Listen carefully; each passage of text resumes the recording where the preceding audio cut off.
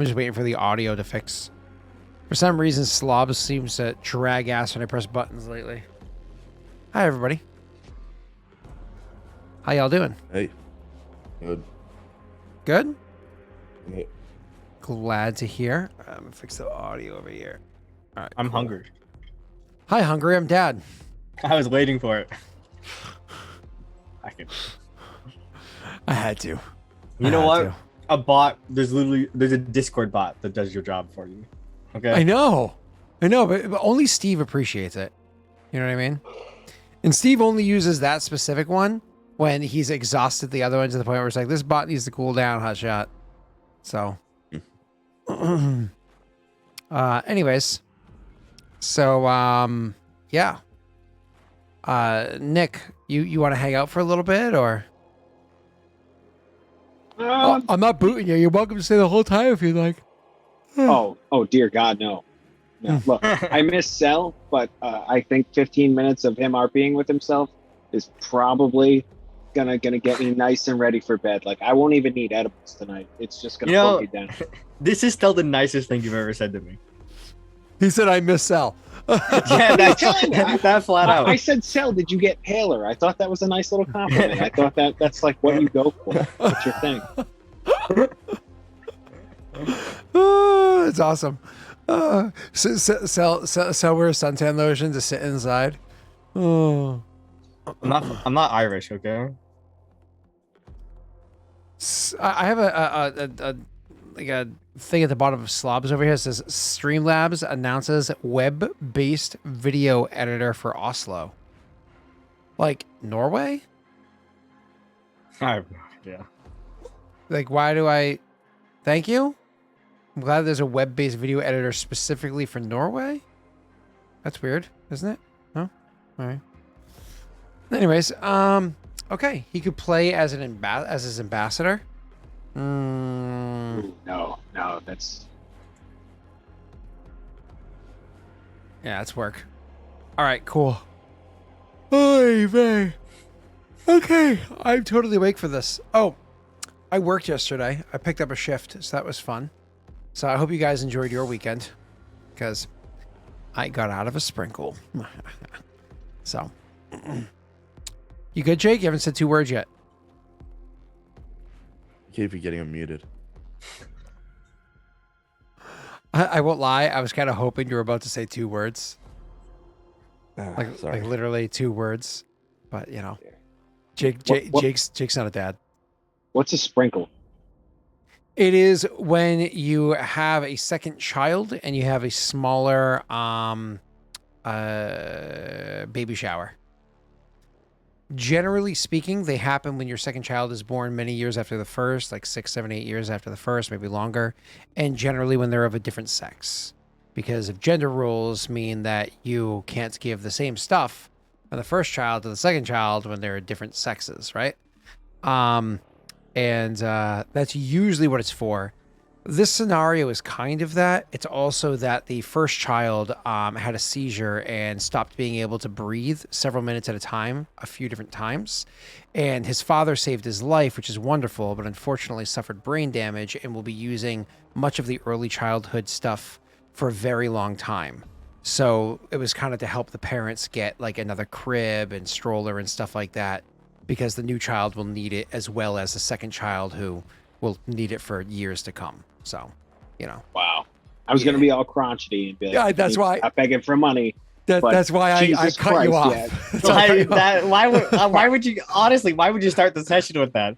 Well, we got to set the tone for the session. So, but jokes aside, that his dad was there and resuscitated him a few times. So kudos to Dad. Legit saved his son's life a few times. And, yeah. So, but either way. Yeah. Oh, and you scumbagged out of that, huh? Yeah, what's fucking wrong with you, Scott? Holy shit! So it's a sprinkle. I'm like, Are you gonna tell this story online? Like, look at this dude. But I didn't go to support him. Whoa! I am 100% there. Like, the dad and I are friends. We talk, so on and so forth. But I'm like, I'm not going to fucking baby shower. Okay, no, Scott, thank you. I'm going to work. Yep. You just went and contributed to some late stage capitalism. Yep. And, that's right. That's right. And I crushed it too. I crush it at the store. The store sold 8,000 yesterday. I sold 7 out of the 8,000. I'm just like, bam. That's right. I haven't done it in 2 months. That's so funny. You're like, I'm not going to support suffering children over here or in other countries. Let's go. W. And Scott, you gotta take the L though, okay? Yeah. I walk with an L. It's just plastered on my back. I should just get a big L tattooed. You know, I'm cool with it. All right. Surrounded by people with glorious beards and Scott. Excuse me. I trim my beard because I'm an adult. These two animals. You fucked up the trim. I'm really bad at it, okay? There's a difference between a trimmer and a razor. There's a I two. know. It's two different tools. I know. Cell walks into an operating room with a hatchet. All right, I'm ready to remove your spleen. No, I'm just really bad at Or your using ankle, a sorry. trimmer. I'm really bad at using a trimmer. You know there's guards on them, right? Yeah, I'm just really bad at using the one I have. Okay, I need to know how you screwed this up now. Oh, hi, Bratwurst. I didn't know you were in here. No, the guards are really shitty. So Well, what brand do you have? Jokes aside. I don't know. It's like a $25 trimmer from Walmart. Okay, anybody that's been trimming for a long time will tell you a Remington. Okay, I'll look into it. Remington is, and unfortunately, the best model of Remington they've ever made, they don't sell anymore because it was too high quality. So you could either get any Remington, which is still really good, or I got to find the model number, or you can get a refurbished old one because it's so good. It's like they don't make things like they used to. It's like, yes, that's true. This was their peak, and now they make shittier products for you know. Look, I'm glad I bought my alcohol before I shaved because I didn't have to deal with that. Alcohol? Yeah, I bought alcohol like a week ago, so I have all I need for a while. Oh, being carded. Yeah, well, I got carded anyway, but like, it's not as weird because here I look like I'm underage. With the beard, I don't look underage. I don't. I look okay, sure. Yeah. I look around of age. I get listen. All right, you have no idea what people my age think of me when I have the beard. So They all think I'm 5 years when you older. have a beard, I'm ironically. like, okay, maybe this kid can drive.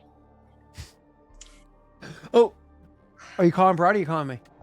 Oh, okay. I don't know. Sounded like you were calling a dog, so I wasn't sure which one. Go wear a non-white shirt if you're gonna shave. Why? I don't care. I don't get it.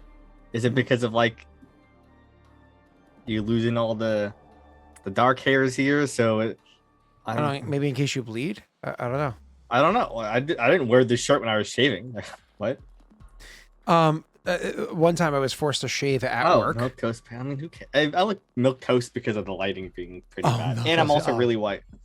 Yeah. Hey, I'm wearing my cyberpunk shirt. Okay, it's cool. I can't. Oh, that's stand what you up showed the me on bed. Saturday. That's Yeah, cool it's, shirt. I really like this shirt. It's a cyberpunk shirt. I like it a lot. And like the game, it doesn't work. Oh, it works. Shut the fuck up, Nick. Hey. Those are my new shirt. I like it. Okay. Oh my god! Can somebody please clip that? Oh my Man, god! I can't. Please clip that. I want Messi to see that. I need to send that clip to Messi. You know, it's been like 3 weeks And since we Reno. talked, Nick, and you're just starting off with the insults, going hot. Yeah, I have all this built up, so I gotta share. You're I right. have to You share. can't insult someone as well as you can insult me. Oh no, I can. Oh I mean, of yeah, course. no, he puts on his kitten mittens for streams. So Yes. Oh no. yeah. And believe me, my pep talk to myself in the morning is much worse. Well, listen, self-deprecation doesn't count. We all do that to the mirror, right? Oh yes. Right. Yeah. Right? Wait, you can look yourself in the eyes? That's yeah. Who Good said on I'm you. looking at the eyes? Okay. Hell. Hey yo. Oh boy. That's awesome. It's like- those bags under your eyes are about as deep as the regrets, right? I mean, they're pretty deep. Yeah. They've been there for a while. So jokes aside, seriously, look into getting or asking for Christmas a Remington. It is Okay, a quality trimmer. I promise you that could last you until you're 40.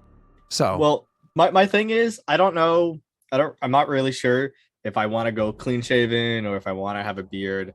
Like the way I see myself, it doesn't like it's amorphous in that sense. It doesn't really bother Well, do me you- if I have to shave. I honestly don't remember, even though I saw you 2 days ago. Do you grow patchy? Like, are you like Neil?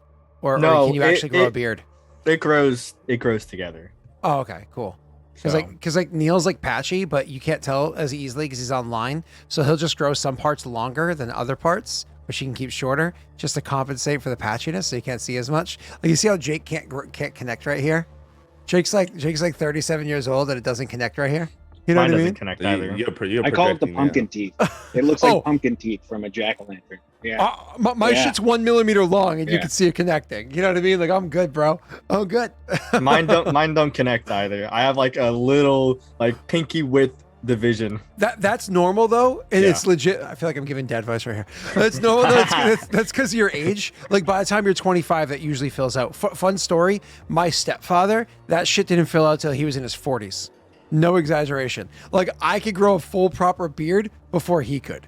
Like it was yeah, That's or accurate. or maybe 50s, whatever it was. Yeah, I could legit grow a full beard before he could. It was like, all right, dad, cool. So My beard didn't fill out like here until I was like late 20s. yeah, It was pretty patchy until then. yeah, you look like a late puberty person. Thank you. Sorry.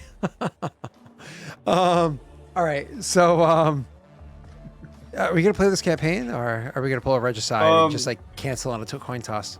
You know, it's because I haven't been here. All right, you have to get the true banter. Is that why we banter? Is because of you?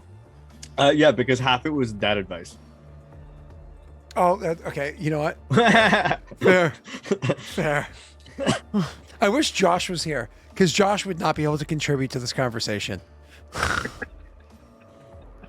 It's so mean. What was I gonna say? Well, anyways, so what was I gonna say? So now I have to ask this because we're in the conversation of beard grooming. What do you use for a razor? Like what brand do you buy? Normally just like Gillette. Oh, okay, that's top notch shit, but it's expensive. Yeah, I know. But I like very good razors because I used to when I was younger, when I first got a job, I bought my first razor with my money. Not my parents. I bought like the cheap one. Yep. And it wasn't particularly pleasant. And then I did the delivery one. I forget what it's called. Dollar Shave Club? Yeah. I love Dollar Shave Club. If But- you get the highest price one, which is like But- $2 Shave Club. But like my problem is that The executive? I'm very lazy at changing my addresses for shipping things because I have to change it throughout the year. Okay. So fair. right. So I just keep the same Gillette ones, and if I forget them at my apartment, I just buy a new set. I'm not really too bothered by it because it's like $15 every half year. Like fuck, am I gonna really care that much? No, I'll just buy a nice one. And Yeah, I if lose you it if you anyway. keep a beard, one blade can last you fucking forever. But I won't lie. Like Nick, do you use Dollar Shave Club or Harry's, or do you use Gillette? No, Gillette. Yeah. I mean, Brittany used to use girl razors, and girl razors are the worst. They charge the same price for guy razors, and they're absolute shit. So I got Brittany on a Gillette like forever ago because they shave way more surface area if that's what you do, right? Because you're the whole fucking leg. So for girls, it's awesome, but for me, because it's literally just here and here that I do, I just use Dollar Shave Club, and like that pack of 4, that one pack can last me upwards a year. So I put a hold on my Dollar Shave Club literally years ago, and I have a dozen blades plus left. Like it's crazy. So I don't know. See, Yep. one Gillette razor for me is about 6 months because after about the 4-month mark, it's like an endurance race between me and wanting to spend money. So I will just grind that shit right out. That's I don't maybe even the Dollar care. Shave Club ones. I feel I'm that. like, I will suffer a little bit, but occasionally I'd be like, I need like maybe you're in a rush and you know you got to move quickly and you don't want to cut yourself. So occasionally I'll grab Brittany's because it's a quality one. Whereas, you work with the Dollar. So the real question is, who here is soft enough that they have to use cream? That's, yeah. Wait, what? I like to use it. I like to use I have a gel. like a shaving Really? cream. Yeah, shaving. It's like a gel though. So I like got, to use it. Yeah, helps- It helps me not like nick myself because I end up nicking myself a couple times whenever I shave. So I never nick myself if I have a bit of gel on. So fuck, like No, go dry or go home. So Brittany got me a thing, like an expensive, like I think it was like a Harry's or one of those brands, like a thing forever ago. It was like a $15 little tube. I've never even used. I've had it for years. Last time I used shaving cream, I was a teenager because I hated it. So like Nick said, I do most of my shaving in the shower, like blind in the shower, and then like the last little tidbit just to line up here and here. We're talking like maybe 30 seconds of shaving I'll do in the mirror, but most of it's just like doing it by touch in the shower, like run the finger blade. Like Water. One thing of shave cream lasts me over a year, so like it's really a very minor investment on it. Oh no, it's not a matter of cost. It's just a matter of comfort, well, I like, guess. Whatever you're used to, you do whatever you want, you know. I nick myself if I'm doing it just with water. So Yeah, you do. You asked him for that mold about a year ago, and he delivered. I mean, that's just more to do. I don't even trim my own beard. Like, I have someone who does that for me. I mean, just don't do it anymore. But I mean, all I do is I squirt a little bit of my like fingertips. I rub it in. And I rub it on my face. Well, yeah, that you don't use the cream though. You use a different product that I never have. So it might be use very like different. it's like a Gillette shave gel. Yeah, is what it's called. So it's different. I've used Dollar Shave Club cream, and I really didn't like it. I didn't like how it felt on my face. But like the cream, it just foams up a bit, and it's like a foamy thing. Yeah, and it's a. I mean, no, it's better than the cream gel that Dollar Shave Club does. It makes your face feel wet and like mushy, like it's like snot basically all over your face. While the gel is just like you have like soap studs on your face.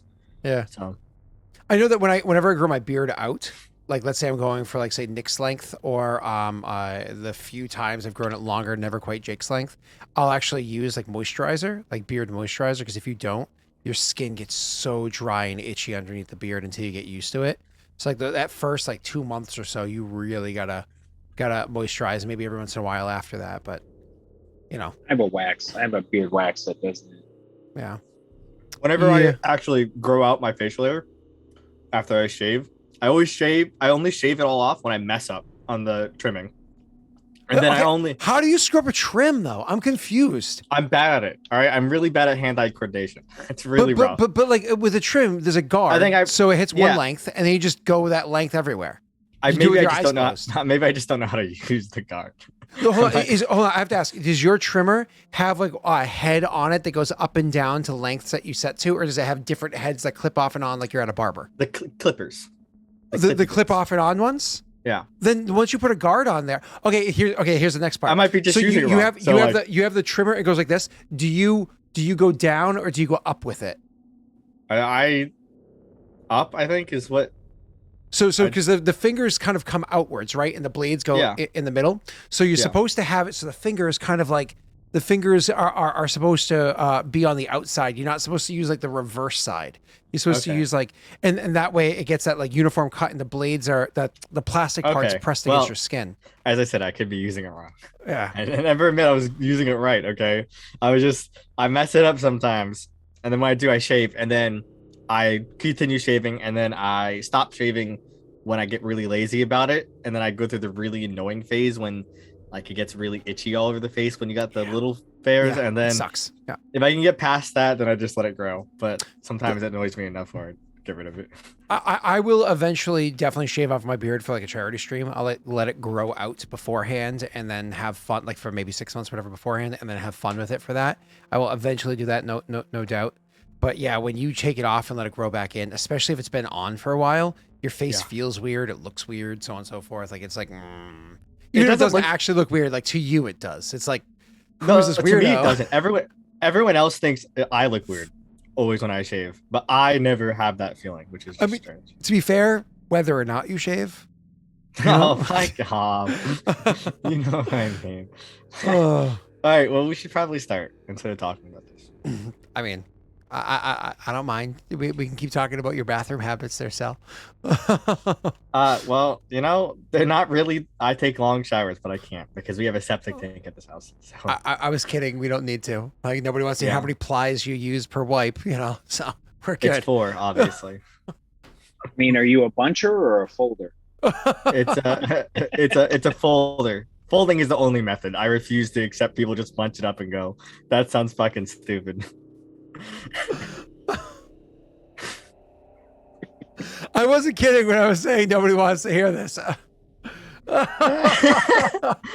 Challenge accepted. So Oh, it's a so shitty session. I'm not starting, right? We're going to Jake's doing events. We're doing the whole. We're trying to procrastinate the start of the session as long as possible, and Jake's going to drag his feet as much as possible. That you sit here for the whole session and don't actually play. I mean, go for it. You never Or, showed off the Tesla character art, which is very sad. or, oh, that's because I'd have to. I want to upload. I have to download it to upload. Anyways, so or we let you do one kingdom turn, let Jake finish his kingdom turn, and then let you start your other one afterwards. That way, it doesn't have one roll directly into the other. Which is kind of what I was talking about beforehand. And Jake was like, "No, fuck you. I want to finish all in one go." And I was like, "Fucking me." Okay, you. All right. If that's what Jake wants to do. How's that sound, Jake? Good. He wasn't listening. He was. Oh, He's been I was reacting the whole listening. time. I don't know if I'm just. See, Cell's one turn. It's gonna last Very quick. at least 2.5 hours. I would No, say. we can do it in an hour. All right, unless I have like 8 events. Oh my god, we should have a challenge. We should have a challenge for I could do it. glory. We should have a challenge. If Cell can finish his turn in under X time, Y. If I get a under free hype Z turn. time, Z2. Right? So what do we do? Oh, who won that hype train, by the way? I didn't see. I was unlucky. Someone else has to tell us. I can find out. All right, so Um, let's do in 45 minutes. I get a level 5 hype train. Okay. In No. an hour, level 3. Cell won that hype train with 1 vote. Let's go. Level 3. I should put that down somewhere.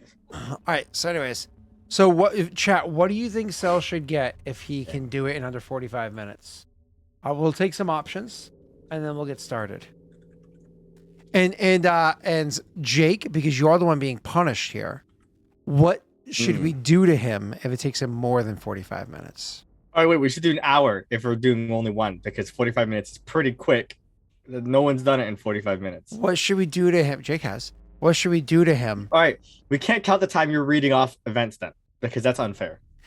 We will have, Jake or whatever could be the arbiter of like Scott on track. Like he could do the right. Okay. All right. So Jake, what should we do to him if he can't do it? Chat. What should we give to him if he can? I don't think there's a difference between level 3 and level 5 for leveling up a character, right?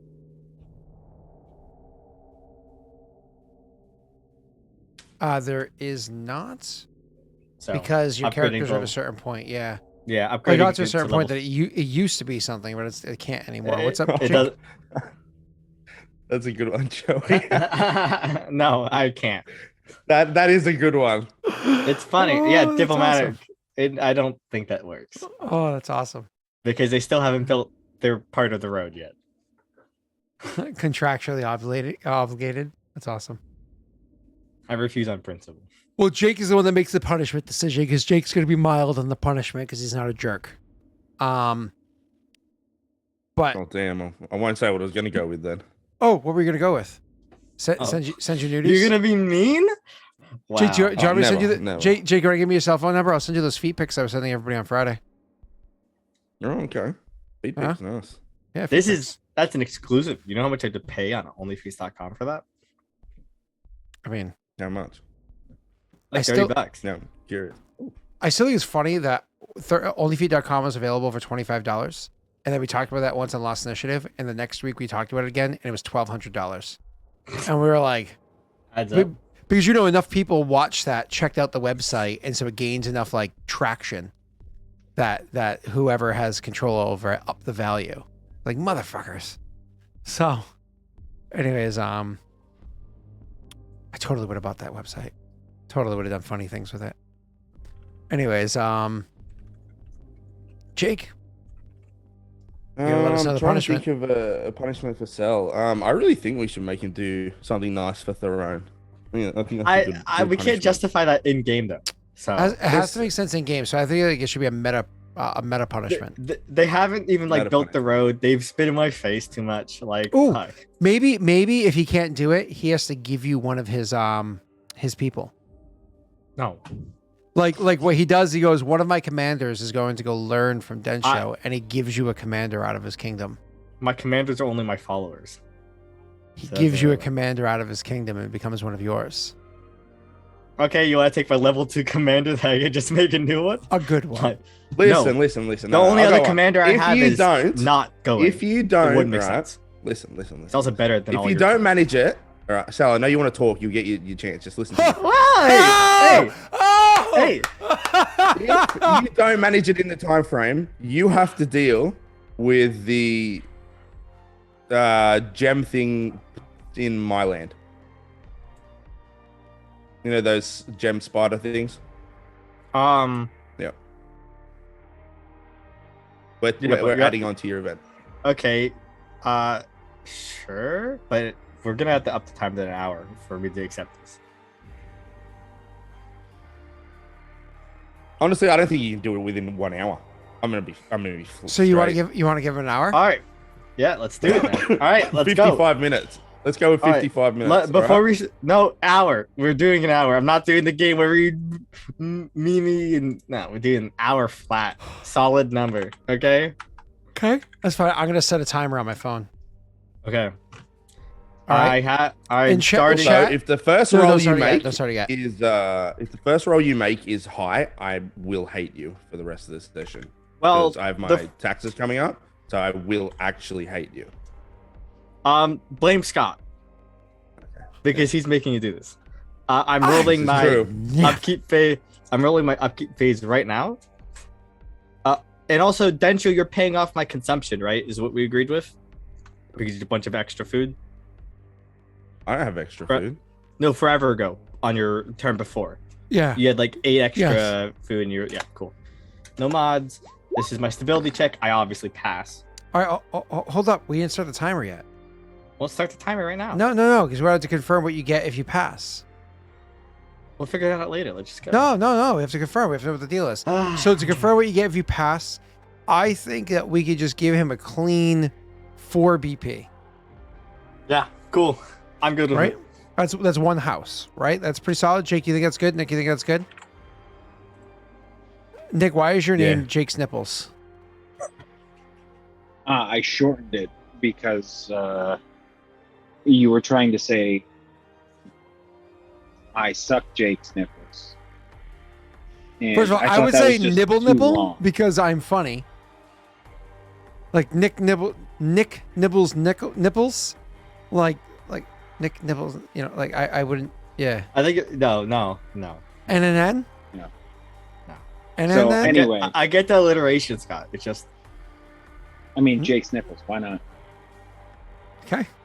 And then you have to ask, like, are Aussie nipples different from American nipples? Yeah, they go They're higher, backwards. lower? are they Are they unisex? pointing out, pointing in? They rotate the other way. There are questions. Do you have one innie and one outie? Nick is asking the hard-hitting questions here. He truly is. All All right, right. we're So going. I'm going to strike. What is it? 90 seconds from what you did. You rubbing no, your, do I need to? no. Oh. Start Yes. the timer, damn it! Yes, Brittany. Oh my god, let me thanks, go. Thanks, Brittany. All right, are you ready? Let's set a timer. I was saying it's 58 minutes and 30 seconds, right? Hey Siri, set a timer for 58 minutes and 30 seconds. Okay. 58 minutes and 30 seconds, starting now. Boom, go. Okay. Upkeep done. Next. No, it's not. What's next? Well, hold on. How Let me much? roll again? Hold on, I didn't have your thing open yet. Let me open up Shado. And did you have any? What's it called? Any unrest? No, I didn't. I added the BP already. We're Oh, we're you got moving on. You got a free BP for it? Yep, we're moving forwards. That's pretty solid. Okay, and let me Sounds actually like you're open my. cheating by doing half of the stuff before your time Half started. of it? No, I got penalized already. 90 seconds. Kingdom. I got penalized. Oh, It's like a 30-second Pathfinder. time penalty if you ask me. I got a 90-second time penalty. Sorry. That's more. I had to open up the pages. I didn't have the pages open yet. I got them open now. So Okay, we do upkeep phase, pay consumption, which is paid for by Jake because he's amazing. Fill vacant item slots. Can I just roll the D100s for speed? Hold on. I'm just getting down there. D100 for. Oh, No, no. we- Ask we're somebody gonna else. do this Ask somebody. probably Yeah, viewers- you're probably. viewers, Yeah, definitely. you're not cheating. Steve, doing roll it. me a D100. Yeah, what are you doing over here? You Steve, hear What's this that, a shit? D20, Steve? D20? 100. Hey, this is cheating. You can't cheat. D100, Steve. To see if I get a magic item. No, chat shouldn't try to hurt you. They should try to help you out as much as possible. That means magic item. Yeah, it means magic item. Okay, cool. All right. So what? You're supposed to have me. Jake got an awesome magic item last turn, didn't you, Jake? Snake. I did. Roll me a D100. Hold for on. magic What are the item. options for magic items? I don't even know what our options are. I have a lot. I have Oh shit, you do have a lot. So waiting for Snake to roll so you can find out what it's going to be. It can be an any, a scroll, wondrous, da da da da. All right, cool. You got a 4. Four is awesome. Did you build your academy? I did. It's built Nice. already, yeah. that built. means that means hey, listen, a 4 means it can be armor. Okay, cool. No, Roll me- academies. Hold on. Academy says scroll is- or wondrous, but that seems incorrect. It's supposed to be weapons too. No, just scrolls are wondrous is what it said on the sheet. I'm almost positive you are incorrect. Give me half a tick here. I want to confirm that because no, wait, is this academy or military academy? It's an academy, a school. I am so sorry. I did not. Yeah, you are correct. So it's a minor armor from Yep. the temple. Yep. So roll me another D100 snake. Temple.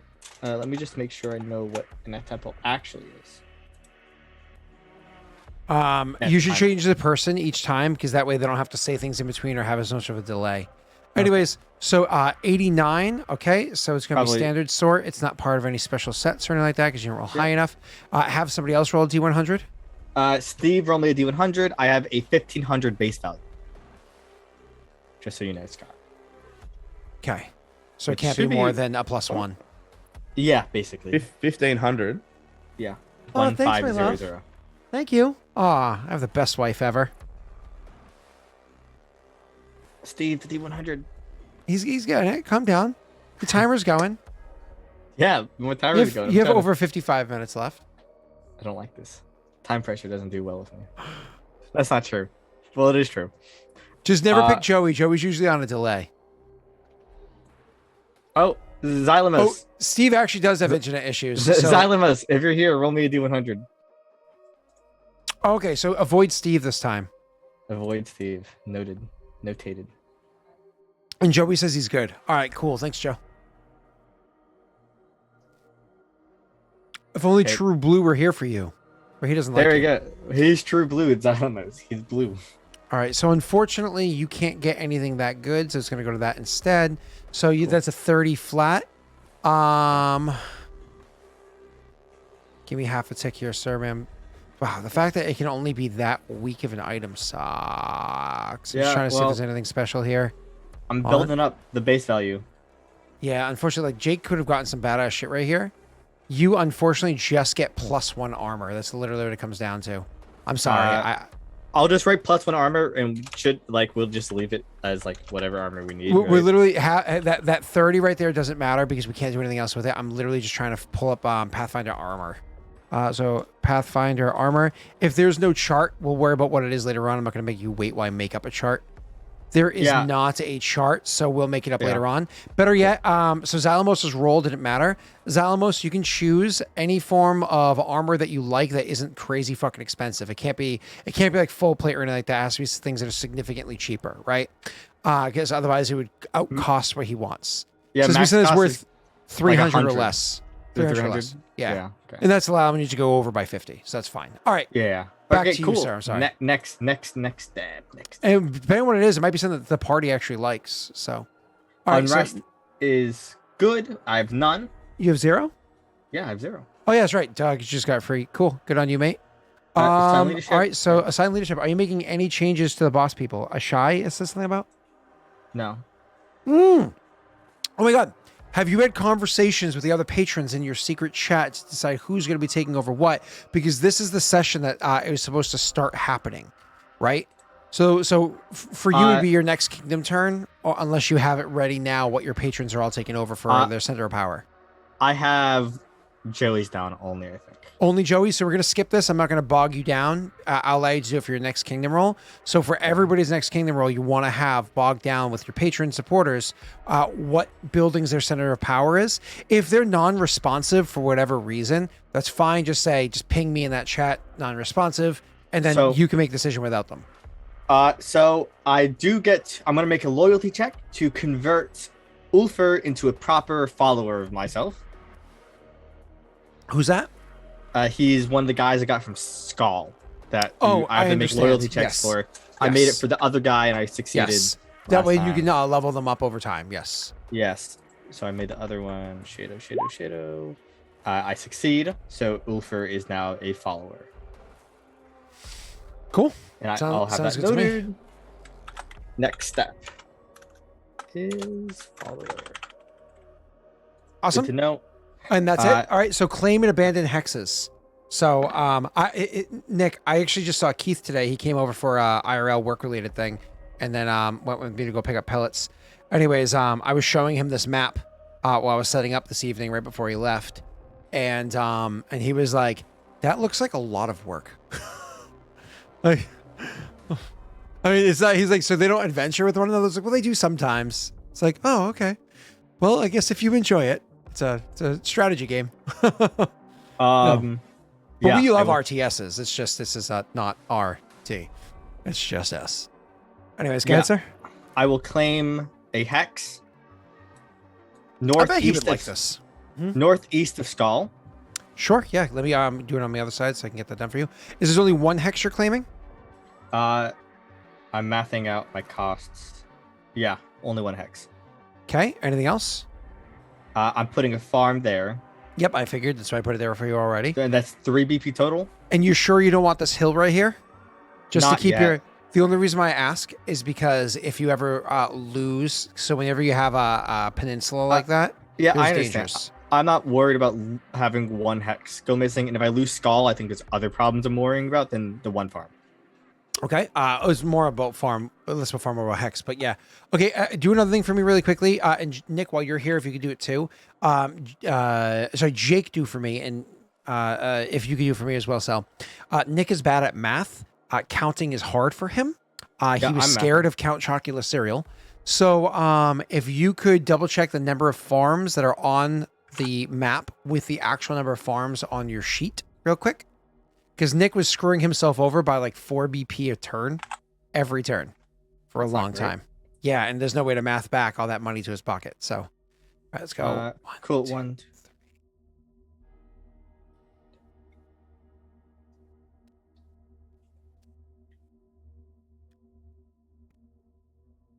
3. Is this one? No. 25 farms?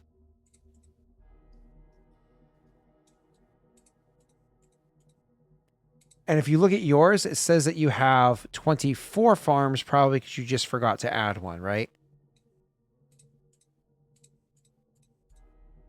No, I have 24 farms. You are incorrect. I counted This one. incorrectly? This is not a farm. I don't know why this has a farm on it. That's a mount. That's a volcano. Oh, that is weird. So I think you just counted wrong. Oh, no. Yeah, I put a... Oh, hold on. I'm trying to click the correct thing to fix that. I'm sorry. You are actually correct. All right, so you're good. Your math is good, and the number of fertile farms that are supposed to be there is correct, right? Yeah, because I have this whole, so it's 7. Perfect. All right, you're good to go. Are you claiming or abandoning any more hexes? You said no? Nope. Not Moving on. Building terrain improvements. You obviously did the one farm. Anything else or no? No, nothing else of importance while I am doing things. So first, my fort your fort, yeah. It goes down to a 2, right? Yep. Okay. And I repair my 2 buildings that got damaged in the earthquake. Okay. I spend 3 BP for Atelia. What? And then there is another building that ticks. What do you mean by you spend 3 BP for Atelia? That's on the edict phase. Oh, yeah. Any other terrain improvements? No terrain improvements. Okay, after terrain improvements is buildings. Yeah. One at a time. think I'm trying Okay. to speed through. What are you, Sonic? Gotta go fast. Well, I do this math on all of those all at once. All right. So my military academy and Caster's Tower ticked down by 1 month as well. And Oh, how much BP was he supposed to get from viewers? Sal abandoned us last week, and so I didn't put it on his sheet. 8 BP from viewers. Thank you. Yeah. Oh, so shit. just so you know, when people do the BP cost thing now, instead of you guys getting 1 BP per, you get 2 per. Because 1 BP has very little value now, so it's not as enticing because how big your kingdoms are for viewers to want to give that to you because it's so little. But 2 BP per is huge. That's 6 across the board. That's huge support. What So, I get that now or during taxes. during taxes, sir. Okay, cool. Yeah. Then I can't. Yeah, Jake also tried to cheat. Well, I was asking. I can't do anything else with my with the BP I really have left. I'd prefer to just keep it in storage. Wait, what? I'm not building anything else. I'm. Oh, I understand. So, but the buildings that you were already working on. So, Fenataro, what did you have ticking down? I ticked it down already. It was a military academy. And Oh my God, Caster's he was Tower. doing this before we started. No, I Oh, just did it right now. do I have to subtract a couple minutes from this? I just did it right now. When I All said right, so I, let's I, talk about what ticked down so everybody knows. I said it like 2 times already. You just can't. You just not been listening. I said the military academy and Caster's Tower. That's from the one. Anything else from No, nothing else. That was Nothing it. else from Skull? No. How do you not love anybody? Did you not have any negative consumption? You had positive consumption, which is why Jake helped you out, right? Yeah. Okay, cool. Why do you have such positive consumption? Was that an event? No, it's just because of the taxes. Oh, I think it was the taxes being levied and then you growing in size very quickly with one another. You went from negative to positive. That's right. So starting next turn, you should be able to start adding money into, no, not even, because No. if you built another farm, you could start putting money into your granaries next turn. I'm not really worried about 1 extra BP there and then. It's not a huge concern. I mean, it adds up over time. That way it's not wasted. Yeah, I it's just gotcha. it's not a concern at the moment. I Not gotcha. with how much BP I have. No problem. All right, so he's empty. How much BP do you have? He has 5 and 14. He doesn't have much. And he only has I have 5 inside of a granary. But Yeah. Nick, you gotta start building granaries to save your ass. All All right, let's continue on. After that is so you're no more buildings. Now you're on your No. edict phase. Oh, sorry, armies. Are you doing anything with armies? I don't have the BP for it.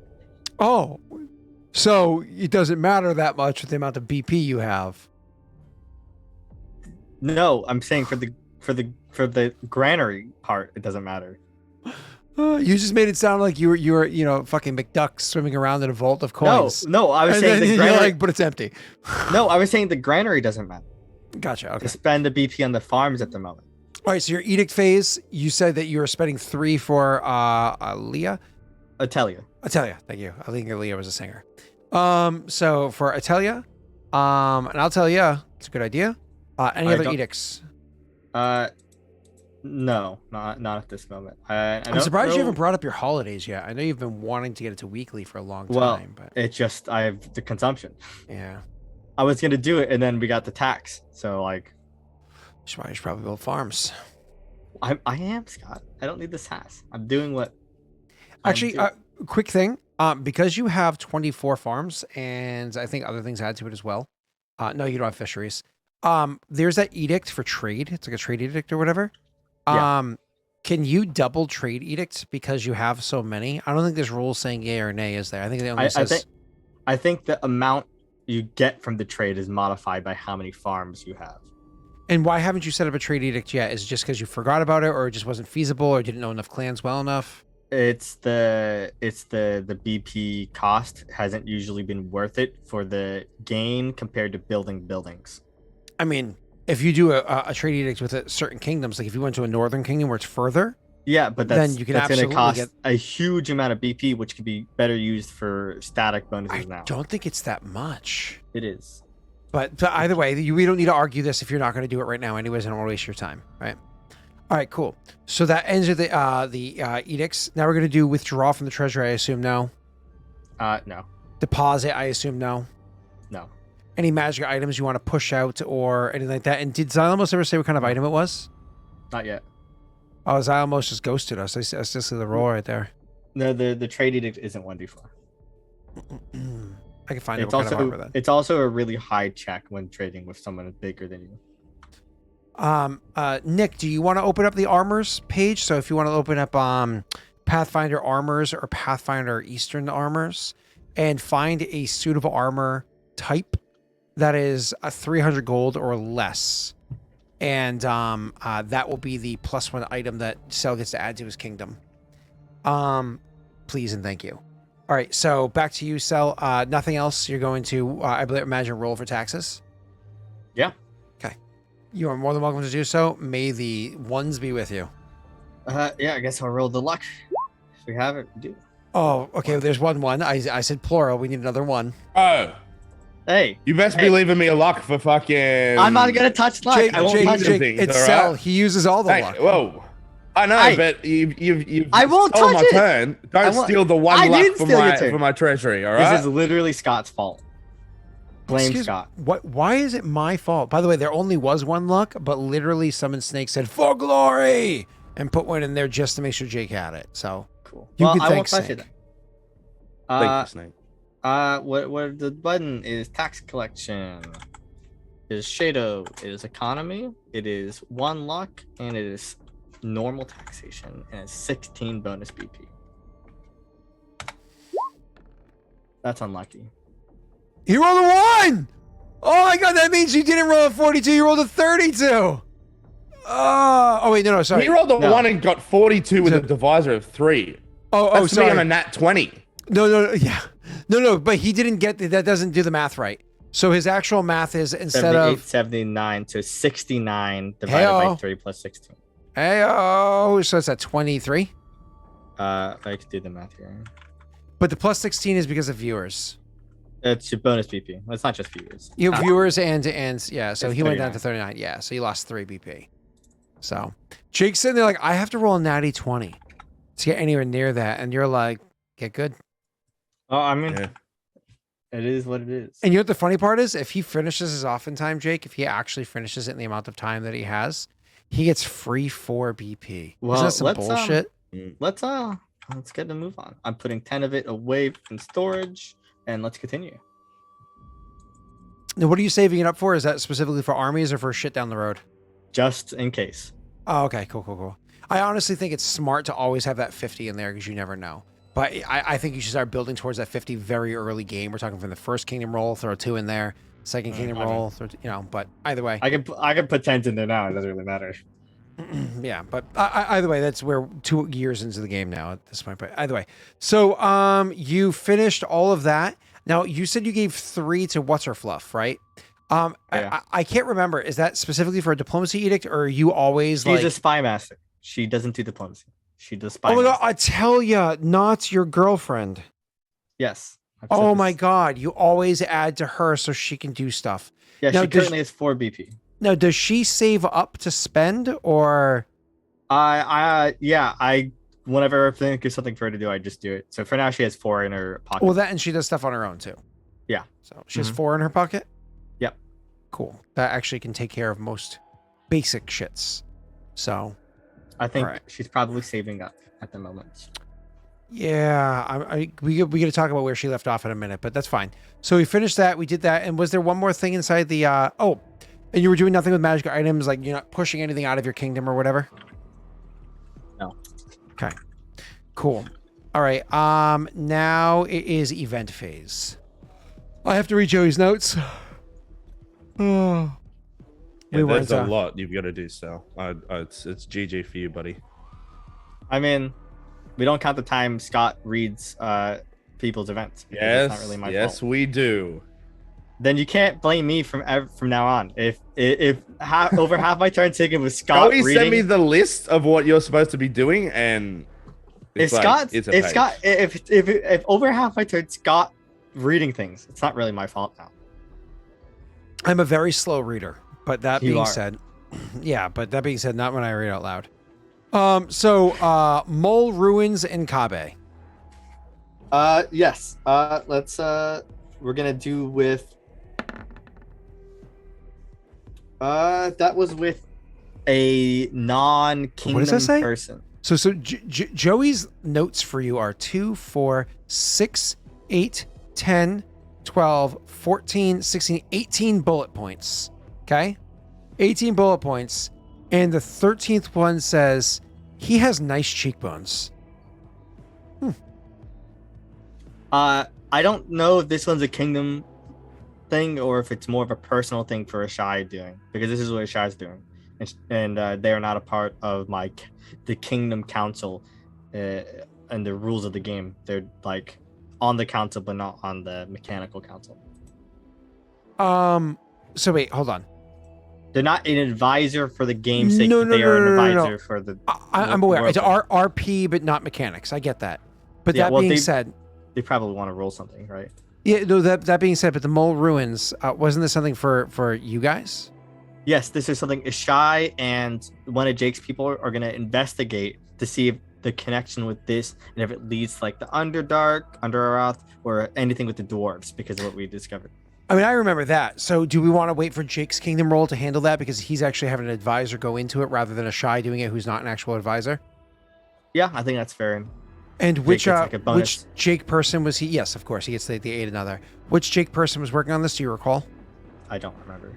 Okay, so we'll figure that out on Jake's turn. But for now, we're going to say that that's going to fall to Jake. So please leave a note, both of you guys, so we don't forget about this on Jake's turn, because we're more or less jumping into his taxes and events right after you. Okay. All right. Next up, ruins under volcano. Ruins. I There's no assume. ruins of the volcano. I assume it's in reference to the crystals going down there, the little crystalline scorpions causing issues under your volcano. Yeah, whatever our options. Gartesh was the person. So, anyways, so yeah, the chrysalis things. So you want to handle that right away? I mean that's the first one on the list, so let's go. Okay. So the crystals are unfortunately, so it's one of those things where it's like fire. Oh, who would come and talk to you? Who's your person? It's like Tick-Tongue or some shit. Yes, he's my marshal. So is Tick-Tongue the mining person, the one that's really good in caves? Or that was your Yes. warden? He is my marshal. I thought your warden was the one that was good in caves. No, the warden is Tark. the architect. He's an architect. My apologies. Okay, so Tick-Tongue would come to you and let you know, be like, Warlord, I have unfortunate news. You know those crystalline creatures that have crawled out of the out of Eroth since the earthquake that happened a few weeks ago. They are relatively inert. They don't directly attack people. However, anybody trying to approach them or attack them, they respond with not just violence, but they're capable in combat. We've lost lives because of this. Generally speaking, we would give order to stay away from them. But they started attacking the gem deposits in the mines. They are actively taking the gems. At this rate, within a month or so, I wouldn't be surprised if the mines are depleted of the gems, as they are very capable in removing them and taking them for themselves. They seem to carry them off or consume them.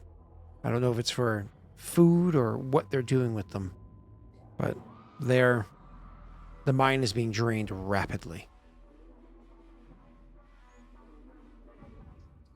And what are our options? So you would have, Tick-Tongue would say, Tick-Tongue would say, at first I was thinking of collapsing the mines to stop them. But then I heard that apparently they can walk through stone like it's nothing. So we had already started preparing for that and weakened some of the walls. But when this report came in, I stopped the project and they'll have to be repaired afterwards. He looks to your brother, Naito. Naito says, we can eradicate them. They're a pest. They are impacting our way of living.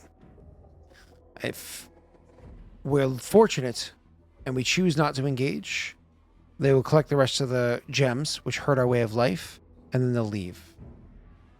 If we are less fortunate, then after they're done collecting the gems, we learn that they have a desire for something else.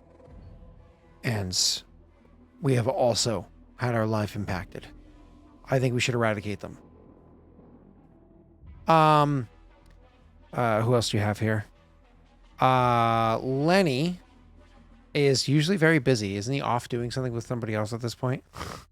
No. So Lenny says, I say we study them. We don't That know what they wouldn't are. stop We don't know what they them. need. Would that stop them, or would it be too late to do anything about the mines? If we could study them quick enough, we could probably find out what they need, what they want, and why they're doing it, and then perhaps we can make decisions from there. But I think studying them, finding out what they are, why they're here, that would help us.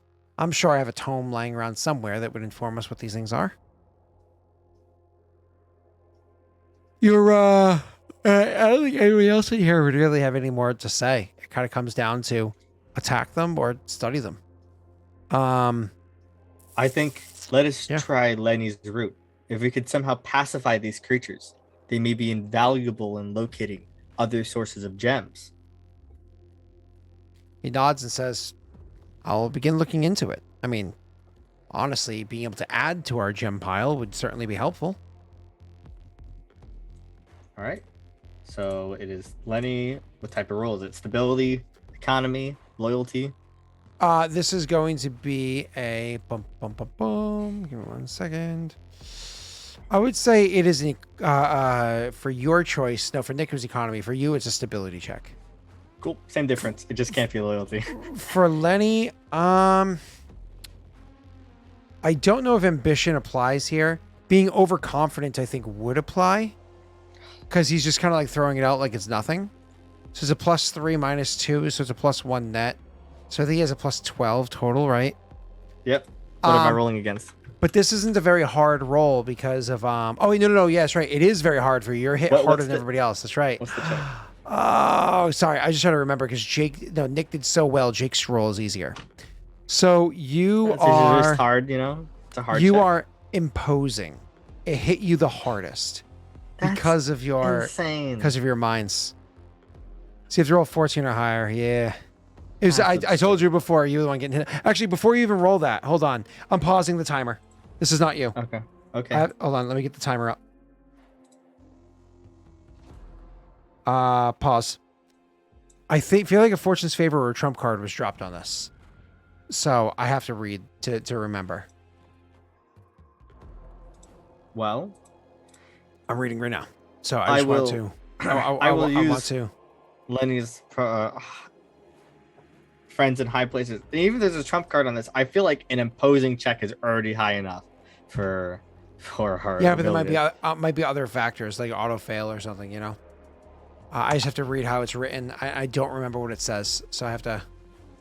Yeah, I know what I'm. Hey, I know the abilities I have, Jerry. All right, I'll be backseated on my usage here. No. I know that one. I use them when I want to, Jerry. That is all. I know that one. Not you guys. Let's see. How much is it? Adventurers. I got the thing pinned in Discord. Not you guys. No.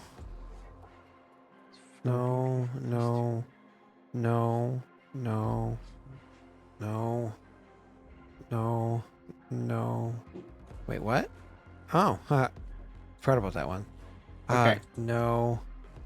What's this? Perhaps. No. Remember. No. Hold on. No.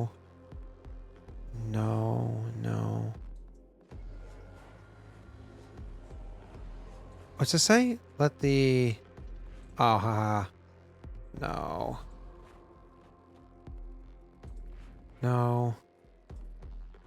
Why aren't I seeing you?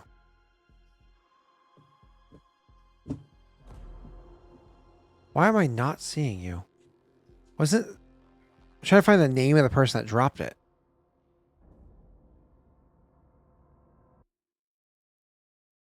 thought. Was it his Xylemos fortune favor? I heard that I have something from Xylemos as a fortune favor coming up. So, hold on. So I thought it was not Zalamos, but hold on. There needs to be planted, and yeah, I know that. Fill around, capture, again, finally stir it up during the blah blah. I thought something was added onto them. No, unfortunately not. I know that somebody else did a curse for the combat you had with them, but I didn't notice the curse till after the combat. So I could apply a curse here. But it looks like... All right. It looks like there was nothing added on it. It's probably just the curse that the one person did when you guys fought the things. All right, so it's... I'm going to press resume. It's pausing. I'm going to press resume, okay? So, all right, so with the curse that's on there, what I will do with the curse is I will add like a little side factor in that I'll explain afterwards, okay?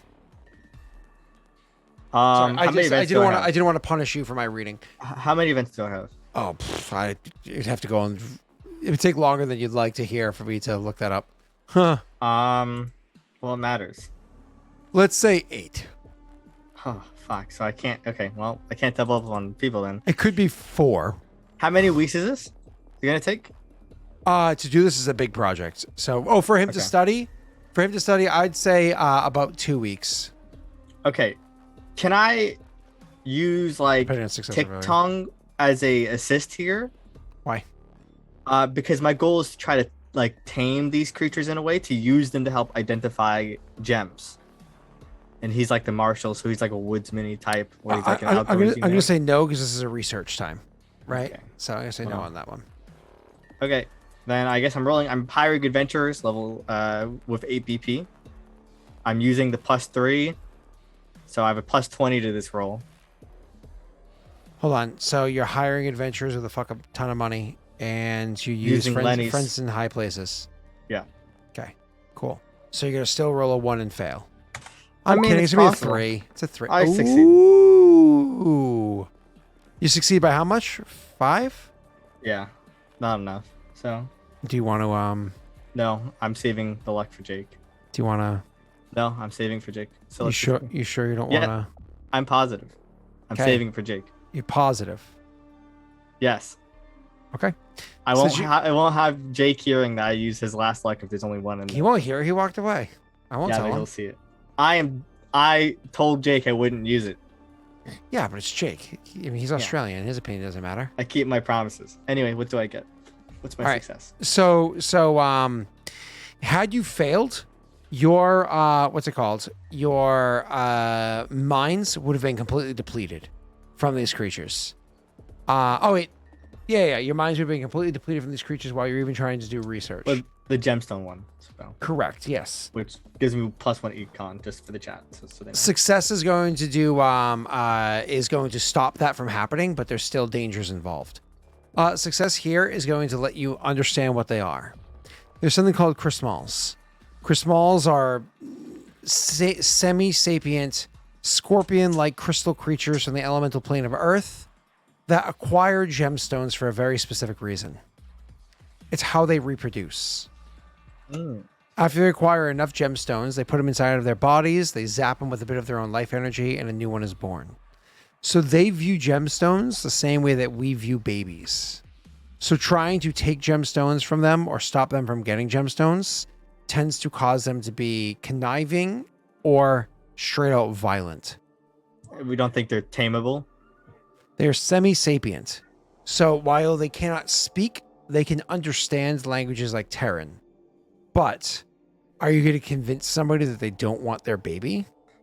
Well, you convince them, we get you gemstones. You find gemstones, we give them to you. And then, we give parts of them. And it's like a symbiotic. So you want to say, hey, listen, I have your baby. You can have the arms and legs. I want the torso and head. No, you get this baby, but I get that baby.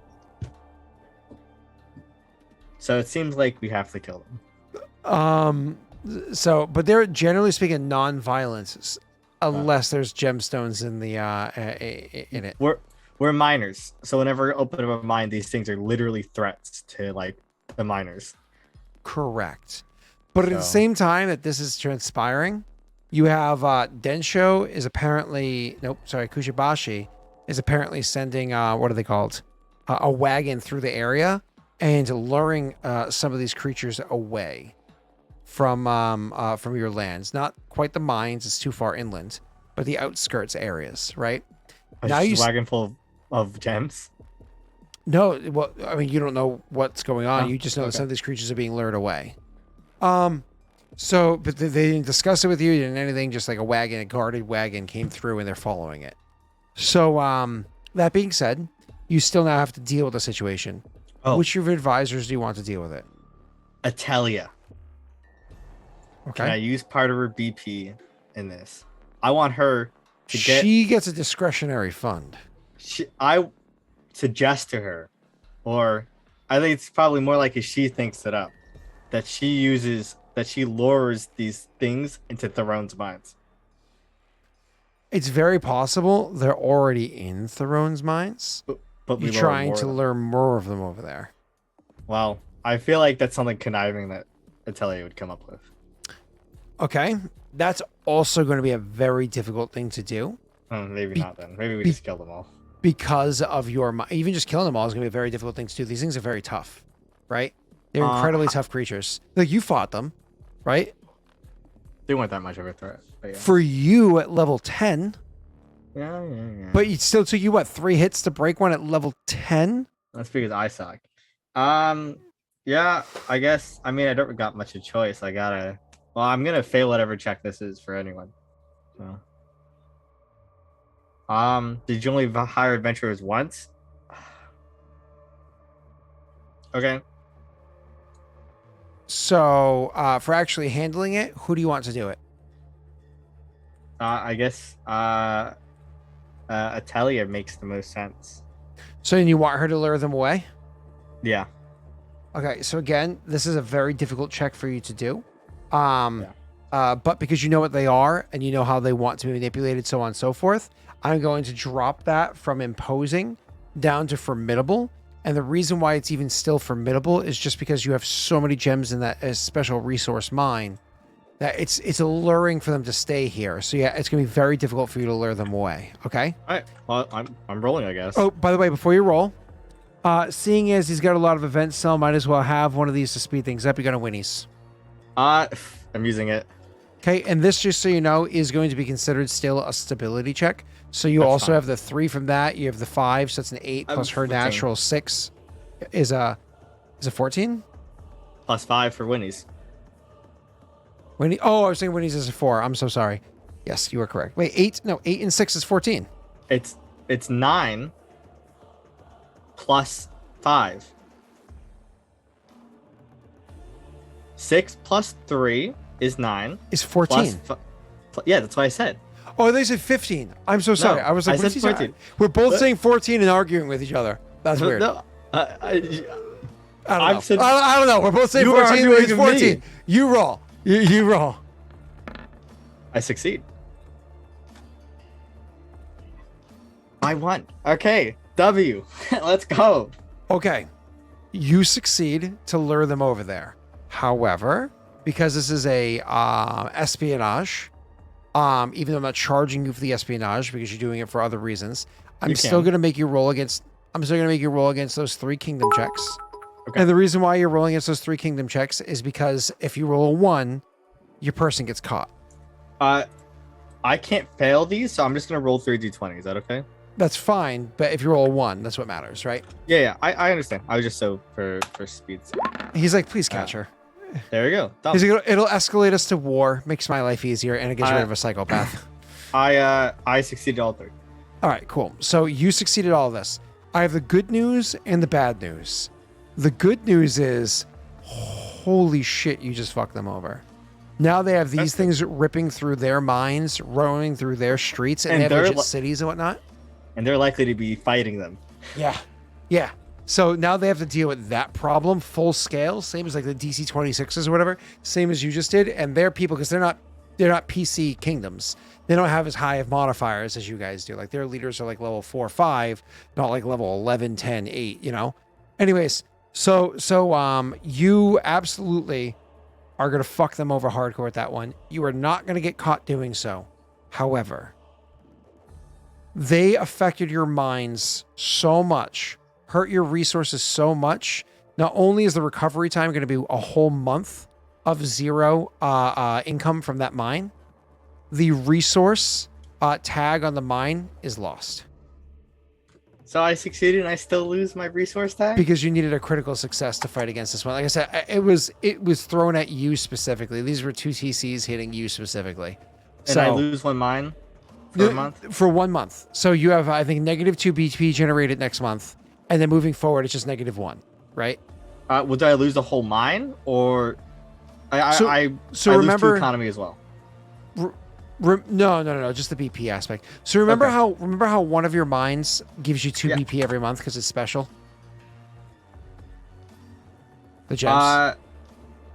Oh, of course. Yes, it was a foundry mine. That's what it was. Okay, I understand. So you just lose the additional +1 or whatever it is, right? So I don't think it was a foundry mine though. It was a special mine. No, we counted it as a foundry. That's what it was. Because I have 1 foundry mine, and then we counted this mine as a foundry mine. So you know that you have that special mine tag on there, right? Is there's mine and then there's special mine Yeah, which because of the gems. It only gave me 1 economy. That's what it gave me. Special mines, I'm pretty sure do more than that. Let me open up Kingdom That's Building. all you told me it gave me. Dude, we had the rules open. So you did whatever I told you the rules were when we read it. Which was 1 economy. Terrain improvements, scrolling down. Straight up says resource. A resource is ready. If you claim a hex of the resource, economy increases by 1. If you construct a mine, quarry, or sawmill in a hex of the resource, all of its benefits increase by 1. Okay. That's not what we did last time. But I mean, it says it right. I am telling you what you told me to do when we did it then. It says it right there. You know. But either way, so that's what it says. Raw. So I think your memory is wrong. Check the VOD. Anyways. We can't. I'm telling you what you told me. So. All right, moving on. Let's keep pushing forward. So that was those. After that is. There's no good way to do that. That's so annoying. Order of Piddick coming to assist research. Yep. Oh, wait. Is that Clan Shadow? Yeah. Research ruins where they fought the ghost. That one as well. What's the Order of Piddick? So I lose 1 from the mine, is what you're saying? It's just a normal? Or I lose the whole mine resource? The mine resource for 1 month, the BP aspect of it, and then the resource aspect is gone forever. Okay, you can make those adjustments as you like after this, though. Just make a note, adjust later on. Let's not burn your time, right? You can do that in somebody else's time. So, what's Order of Piddick coming to research? I mean, I know what Piddick is. The dwarves. The dwarves. Oh, yeah. I'm like, I know what Piddick is, but what is this? Just the Order of Piddick is hilarious. I'm like, what is fucking Order of Piddick? It's Piddick. Gotcha. Yeah. All right, cool. So Order of Piddick coming to assist research. So what this is this is actually a combo. Let me open up. Are they here this month? Or does it take longer? Because we just did it last month. I'm fine with them coming this month. Cool. I'm just asking. I wasn't sure. No, not you. You. Well, am I doing anything for this, or is this happening with Ishai in like the backgrounds? What am I in the backgrounds? Well, because the character handling this is Ishai, not a kingdom character. Yeah, but you still want them to meet you. They're still going to come up Yeah. introduce themselves to you. Yeah, but I just don't know event-wise what I'd be doing. And the person that you spoke to that is a Piddick was not a Shai. Ishai. Oh, It it was was a Shai. Ishai. Oh, okay, cool. So a Shai will introduce you. And a Shai is female, right? Yeah. A Shai will introduce you. Non-binary. Oh, that's right. Nope. Non-binary. Thank y'all.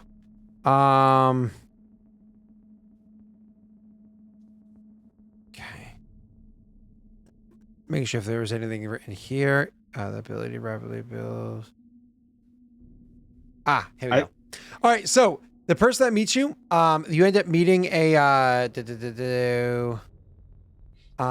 so you end up meeting a person that comes in. They happen to be, remember how they were described. Hello, everybody. Looks like we have a big ass hype train coming in. They're crazy. So remember the person comes in. They happen to be about, I don't know, 5'2", however tall you are, Cell. Somewhere between 4'11", 5'7"? 5'2", somewhere in that really short, sad person range. Oh, They're kind of average height did for an Nick orc. drop off without saying goodbye? He did. He said in chat. Zoom chat. Oh, I don't have Zoom open. Zoom chat open. Okay, I'll have to fix overlay in a minute. So this person comes in. They're between 4'11", 5'2". They're short. They have a long beard, not like Jake's beard.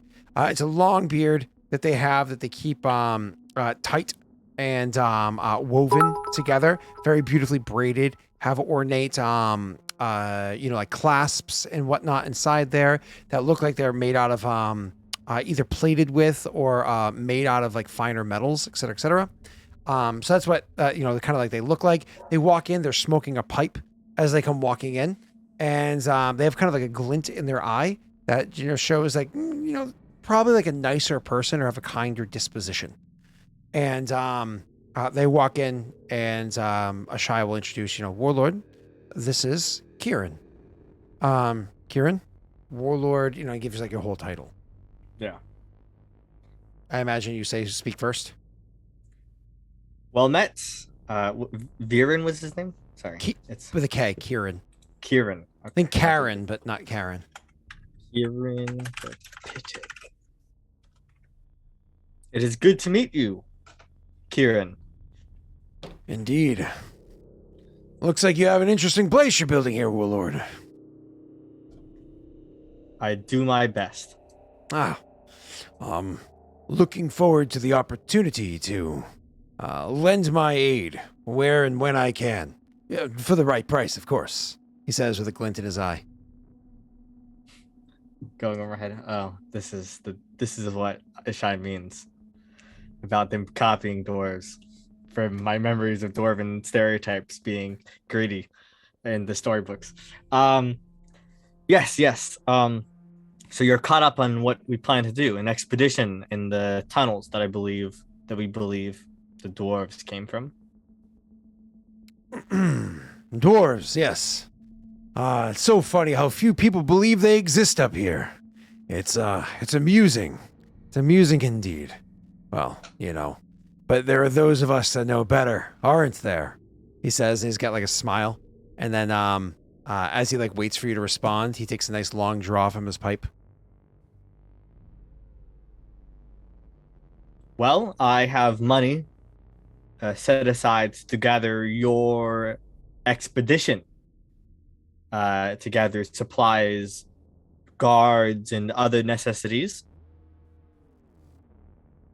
I assume you can either speak to my treasurer to get this allotted funds and organize it yourselves, or will you require the kingdom's assistance in acquiring your supplies? Oh, no. Seems like you're going about this all wrong. You're preparing for war. You don't need to have your weapons drawn if you already know where you're supposed to go. No, it's just that there's monsters down there. Not monsters. Nothing more than mice and rats. No, there was a mimic. A mimic? Yes, I fought it. He shakes his head. I don't know this word, mimic. It's a monster. It has an adhesive outside, and it's once you touch it, you are stuck, and then it eats you. A gruesome creature. Alone, I may have even been killed by it due to its heavy adhesion. You muted Jake if you're talking. Oh, Jake, are you talking?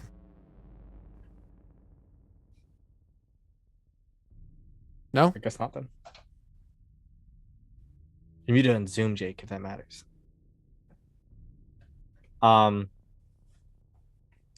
But you will need protection. Not from the dwarves, of course, but from the other residents of these tunnels. I shall finance that. You should have no worry for that. He again thinks for a moment, scratching his beard, drawing from his pipe, and he goes, Atharius. What? Atharius. This mimic that you're talking about. It's called Aetherius. Mimic is a strange word. I've never heard of it before. It is the name of the creature in the common tongue. Is he speaking Perrin, I assume? I assumed he wouldn't be speaking correct. He was speaking he was speaking Perrin, yes, but I'm speaking Perrin too. That's a word that you don't know, yeah. Yeah. I was making sure, just the audience, because I think we were on the same page of what language we were speaking. Yep. But in the common tongue of the West, it is called a mimic. I learned it from my gnomish friends of the Arcane Congress. I believe he's an expert on matters of creatures. Ah, well, let him know that he's wrong. I will do, my friend, but you require guards, and we shall provide that. For Aetherius? No. They're easy to detect and easier to get around.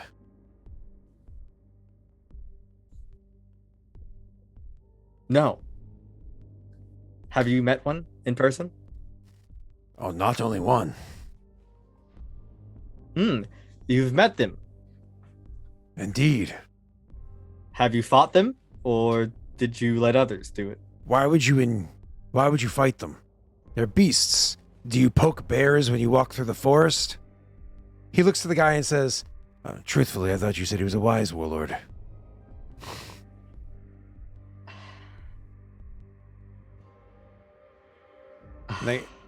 There's like a deep sigh, like pained look in Tessel's face. This guy's insane. Well, besides your lack of desire for them, we will be providing them. Oh, the more you bring, the louder you are. The louder you are, the more we'll hear. The more you hear, the more to fear. No. It's quite literally a tunnel. I'm aware, yes. You walk in one direction. You can't avoid things if they are in the way. He nods while he draws from his pipe and goes, and then as he thinks for a moment, then exhales and goes, seems you have new critters in your land. Yes, they come from this area. Did you ever notice them walking through the tunnels? Or did you, No, they can go through stone. And now he, taps his nose, then points at you, you get it? Can you go through stone? No. I point to the stone, then... But the more people walking, the more sounds, the more vibrations, the louder in the walls you are, the more that can hear you. I look to Shy. Are you comfortable going without guard? Honestly, no. Well, but I trust. for us, But I trust my companion's advice. I will leave the preparations for this expedition in your hands, Ashai, as my representative on this this mission. You will have the funds, and you could do with it as you please. He looks at Ashai for a moment, then looks back and goes, honestly, I'm a bit confused myself. I thought I was getting hired to build some buildings. Apparently, I'm coming for a walk. What? Buildings. I didn't know. I heard you made weapons here. I thought you wanted somebody to teach you how to do it right. Or you're building a kingdom on a volcano. I figured you need somebody that knew how to actually work the stone. I look at him. Can you make weapons of magical quality? What are you inside of your capital? We're probably in Fenitaru because the volcano is not. What building are you in? We meet in a room in the temple. Is that comprised of stone? Yes. He'll take a Highly draw. built. He'll take a draw from his pipe as he turns. He smiles and nods, turns and walks over to one of the walls. After he takes a puff, inhales and exhales out the smoke, he'll bite the pipe so his hands are free. And he walks up to one of the walls over there and he puts his hands on it, and you start hearing him grumbling and mumbling or whatever it is. And then he ends up grabbing the wall and drawing out, leaving a depression in the wall in the shape of an axe made out of stone. And so now he pulls out this axe made out of stone, leaving a perfect impression of that in the wall. And he walks over and he goes and, he's not being threatening. He understands that you're a fucking king. So he goes over and holding like the axe near to the head, but still on the haft, he holds out the axe for you to take. I pick it up. It is heavy as hell. Yeah, it's made of pure fucking stone. Yeah. So when you pick it up and you're like, oh, because you're not a very strong person. It's I'm heavy. strength. Oh, that's not bad. That's not bad, but still very heavy for you, right? Like you're definitely clenching. He says, I'd replace the haft if I were you. Stone weapons are of an earlier age. They are not much use when we have steel. Sure. What do you mean, sure? Have you not studied metallurgy? Depends on what you're fighting, friend. Depends on what you're fighting. No.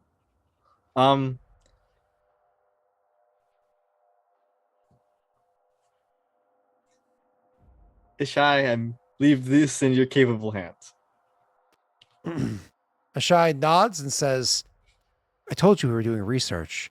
He goes, yeah, I thought he was going to ask me some questions and then we'd just go about, crafting some buildings. Can you put this back in the wall? No. I mean, yes, if you'd like.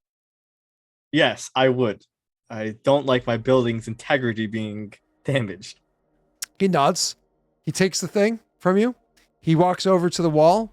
He looks at it for a few moments, thinks for a second, pulls a wad of something out from like a pack of his, starts chewing on it for a little bit. It's like a minute. Ashai will have it aside with you. My apologies, Is he Warlord. sane? No, he's eccentric, and he takes, like I said. So he's not sane. No, he just takes it to the next level. He believes this is how dwarves are, and so that's how he behaves. Why would a dwarf be so rude? It's not a matter of rude. Dwarves, it's believed when they're speaking to their clan leaders and the like, that they're very blunt. They don't dull things up. They like to just get to the point. He's not blunt. He's just wrong. Wrong in what way, Warlord? About weapons? Well, he's not entirely incorrect if you remember what happened in the mountains. Some creatures the metal didn't work on. And we didn't use stone on the mimic. We don't know what would have happened if we did that. It would have gotten stuck. We don't know that, though, do we? I believe we could ask Lenny. I mean, I guess you're right.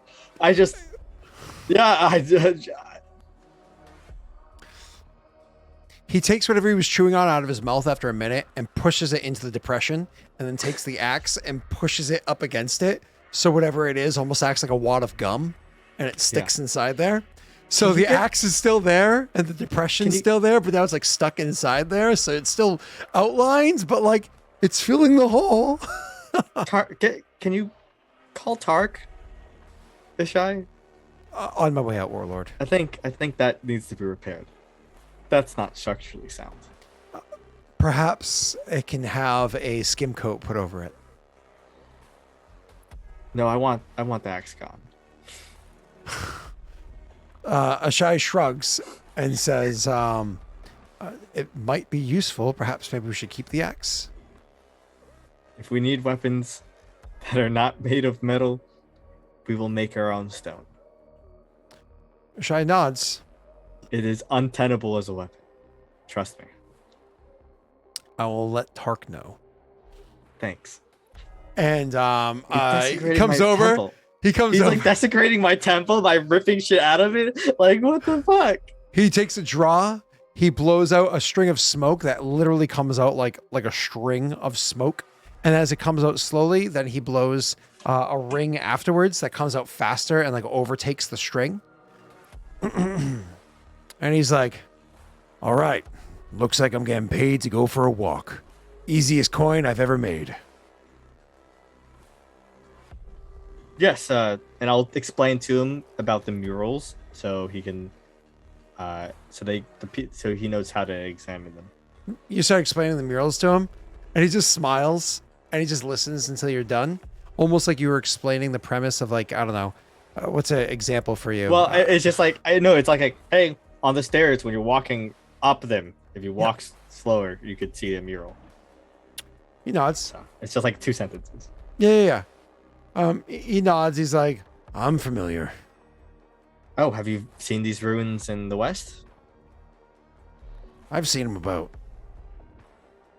I'd like to Ashad to confirm this. Again, shrugs. Shai doesn't know all of this person's experience. Well, I wish you luck. You have 10 BP in resources. And I will give them 10 BP of resources for the expedition. That's crazy. It's a lot. Yeah, well, I'm making sure this gets done right. Yep. And so they end up loading up with like all these guards and so on and so forth. And the whole time, he's like, oh, this is ridiculous. What are you going to do with that? Are you really bringing a big weapon on a stick down inside of a cave? I can hold them at bay. No, it can't. Well, listen, I would have made this bet if I knew I had 13 fucking events. Okay, this is unfair. I was doomed to start with. Okay, I was doomed by the lack of information I had about 13 goddamn events. Can you stop? It's really loud. It's very loud. My microphone's probably picking up extra loud, yeah. Yeah, it's really bad. Look, if we didn't have 13 events, I would have been fine. All right. So, fucking hell, why is it so many? All right. So after that, unfair. he's gonna take the coin and go. And that's a whole lot of BP, so this better work out. You want to roll right now? Well, we shouldn't roll now. We should roll a couple Next months month. now. Yeah. Yeah. All right, cool. Yeah. Let's go to the next person. Yep. All right. What's next? So that actually was research the ruins where you found the ghost. But that's part of that's part of that whole thing, isn't it? That's part of this too, yeah. Yeah, so the mole ruins, the research the ruins, the Order the Piddick, and the Zyles FF were actually all one thing, even though it looked like 4. Cool. All right. You find a scroll or spell book containing blood biography for Gartesh? What? Gartesh has the spell, right? Or no, you have the spell. Jake has the spell. Yeah. So it's not a problem. Yeah, so we're Skip good. that one. Cool. All right, look into crown only being worn by a certain bloodline. Yes. Well, that's with me and Jake. He's going to blood biography. Oh, okay, do you want to do that right now? That way Jake can do something because he's been patiently sitting here and watching you fail. Yeah. Well, we are lucky because we'll have Lenny's legend lore as well to do. Ooh, that's right, because we got the reset. That's right. That's really cool. Yeah, and I can't use like. Oh wait, Lenny was supposed to research something. You let me know. I'll try to remember it next. Do you want to hold off, or do you want to do that right now? No, Lenny is supposed to research or go into his memories and figure out the bloodline of the Ashen Orc. I think get like a specific name when he legend lore them, so we could try to dig deeper into it. Joey's saying it's written down. Maybe you wrote it in your own notes if you want to look at your kingdom. And I'm so sorry. Yeah. What do you mean by going to his own memories? Because remember he legend lore Jake, Yes. and then he got visions of all of the Ashen Orcs, and Yes. we're looking for we're trying to get him to get to try to dig into those like memories and like catch up and figure out which Ashen Orc looked into the origins, the ones that got killed by the Oracules, we think, or we suspect. We were trying to figure out which ones asked those questions, so we can look further into their. So yeah, the Ashen Orc weren't killed. It would have been the various peoples that were looking into it, right? They would have killed the Ashen Orc. Yeah. We were trying to find which ones did, so we could try to find their. But research. how is Jake supposed to look into his own memories? No. Lenny was going to try to get a name out of it. From his own like little da-da-da. So that was supposed to be, I think, more of a mundane research than a magical one.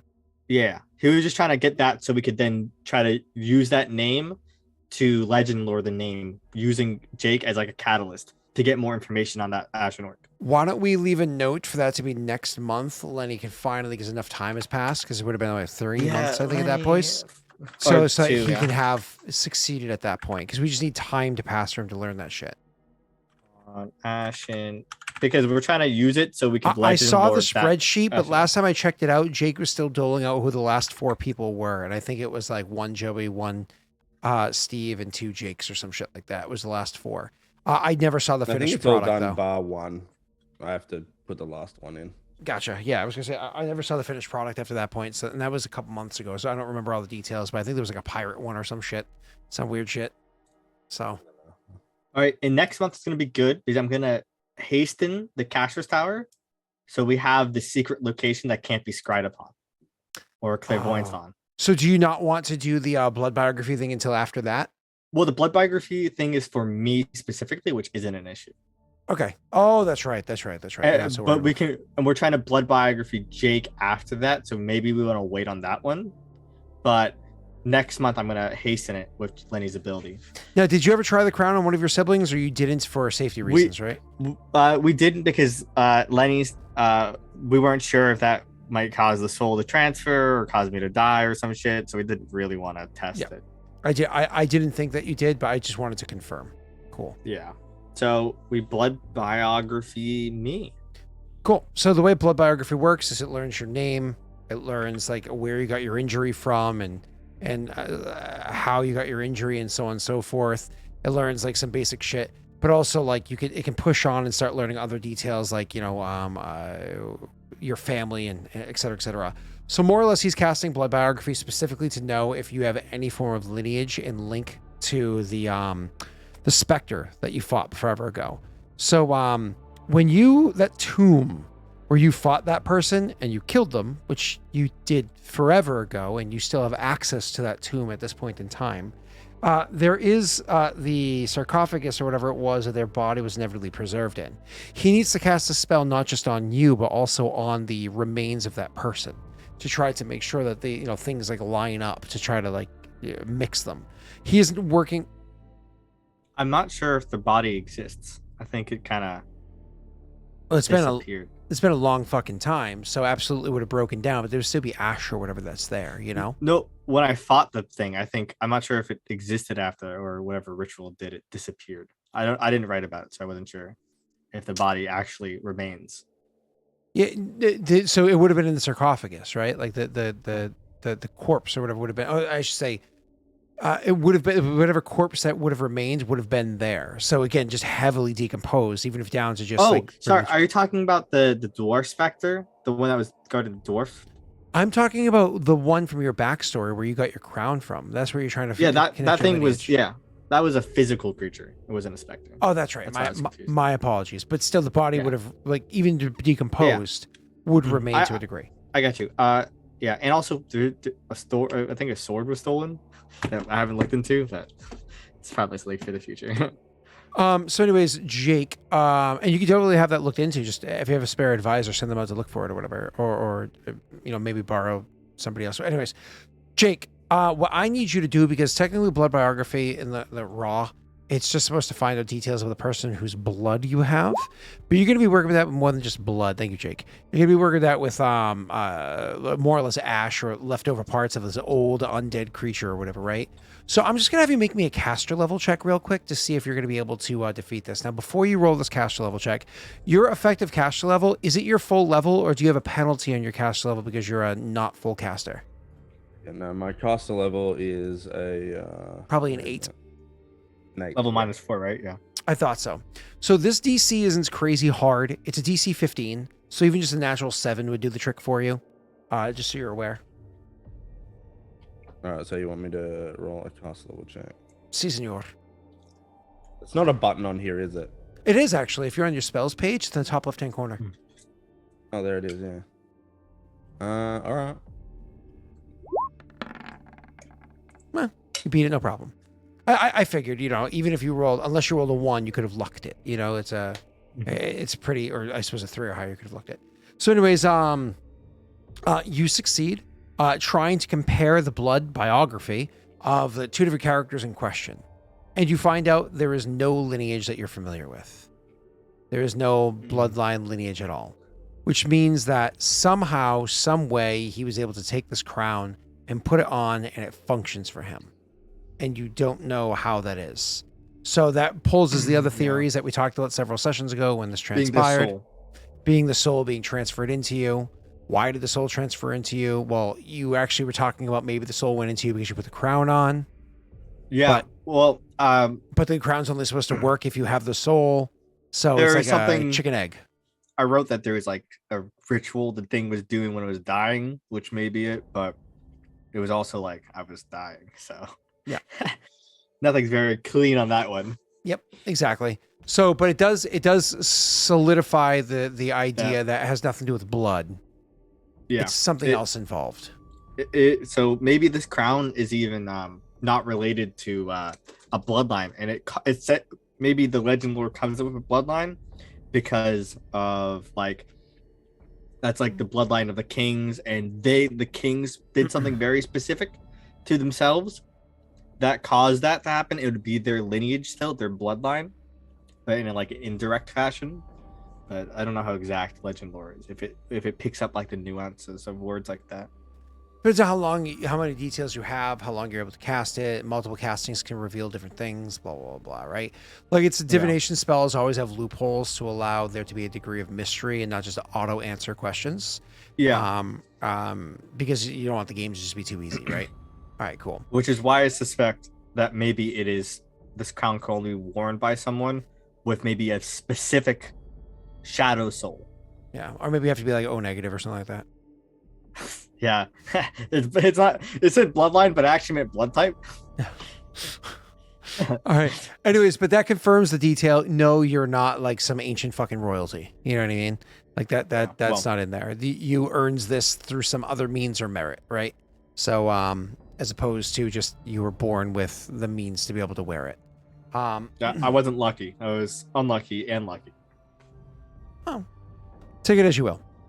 Any other questions pertaining to this before we move past the look into the crown being worn only by bloodline? Any RP your characters want to have with one another about this before we move on? How does Varix explain it to me, I guess? He puts his hand on your shoulder and says, I'm sorry to tell you this, but you're not special. I am special. I got the crown on my head still. I mean, I can go to Burger King and get a crown, motherfucker. Uh, Bro, my friend came over while Jake's, getting ready to give his response. My friend came over, but before he came over, because his whole family's in Michigan right now, his wife and daughters or whatever are in Michigan right now. So he's like, I'm just going to grab some food. I was like, what'd you get? Fucking Taco Bell. I haven't eaten Taco Bell in 14 or 15 years because that shit is nasty. And he's like, every once in a while, I'll get me some Taco Bell. I'm like, dude, you're 36. What are you doing eating that shit? Like, be good, Chad. What a Chad. I'll break down every once in a while and have fucking Wendy's, Taco Bell. Yeah, but Jake, how does Varric explain this to me? I guess I would like to. Neil. Is there, like, looking at the spell, it says down the bottom it appears on any flat surface you designate. Like, I mean, that's because you're supposed to works? ask those 4 questions. You're supposed to take the drop or however amount of blood that you have, and you use it, and it spells out the answers to the questions. That's how it's supposed to be, but it's a spell. Theme it how you want to theme it, right? Yeah. So go ahead. I imagine you took more than just one drop of blood too. So like I probably cut my whole hand, did we have to travel to like are the we cave. doing this in that cave? Yeah, probably because that's where just like northeast of Fenitario. Or northwest. Yeah, you could imagine like he has Gartesh with him and they probably like I'm sorry, Gartesh sounds like a Pokemon name. They'd be like Gartesh. Sorry, go ahead. I Jake. never thought of that until you said that. You're right, like Gartesh. It's like Guard Chomp. It's like Guard Chomp without like you replace the Chomp. And you replace the Chomp with Tesh. Like the person. So you can imagine they probably take some of your blood, probably a lot more than is necessary. Yeah. You probably cut my whole hand, right? Yeah. And you can imagine Varix has never done this before. It's something that experiment. We don't know if it's going to work. So Gartesh is chanting and doing these rituals. Varix using your blood and the remains of this creature. And at the completion of the ritual, see Varix's eyes become kind of pointed upwards and looks a bit unfocused, and then he says, there is no link between you biologically. Oh, you wouldn't know that word. There is no link between your families. That is relieving a bit. It means that there's a deeper connection to me in this crown and the soul which preserves my life. Yes, it could be whatever the creature was doing when you attacked it, or it attacked you. Depends on how you consider the castle act.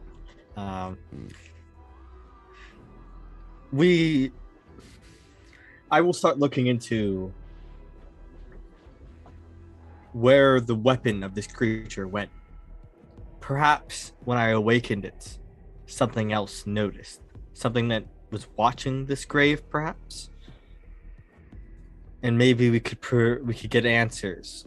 Or it could be a common thief. But if it was a thief, they would take the crown. The most valuable looking thing in this room. Unless they were knowledgeable of what had happened and I was meant to have it. Or at least it designated me as keeping it for now. So perhaps whoever took the weapon will provide answers. They said that that creature's soul is inside your own, or something. Yes, a soul of shadow and a soul of fire are attached to my soul. Think of I have 3 circles as my soul.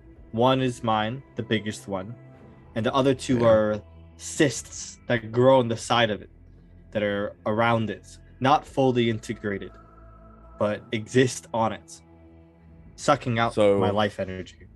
Would it not be possible that whatever this creature did when it attached itself to you, that is why you're able to use the crown? That is what I always suspected. Yeah, which is not actually your own ability, rather feeding off its. Now it is a part of you. Yes, I believe I have carried on the torch of the soul of the creature. And mayhap we will make a soul of ash at the end of this as one unified subject.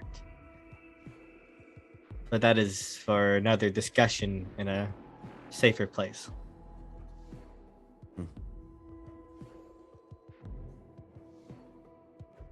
Oh. And I guess that's it. Yeah, that's our conversation. Okay. Wait a second. After this, there be baseline color. Then What was my penalty again?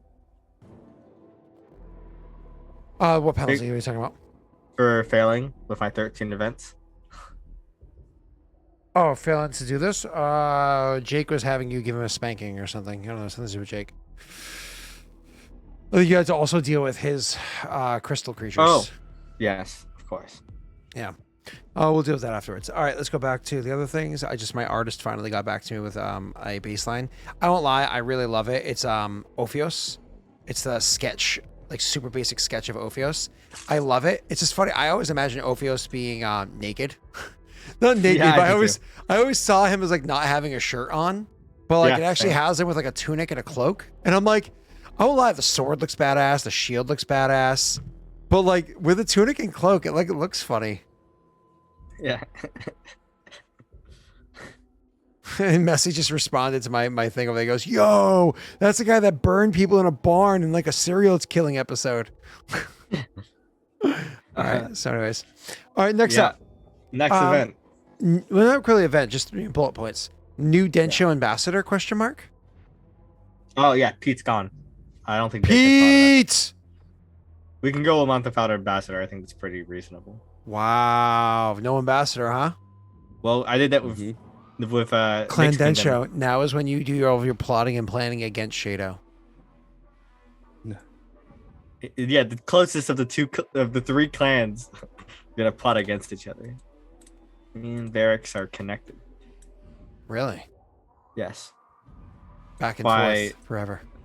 The Lady of Ash. That doesn't exist. Yeah, the Lady of Ash. But it is All my right. nickname for Krillin. Throne was supposed to build a road to Shado.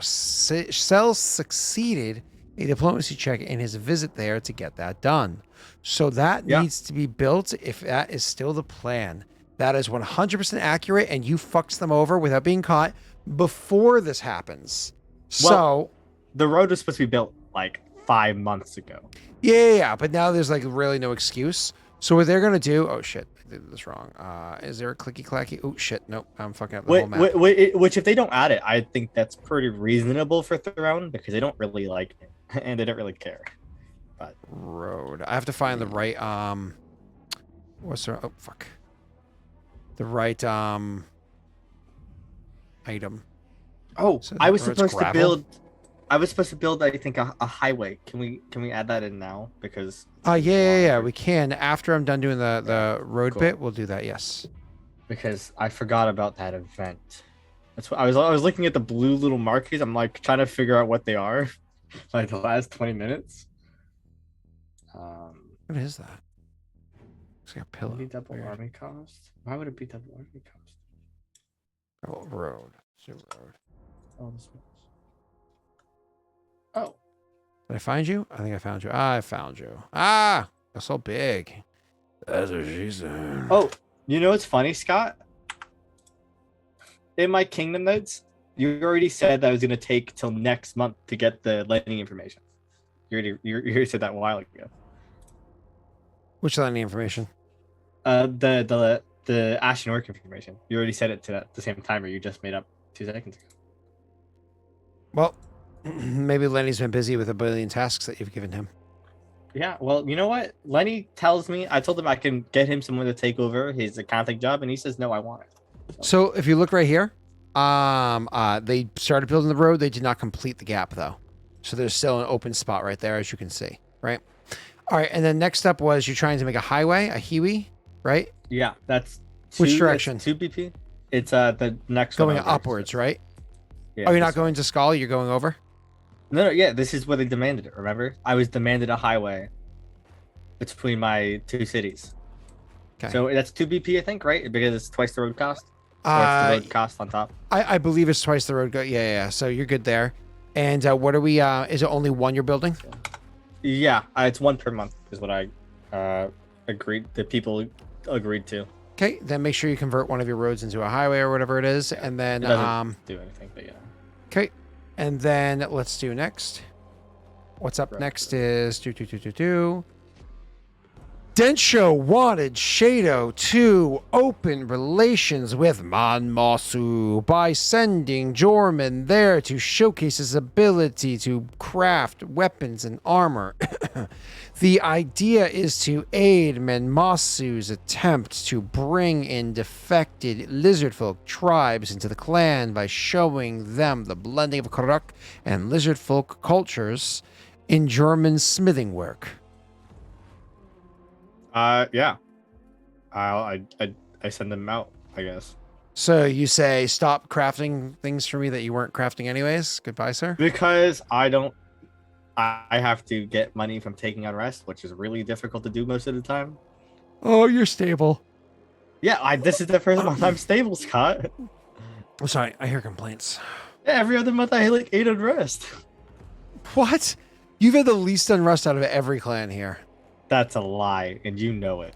Chat, can you back me up on this one? Cell's complaining. Like, he has more BP and more construction out of any clan here. He's the most stable. And he's crying, I get the right? most unrest constantly. He also uses the most luck. Oh God. Okay. I guess Sounds like a we failure should've- in management. Yep. All right. I There we go.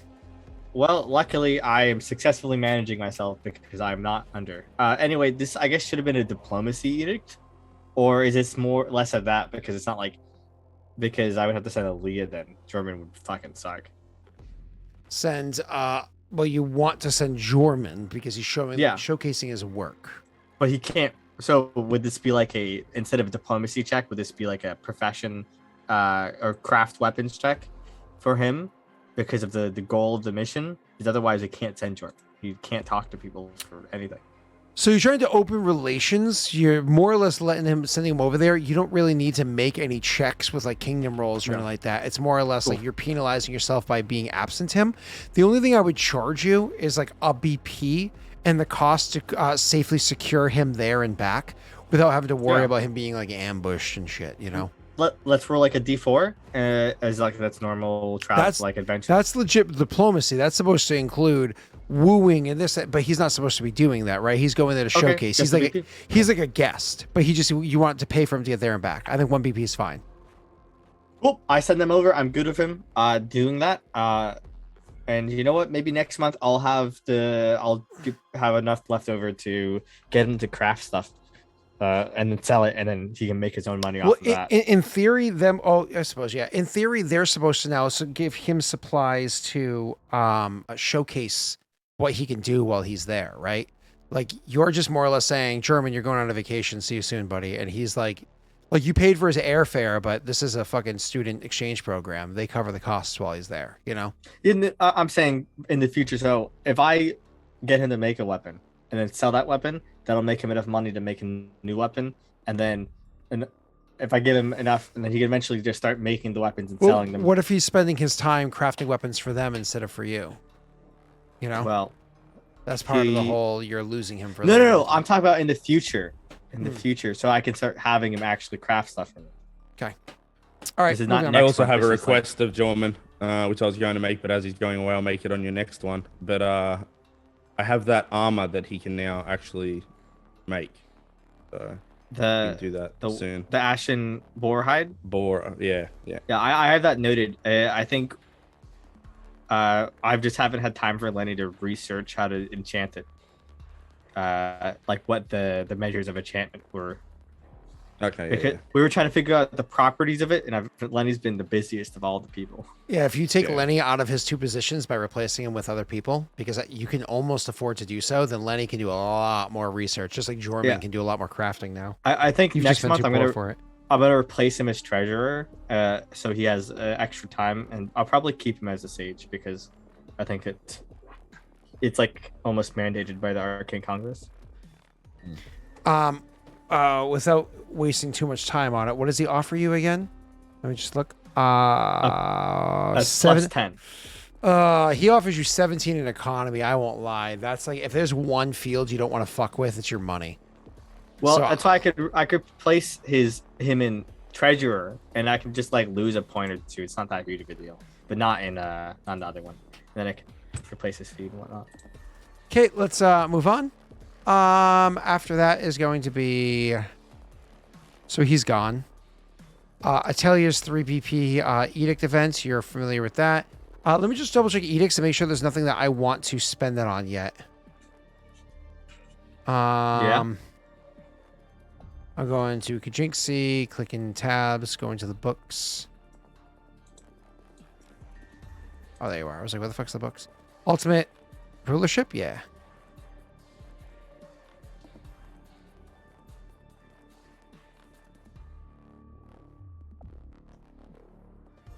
All right, let's go into the edict and stealthy, killy shit.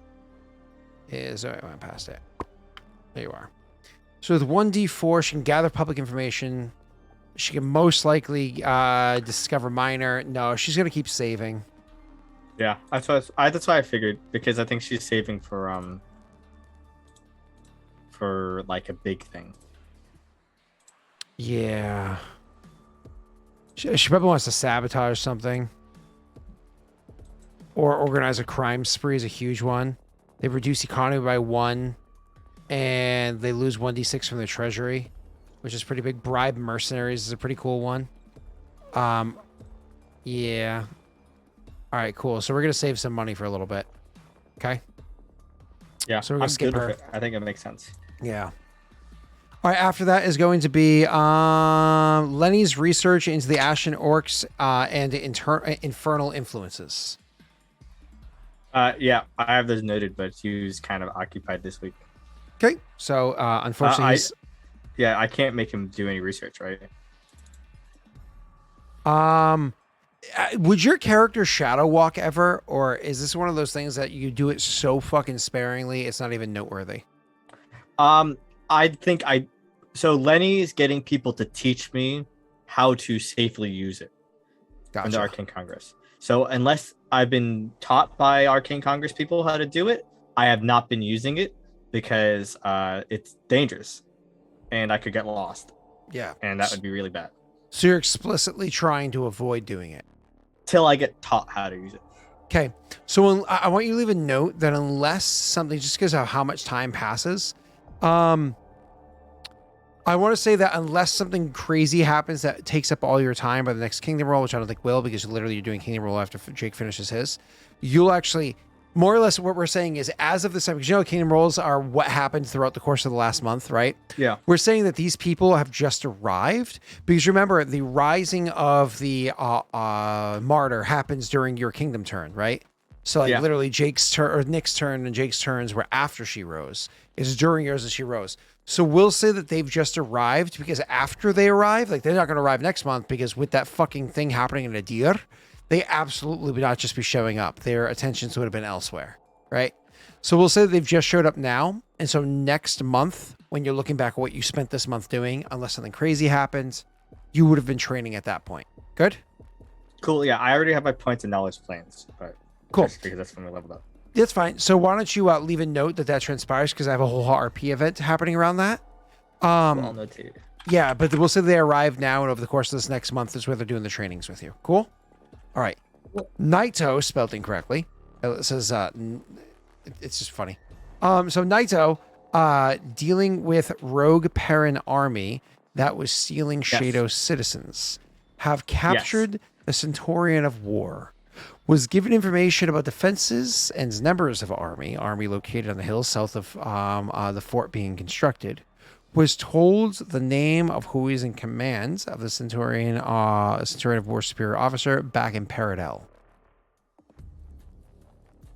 Yeah. Okay. Are you doing anything with this? That it's already been the army was marched out there and we haven't resolved it yet. Hopefully they back down peacefully, but if not, we have all the advantages we could ever have. So you're hoping to have an RP event between the two of them? Yeah, hoping Naito gets them to stand down and give back our people. Okay. And, now let's have a conversation about this. If Naito is approaching them, how does Naito approach? Does he have all of his soldiers just like on the battlefield? Does he approach like openly and earnestly, wave a flag for a conversation and have a conversation with them? Does he outflank them, dig in and prepare for combat, but then approach them? Like what is his approach? He sets his army up to be obviously in the advantageous position to show that they are at a disadvantage in this war, in this conflict. And then he signs like the flag to parlay, right? So he puts himself in the very obvious dominant position. So they already know they're on the back foot. Air quotes, obvious dominant position. The way that's going to play out is your profession soldier versus mine, right? Now, I will gladly roll mine first if you would like, and then you can roll yours afterwards. Yeah. Well, keep in mind the commander's not there. We have their commander captured. And I should get some sort of bonus because of the knowledge of their encampment that we recovered and whatnot. Yeah, so we got their exact numbers and such, you know? So the commander their bonus is not going to be anywhere near as big as it would have been otherwise. But you never know. You can roll a 1, I can roll a 20, right? So /R1D20. Get ready to click your button. Yeah, do I get any bonus for the knowledge? That's like super important word. Specifically, which knowledge are you talking about? We got their camp structure, where exactly at, how many people they have, how like we got all their as much army information out of this person as we can. So we know where, how it's structured. Yeah. I'll give you a +5. Yeah. Okay. All right. Yeah. How about this? You apply a +5 on the count of 3. We'll roll at the same time. Cool. 1, 2, 3.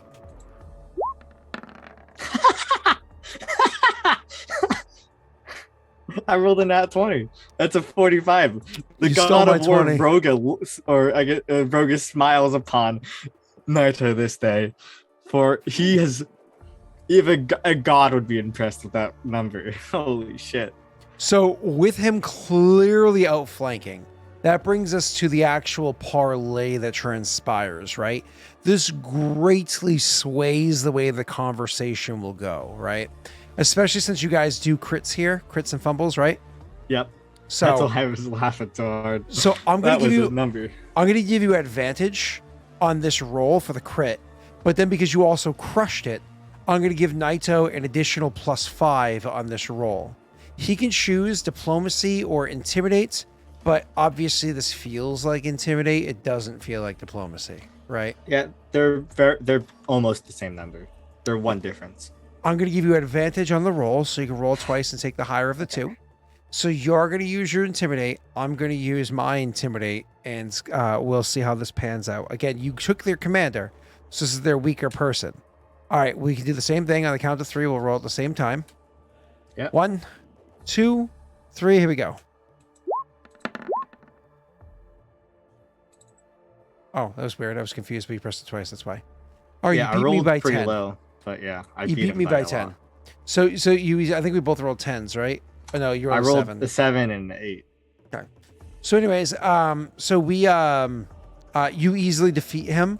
So Naito parlays after outmaneuvering, outflanking, outpositioning, so on and so forth, parlays and meets with them. Literally says to them all the details about their camp and lets them know how in the shit that they are, right? And then once they come to that full realization, what demands does he make?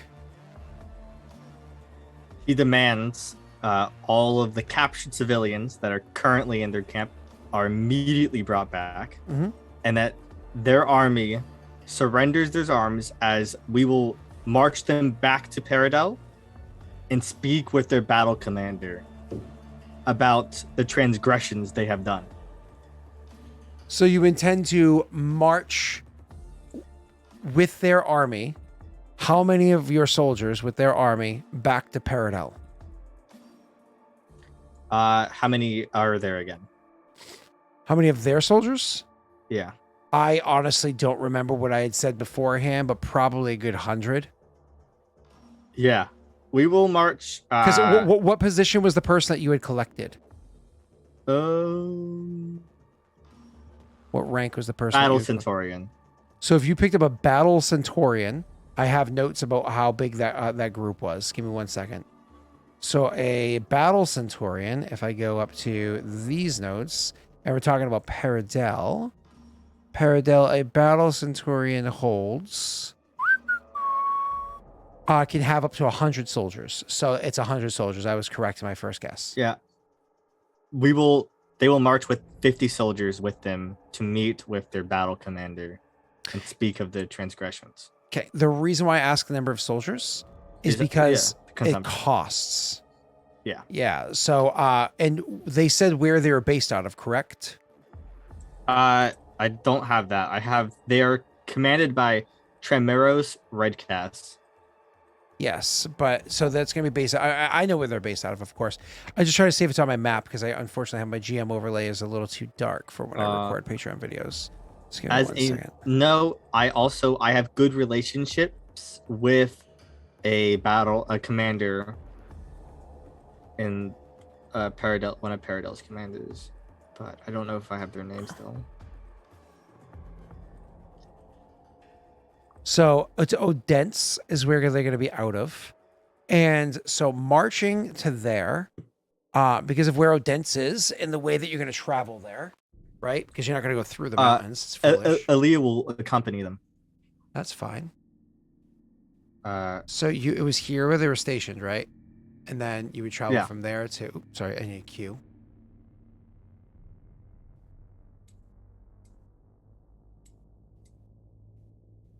13 hexes. But now the issue is that your army travels 1 hex a day, correct? Yeah, it's 13 days, so it'd be 26 days. 26 days there and of- back plus chatter. A week is 7 days, so you just more or less call it 4 weeks. So how much does an active army of 50 cost you for 4 weeks in consumption? I might not be doing that many people. But now, mind you, this is supposed to, you're paying for other Yeah. benefits in the long run, right? Let's see. 50 costs. 50 under Naito command, I guess. And who are you sending to lead this?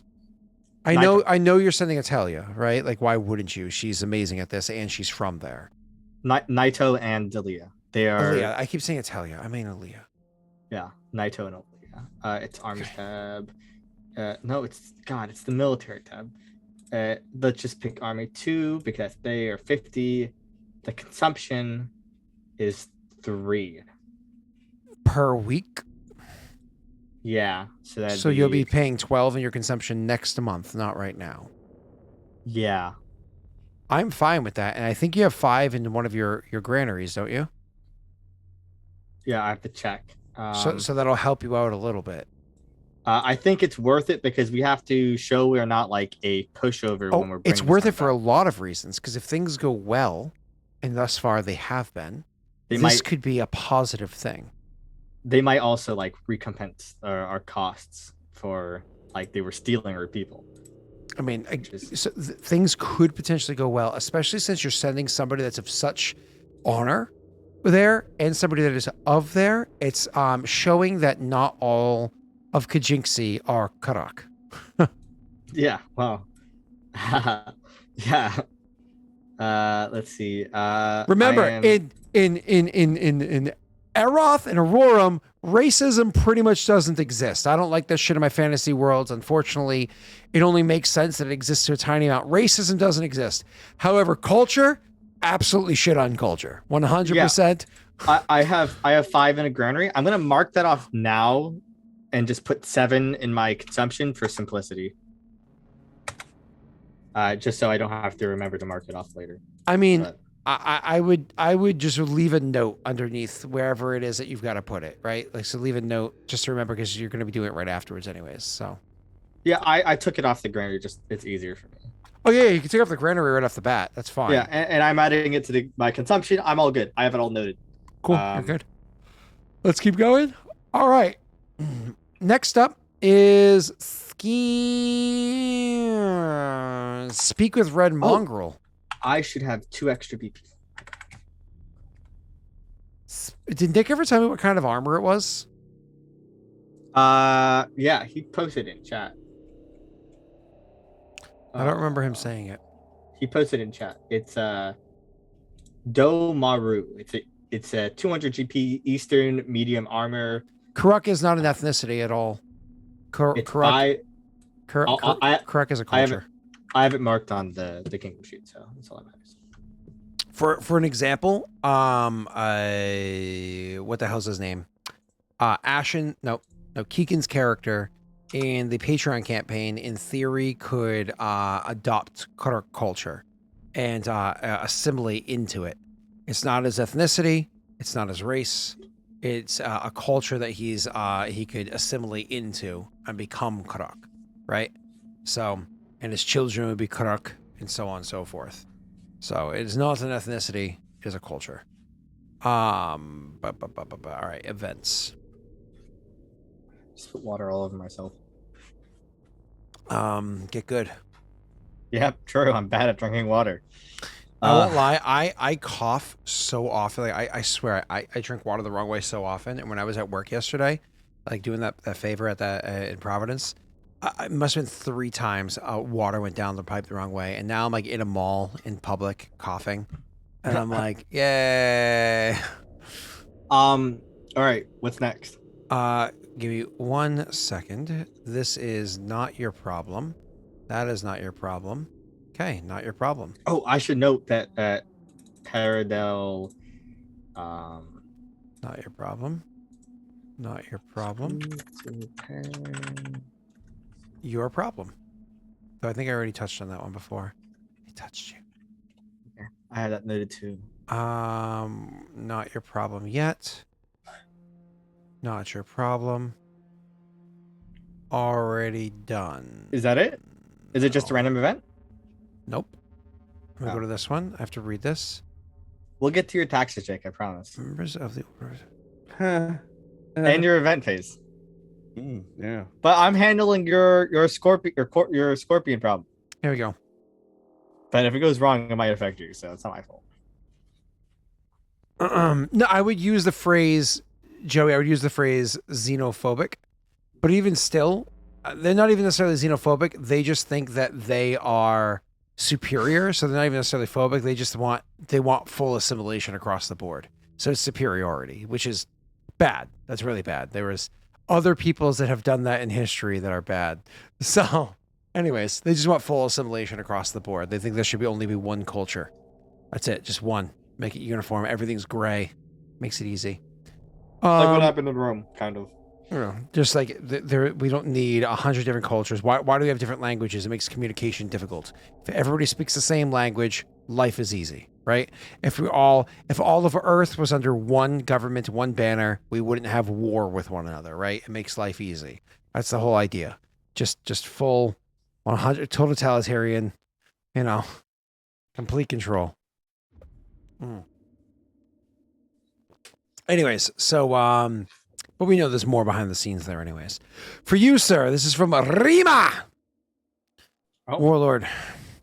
If the Chris Malls weren't enough, and everything else that's transpiring, with our general traveling to the south, with our diplomats and the like, we have another problem on our hands.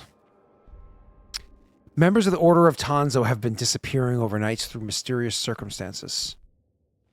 My first assumption was it was either the broken chain or what would be more likely the Perrin again, another troop, despite the ones just being marched off. But something in my bones tells me there is more to this than what it appears. I asked for Atelia's assistance, and of course she complains, being busy and difficult as she has been lately, or more busy and difficult as she has been lately.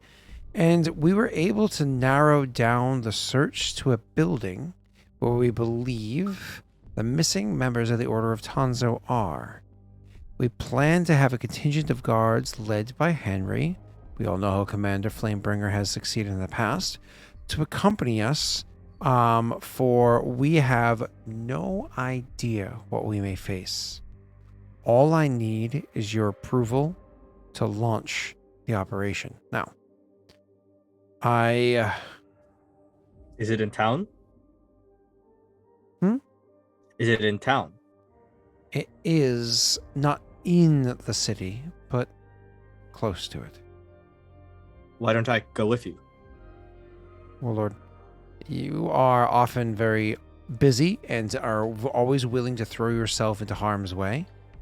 We know what happens when this happens. Your soul gets mixed up with other beings, and we have no idea what's happening to you. But whatever this threat is, it would hardly Can be a threat handled to me. by us. Fine. Yes, you have to go ahead. If Unless I anyone die, objects. you're welcome to avenge me, Warlord. I will certainly do that, Rima. But do come back alive. Your wisdom is necessary.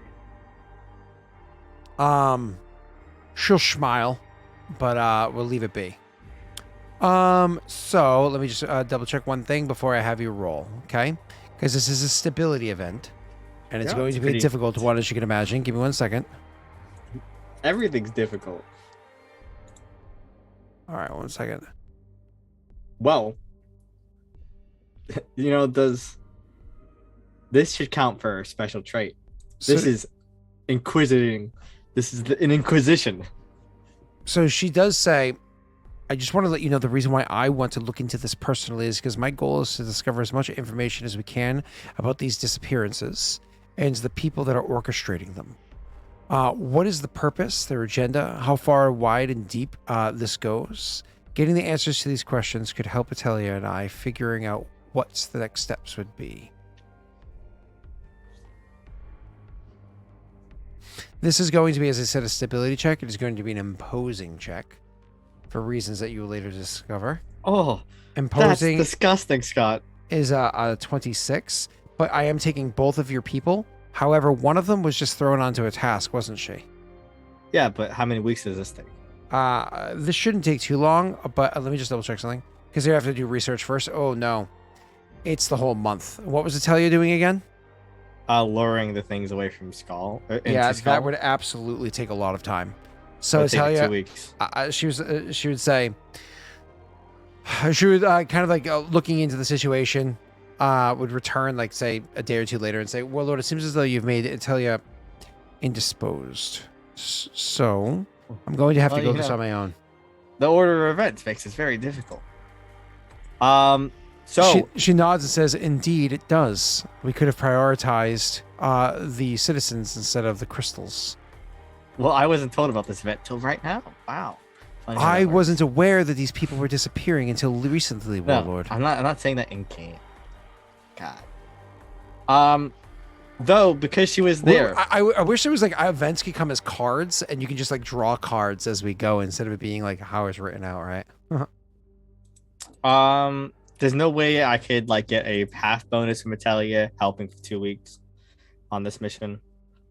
I would say Atelia is very indisposed because she's going off to do her shit. How many more events do I have? This is your random one, and if you talk to him, the red mongrel, or at least if you want to set up talking to him. Well, I will have Tark assist because he is the warden, the architect, the protector of the cities. This feels like a very fitting job for him to assist with. Okay. He leads the. He's gonna assist, but he's a city militia leader. That's what the warden does. It's true.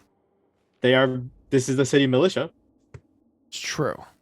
Once more. I think all of these line up into my favor. I accept.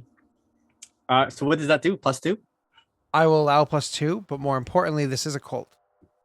Yes. So it's her focus. Is this what's the special trait do? Means that extra details come in place. If it makes sense, Okay. they get extra details. For this one, it probably would for hers being Yes, an it Inquisitor. would, yes. So she's normally a 7. That makes it a 9. That makes it an 11. +3 for stability makes it a 14 against a DC 26. Yes. Okay, now I do think. Oh, I'm using her ability. Yes, I almost forgot about it. So it's +17. What ability? I'm using all of them right now, right after they get resetted. Friends in high these are places. +3. Yeah, these are very high checks. You giving me fucking 26s. Sure, that's it. The odds are greatly in your favor now. Well, no, it's barely in my favor. They're very in your favor. You No, have, I have you have a plus- greater than 50% chance. Yeah, a 55% chance isn't greatly in my favor. 60% chance. That's still not greatly in my favor. You can luck It's- die on top of the 60. That's fine. I'm gonna roll a 1. Oh, hold on. I They can't see it. succeed. They can't see it yet. Oh, I already rolled. Boom. Well, we couldn't see it yet. I forgot to click the right thing. Well, So- that's a so- 30. So it clears by 4. Do you want to chance? You have a 50-50, I think, to get a critical success, which If, could be worth it. If Jake allows me, but if Jake doesn't, then I will not. Jake, do you want to Oh. chance critical success and his people disappearing? Sure, go ahead. I'd say it with conviction, Jake. Oh yeah, that'd be a great idea, Sal. Yeah. I Should don't do that. like it. He's a married man. Oh no, you have 3 like you Aw. have 3 like that. Okay, it's fine. Oh, look at that. That was sadness. This is the only luck I've used only 2 luck, Jake. Okay. Only Oh, it's one on funny. my I event. actually, I totally, because I've we held were, back. we were side chatting. I totally was gonna have Rima ask you for any additional aid you can give, more or less, meaning like if you could hire adventurers. I totally forgot to ask. I didn't have any. I had every intention of having her ask. I couldn't. I couldn't though. Yeah, because you already did. Yeah. But I'm like, oh, use Tark. He's like, literally, this is his job. Okay. So you succeed. Unfortunately, I really wanted that critical success or critical failure. I won't lie. Either of those would have been worth it for me. Success or failure, just like those are okay. Where was I?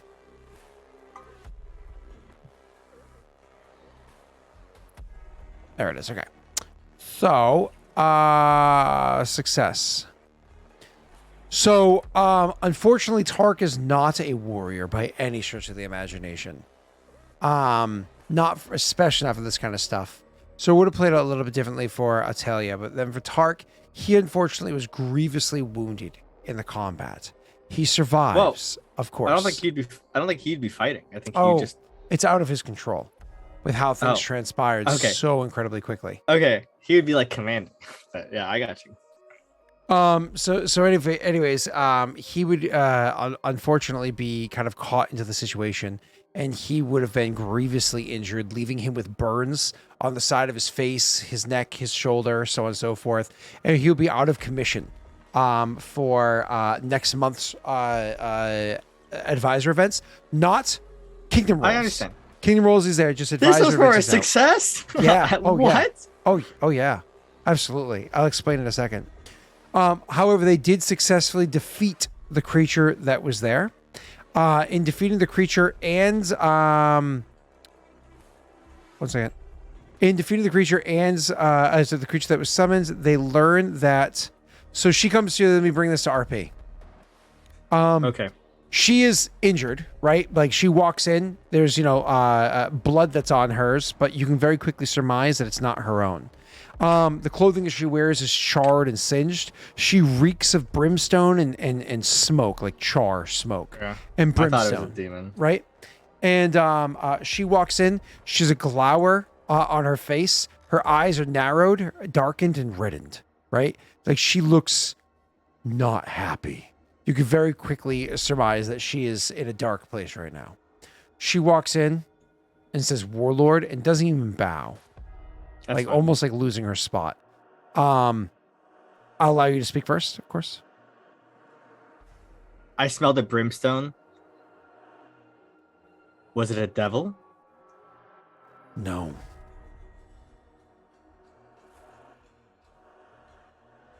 I let her speak. In the name of all the gods, it was a fucking Brimorak.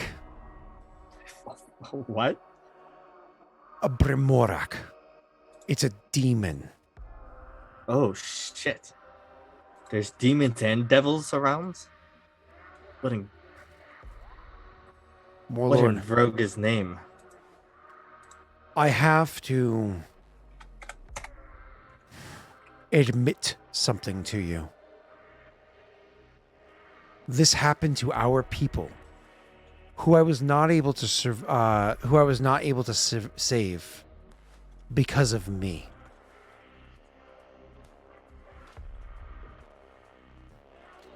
The people that summoned this Brimorak, they are members of an organization that I was once a part of.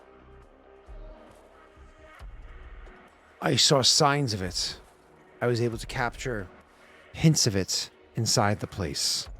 We defeated the beast and we sent it back to where it came. But none of the cultists remained. We were not able to capture a single one of them. And we were not able to save a single one of our citizens. Worse than that, if it can get much worse. Tark. He's being looked after right now, and tomorrow I will do what I can to aid him. Unfortunately, all of the might that was given to me by the gods has expired, being used to even just survive and win this fight. I'm hoping he can survive the night, survive long enough that I can see to it that he continues to serve our clan. He was grievously injured.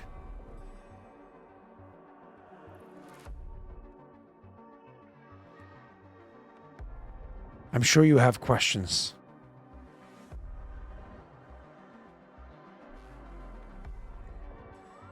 Answers to my questions can wait. Go and rest. You have served your clan well today. No, I haven't. I brought this on our clan, and I will see to it finished to the end.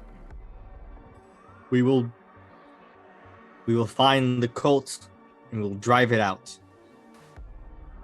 Any who summon demons are not welcome in Clan Shadow, for they only bring death and destruction. Sense motive. No, I'm very strong at these. I am the best at this. My -1 wisdom tells me I'm very strong.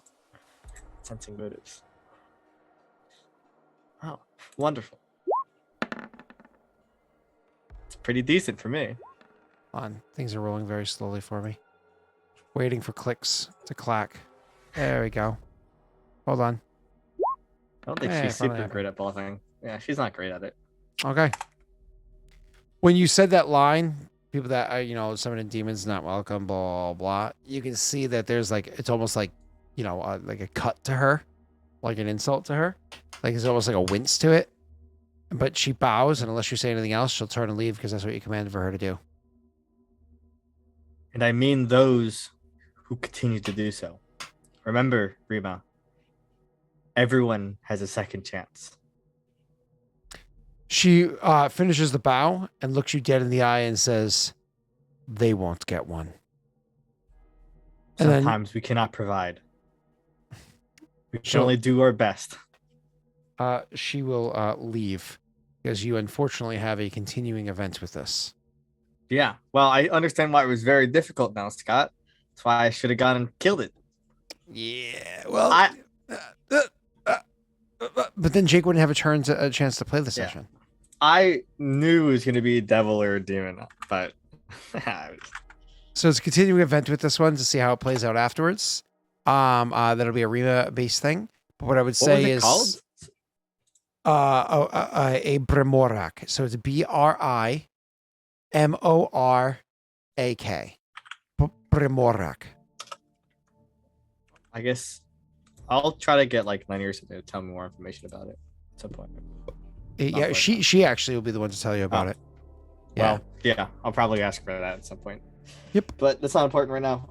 And now it's just random event, right? And so Tark survives. She uses her magic the next day. He survives or whatever. But again, Yeah. he has like burns, and he's gonna be a bit like kind of like what happened to what's his name before. Henry. TikTok. No, Tony. He got poisoned. Tony of the West. Oh. Yeah, no, but TikTok also got poisoned by the giant worm. The hell's Tony of the West's name? Conscrete. Conscrete. Oh, there you go. Tony of the West. So I will. We're gonna roll. High is safe for the random event. That's what's next, right? So yeah. So again, I have one more thing, but it's not an event really. I have one more thing, because you're not speaking to the Red Mongrel, but do you want to set up speaking of the Red Mongrel, or do you want to wait till Aaliyah comes back? Why would I wait for her to come back? I don't know if you want to try to have her with you when you speak with him, or if you're going to do it all by yourselves. Well, am I asked to come alone? Like, what am I? You what's the have to invitation? establish this. He has not reached out to you, has he? I mean, He reached out to the other two. They told you about it. He has not reached out to you. I don't know if I even want to reach out to. I mean, I guess I should, right? I should demand an audience because we are one unit. The three It's of up us. to you. Oh God, I'm trying to think. Give me a second. So it would just be that. Let's roll for random event, and hopefully something goes wrong so I can occupy the time. No. I'll tell you right now. If you demand it, it's literally just going to be an advisor task, but it's under your name, not another person's. So you're the one rolling the advisor task.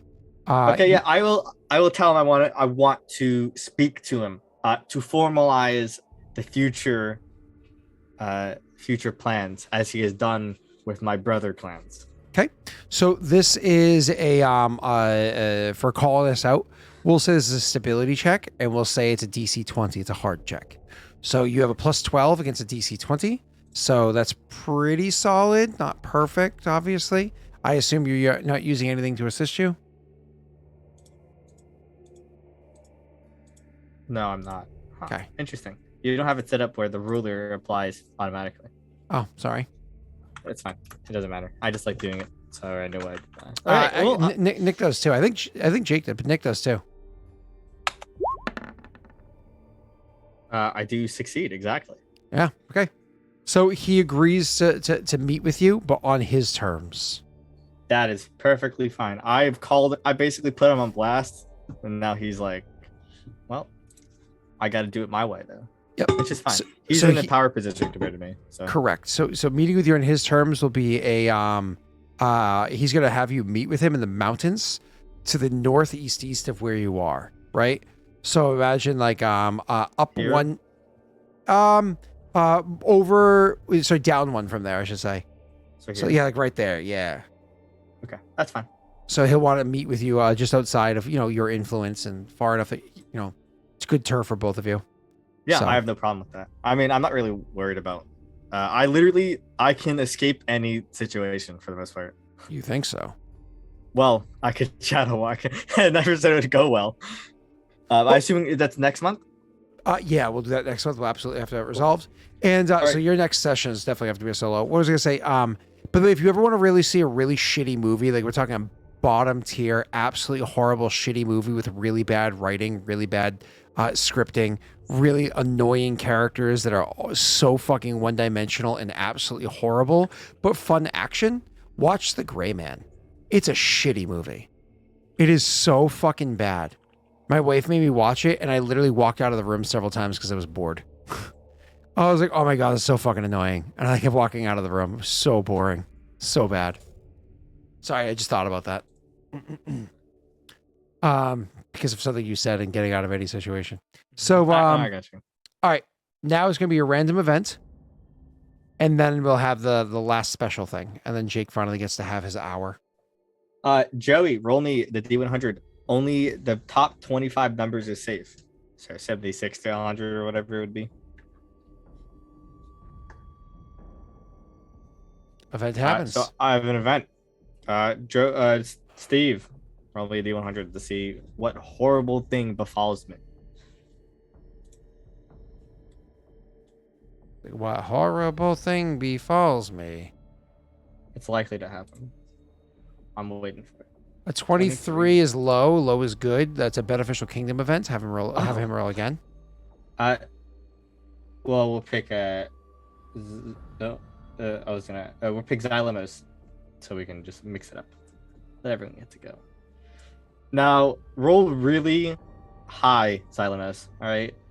I know you got it in you. Okay. I don't know that. 60. 60. All That's right, a good 60 weather. is good weather. Wait, doesn't that help with your Now it increases loyalty, economy, and productivity by 2, which is meh. Oh, isn't that the most blah one? We really got to change these up. I say roll again. Let's go.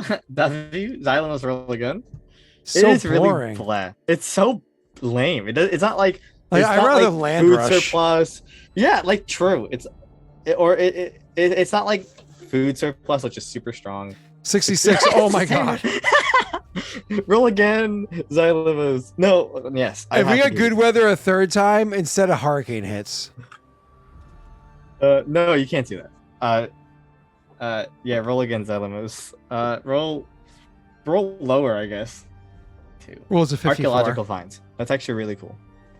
Oh my God, that was fucking terrible. And the fact that we No. just keep rolling away from that one because it's so boring.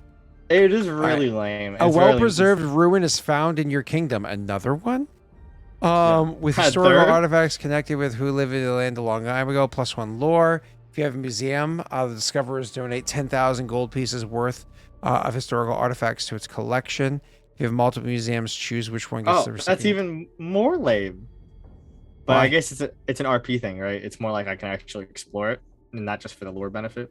Yeah, well, do you want to just attach that? Because especially since we rolled 3 times to get here, do you want to just attach that to your to the one that you already found? Yeah, like we find another entrance. Yeah, I meant the one that you found, like that opened up and went down to the dwarven caverns. Do you want to have that Yeah. give you the +1 lore? I guess, yeah, that makes sense. Right. So especially since we rolled 3 times to get there, let's just say, cool thing that's already there. It gives you a Yeah. bonus now. Yeah. You know, can the museum thing be retroactive? Like if I build a museum, can we move the things into the museum? It's supposed to be afterwards because people are now donating to it. But the idea is if you built the museum later on, a lot of that stuff would have already been kind of like pilfered and moved away or whatever, right? I guess, yeah. I So- know I was asking. The Yeah. lore is even lamer than the temporary economy. Yeah, but it adds up because lore you actually can use. Like it actually gives you bonuses to rolls. It's +1 lore to like my whole kingdom though, which isn't like a kingdom stat. No, you put it to whichever thing it's nearer to, right? Oh no, yeah, it Okay. is the whole kingdom. You're right. Yeah, so when you actually go on your home page here, your flat kingdom page, you actually go to lore down here, and you add a 1 at the end. Oh, okay. Like +1 at the end of the sum. So inside of these, in between the parentheses here, I'll do it right here. I'm pretty sure +1. yeah, Oh, you got it? I got you what you're saying. Okay, Yeah, I don't want to do it if you're doing it. like that. Oh, that didn't work. Wait, where did That's you add it? outside the parentheses. Outside the first parenthesis, but inside the other two. No, that doesn't work either way. Where the fuck are you putting it? I was putting it at the end of the song, which didn't work. Let me do it this way. +1. There you go. See where I put it? No, At the very ends there? The very, very, very, very Wait. end? wait. Maybe I'm looking in the wrong spot. Are you on the kingdom page? Like on stream? I am. Yeah, And you click I'm on on the lore kingdom page. and click on lore. I'm blind. I need open stream. Lore is right here. Right? Yeah, Laura's right there under fame. Click on it. And then you look at literally the very end. Oh, I didn't realize it went further down. Yeah, it goes all the way to the end. I don't see the +1s. At the very, very, very, very, very, very, very, very end. I'm blind. It doesn't matter. If you look on stream, you can see it. Right? Like it's right here. Did you click enter? Yeah, of course. Yeah, I don't. That's oh, why you I'm went on the from wrong- dude. That's why you went from a 0 to a 1. No, I understand. I was on the wrong spreadsheet. Oh. I was Huh. on my planning spreadsheet. That's why. Oh, gotcha. Okay, so you went from 0 to a 1, which means your fame goes up by 1. Nice. Yeah. So that's actually that's huge. It's a big diplomacy boon. All right, cool. Are you ready for your last I'm event? almost at 10. Mine? Yeah. And then I have Jake's one more. Yeah, kind of. What is? Oh, okay. I thought it was done. Cool. Yeah. What's up? Let me just find. Give me 1 second. Technically, you should use lore onto your research rolls. That is also true. And I get +2 on lore checks in Finitaro of history. But I think rolling for kingdom is worse than rolling with I guess you get a benefit to the knowledge check based on the lore and the city. I'm not sure. Okay. Half a tick here. Just finishing Jake, this yeah? up. Been a good session. You've spoken like a couple paragraphs. It's more than usual. I called this from the start. So It wasn't my fault. It's all the events. Mm.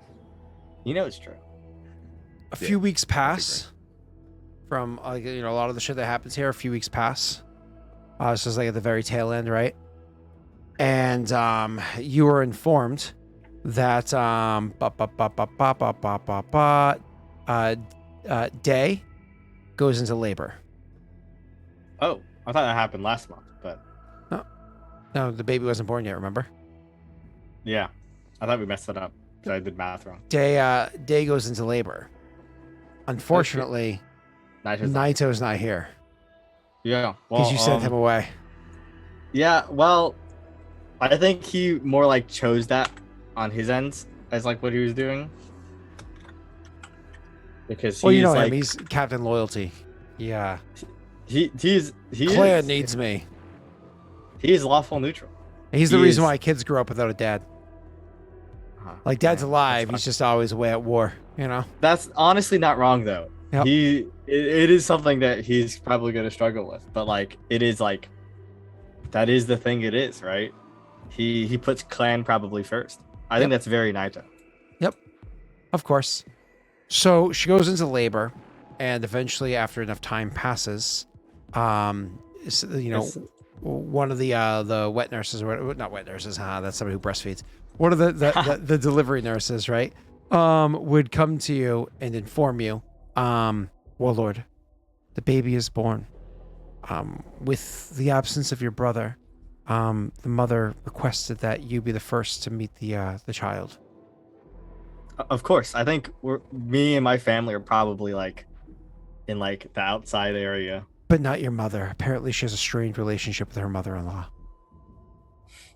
Jake's like, fucking know that story. That's not true. They met and they loved each other. Also, they probably don't meet much. My parents are like hermits. They like to live in a little cottage out in the like boonies. But I'm just kidding. I'm just kidding. They're the parents from the granola parents from what the fuck's that movie? A Big Fat Greek Wedding. Like you guys are the Greeks and you.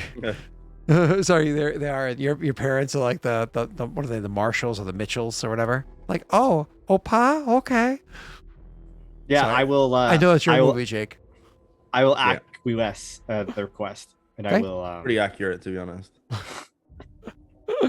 So, anyways, I will acquiesce the request, and I will go meet the baby. When the baby's put into your arms, Day informs you. She says, Warlord, I'd like you to meet your first niece, Dawn. I'm kind of like, I think, lost for words. Because I think this situation of like having a niece, of growing up, like, it kind of sets in, right? Because 3 years ago, he was a slave in all but, name to like some fuckhead of a warlord. And now he's like the leader of this clan. His family's living a good life. His brother has a child. So it's probably just like quiet and just like looking at this child with like a smile. So you're like lovingly holding the child and so on and so forth, probably for a few minutes before eventually one of the nurses would come over to you and say, isn't she precious? Like what she's named after. The little one kind of like moves a bit and it's kind of like, does the whole newborn baby with the eyes are usually closed, but occasionally they'll open them and the eyes will like roll in the back of the head and then close them again. And when the eyes open up for like, because again, it happens very briefly. When they're brand new, their eyes usually don't really open for days, that much, but or at least a day, that much. But the eyes occasionally will open up and kind of like roll the back of the head, and you'll notice that she has like piercing emerald green eyes. And the nurse would say, oh, can you look at that? It's a blessing of Mother Gerda. I'm actually probably actually disturbs Tessel deeply after like the events that have happened recently. Imagine after a couple seconds of pausing, you almost get like snapped out of it because the nurse is like, I'll take her. She needs her mother anyways. And like, kind of like taking her out of your hands because you froze up and like, oh, let me just take the baby now. Tessel doesn't let go. No, the baby, she effortlessly, like, I'm not like holding the baby super tight as like she takes off because I'm kind of like. Tessel's like, I believe in really late term. So shut up. Oh my God, that's terrible. That's fucking horrible. Oh my God. Anyways, go ahead. Does Daya have green eyes? Day does not have green eyes, I don't believe. Okay. Because my family all have brown eyes. Yeah, I don't think Day has green eyes. Nobody in hers family have green eyes either. No, but I think this is definitely Mother Gerda's. This might be her literally her blessing or something, because I've uncovered like her children, it seems. Let's go with that. Fine. Well, I think Tessel is probably more likely to believe that than the alternative. I think that's actually, in this situation, slightly reasonable of a situation. It is strange exactly how much Day likes goat's milk. As a matter of fact, very often like Tony, he has emerald green eyes. No. He's often coming by to deliver that milk to the house. No. But I feel like Tesla becomes really awkward as he's like almost like ruminating on that situation, like thinking about, because before this he would like give mild prayer to Mother Jurta as he would do to most of the other gods, right? But up until like the last month, he hasn't interacted with like Jurta much. She's not like super big as a god on the surface realm, right? Like there isn't huge followings of Mother Jurta. To my knowledge. There are not in Kajinxi. Not really. No. Yeah. Other lands, absolutely. Yeah, but not Okay. here. Yeah. Like Tatazian Dale has Yeah. lots of Mother Jurta, and the Dale lands have lots of Mother Jurta, like the human lands over there. But not and who else does? Ascaria does because wealth. You know what I mean? But not really. But those are all human predominant countries. Yeah, and we have Mother Jurta too, part of our mining. But she's like, if there's like 3 major gods in our pantheon, which is Snaga, the craftsman, Krillin the flame, and Vroga the father, the warrior, right? Mother Jurta is one of the other gods along with Orendo and whatnot. Anyways, yeah, this is just strange for Tesla. yeah. So eventually you imagine snap out of it, realize the baby was taken from your hands, and kind of like, and they bring the baby over to the mother so the mother can start feeding, trying to feed the baby or whatever it is, doing the whole like chest to chest and bonding and so on and so forth, all that fun shit that one day you might experience. So I don't suggest it. It's overrated. Based. Let me go for the late term.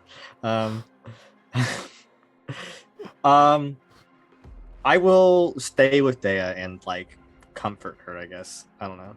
Tesla does his best. This is a bit awkward. Yeah. But he does his best. While also She has you by being the distracted. she keeps you there as long as she can, and will oftentimes kind of like hold your hand for comfort because giving birth is fucking painful as hell. You know what I mean? It's like they have medicines back then to like get some shit to ease the pain, but you have to imagine it's things like fucking milk of the poppy. I also imagine my body temperature might be a little warmer now than it used to be, because I used to be like cold. But because of the fire soul in me, maybe I'm not as unpleasant to like touch. She would actually make a strange request too. She would say, "Warlord," this is like after a couple hours of your being there, and she's exhausted. She's hasn't slept, Yeah. even though the nurses have suggested she looks to you and says, "Warlord, perhaps it's inappropriate for me to ask, but oftentimes while I was pregnant, to soothe me, to help me sleep, your brother would sing me to sleep. Do you think in his absence?" I could do my best. I'm untrained in singing. And then he fucking pulls a Mary. And you're like, whoa! I know. Where'd I those have, pipes come from? I am much better at string Was it instruments. Pippin, I think it was. Go ahead. But I can do. I'm trained in a violin, but I can gladly try to sing. Please, no, not that. It sounds like a shrieking cat. That's because that was my practice. But I will try to sing, I guess. Natural charisma guiding me through it. Okay, perform oratory. Oh, you're gonna let me do oratory, not sing? That's perform oratory is singing, isn't it? No, it's like. Are those telling a two separate story. skills? They are two separate skills. Okay, then it would be singing. Yep. Singing is saying. Oratory is like telling a story and how you tell it, like the cadence and whatnot, and like fine the with it. pizzazz that goes with it. Yep. But I'm actually good at oratory. I'll take oratory. You to do give Frank Sinatra style. He barely sings. He talks through most of his songs. it. If you let me, I'll roll for it. No, If you want no. me to do sing, I'll do sing. All right. It's a double digit.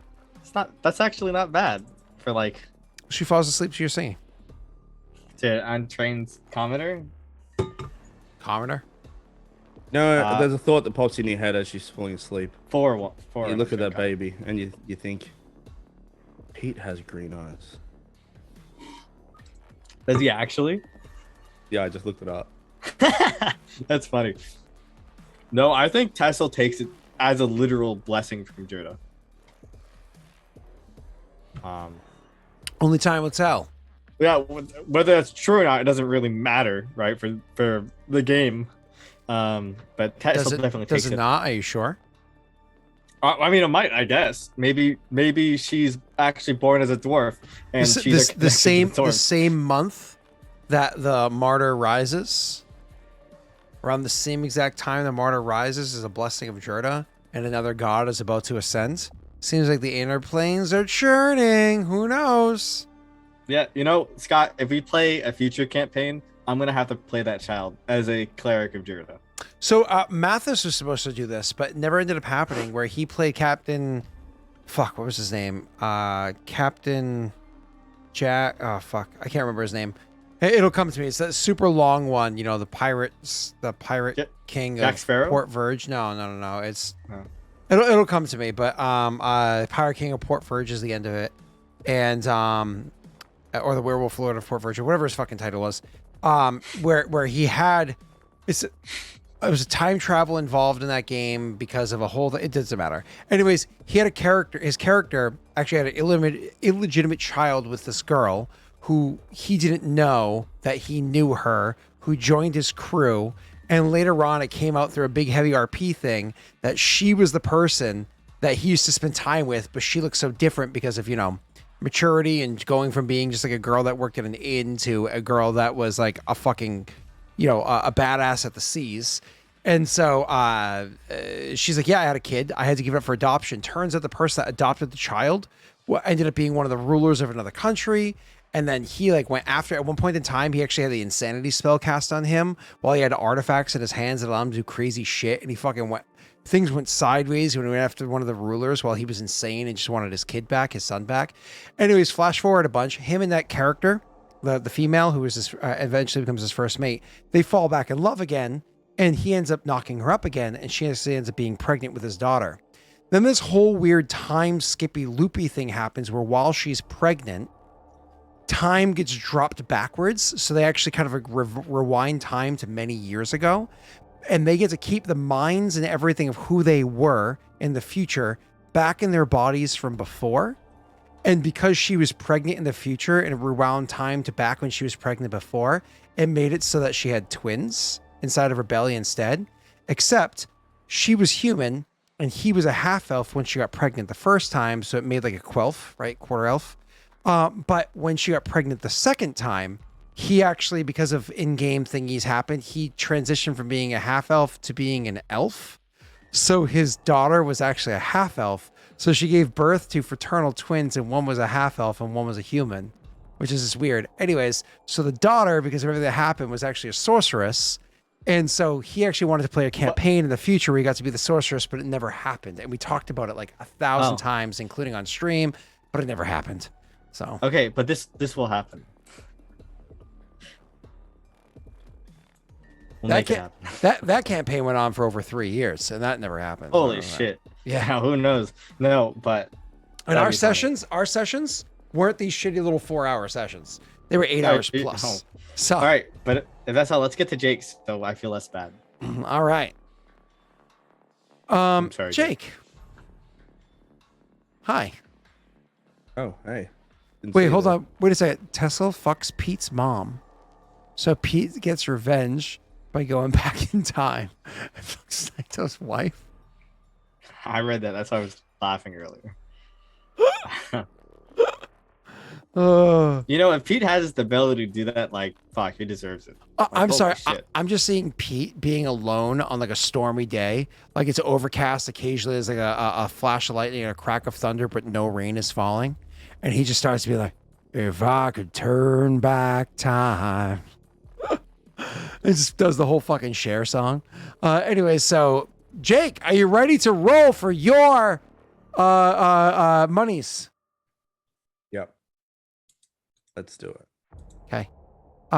Jake, you just got a Winnie's and another BP was spent. So that means everybody gets 2 more BP, but sell for you. Just put it under viewers to be added next time you roll Kingdom Roll. And I'll have to add it to Nick afterwards. Actually, do you have access to King's sheet? It's a Nick sheet. I do. Can you add 2 more to Nick's too? Yep. Cool. Funny enough, my BP restores to normal. That's fine. Because I was losing 2 from the other thing. All right, Jake, you are adding all that BP. Don't forget, so you have 4 to the added to the roll. I have to add. You have to get your thing up here. Hold on one second. Cut, and then we go Shadow. All right. Pulling up The Densho. bonus BP is now 10. Yeah, Me? you just went to plus 10. Beautiful. Mm-hmm. All right. Unless somebody else drops it. Oh, nope, nobody did. Middling, but that's Oh, very I didn't good. even see what you rolled. Hold on. I'm waiting to see what the roll is. It is a 10. Okay, so you rolled boring. Yeah. Does that include the plus 10? Yep. Well, you have to have a plus 10 to get anywhere near what Cell does on a random Tuesday. Cool. So you have 48 BP added to your treasury, which was already sitting at 3. So you have 51 BP sitting there. Oh yeah, I wanted to ask 2, but I had forgotten because we were in such a rush last week. If I could go back and build one more building, as Cell did, a la his highway. Oh, what 'Cause we building? stopped even before my Yeah. just another dance hall. But you couldn't afford a dance hall. Yeah, I could. You had only I 3 went and BP. had a look at all my discounts, so it only cost me 2. Oh, where would that have been? If you look at Carbe, the dance hall that's red next to the bordello. Don't dance halls need a house? Yep, there's one right across. But do bordellos need a house? No, they do not. Makes sense, honestly. If you're fucking building a bordello next to houses, that'd be a little weird, wouldn't it? Like, oh, I wish I could have a whorehouse here, but there's not enough clients nearby. Anyways, all right, I'm fine with it. Thank you. Add all the changes and details or whatever that you need to do. Yeah.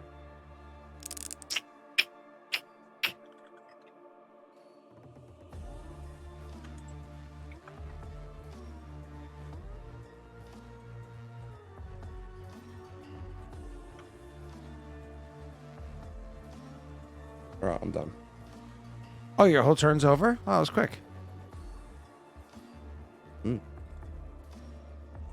Yeah, so that's those changes have been made. Oh, it doesn't say how long it takes to build the dance hall. It does. It's just 1. Oh, So, did you add your unrest? Yep, I added it. Okay, cool. And did you already add the dance hall down below so it affects your stats? Yes. Cool. Good job. Let me see what your stats look like now. So 1 unrest. You can still fail economy. God, why is your economy such shit? Yeah. Yeah. What do you have any buildings coming up soon that are gonna like drastically add to your economy? Yeah. I What do you do. I have heaps. Yeah? Gambling halls, inns, taverns, the luxury stores is going to be completed next round. Luxury stuff, does that actually add to economy or does it Down, add to base value? It only does one to economy, but it does increase the base value, which is really good. Yeah, your base value about to go through the fucking roof in this place. Yeah.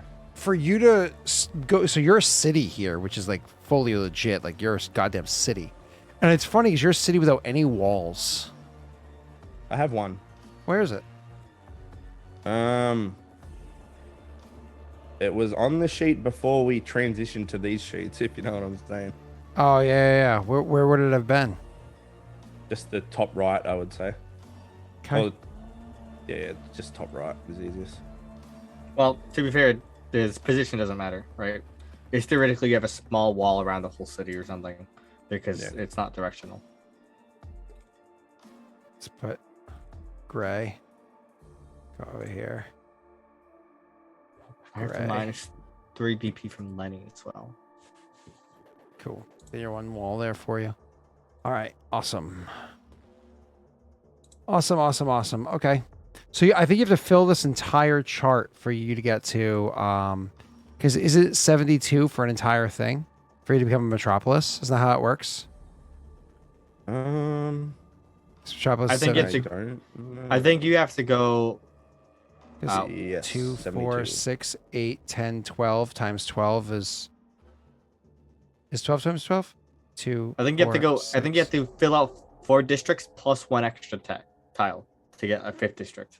Well, 12 times 12 is 144. So am I doing my math dumb? Is it 2, 4, 6, 8, 10, 12? Oh, but it's not actually 12 because some of them repeat themselves. So that's not actually 12, is it? So one district is how much? 4, 8, 12, 16, It's 20, four 24, times 28. What? It's 32, 4 30. times 9. It's 36, I think. So it's 36 times Yeah. 4. Times 4 equals 144. So actually a city is realistically only what? 2 whole districts? Two. Oh, it's a little more than that. It's a 2 district and a half. Is that what it is? Or no, I can't math. Never. Yeah. So Jake, are you close to a metropolis already? No, not really. The ones in red obviously aren't built. So don't, Oh, you know they're what it just the is? ones You know I- what it is? It's put like the on there. Colossus and the ruins are what's confusing me.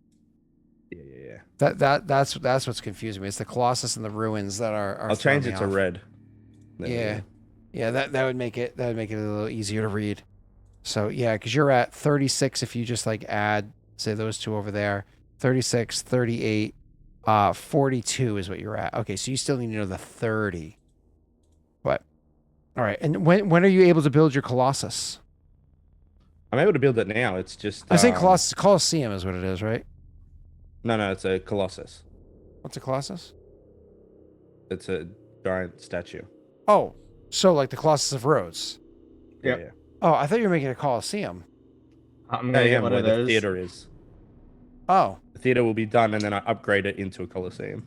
Oh, But by okay. making a theater first, I get all those discounts, and then when I upgrade it again, then I get more discounts. Smart. It's brilliant Yeah. doing it that way. But what the fuck does a Colossus give you? It's in the rulership book. Yeah, it's in the rulership book. Because I honestly didn't. This whole time I thought it was a Colosseum. Because I know It you gives eventually you- wanted to do one.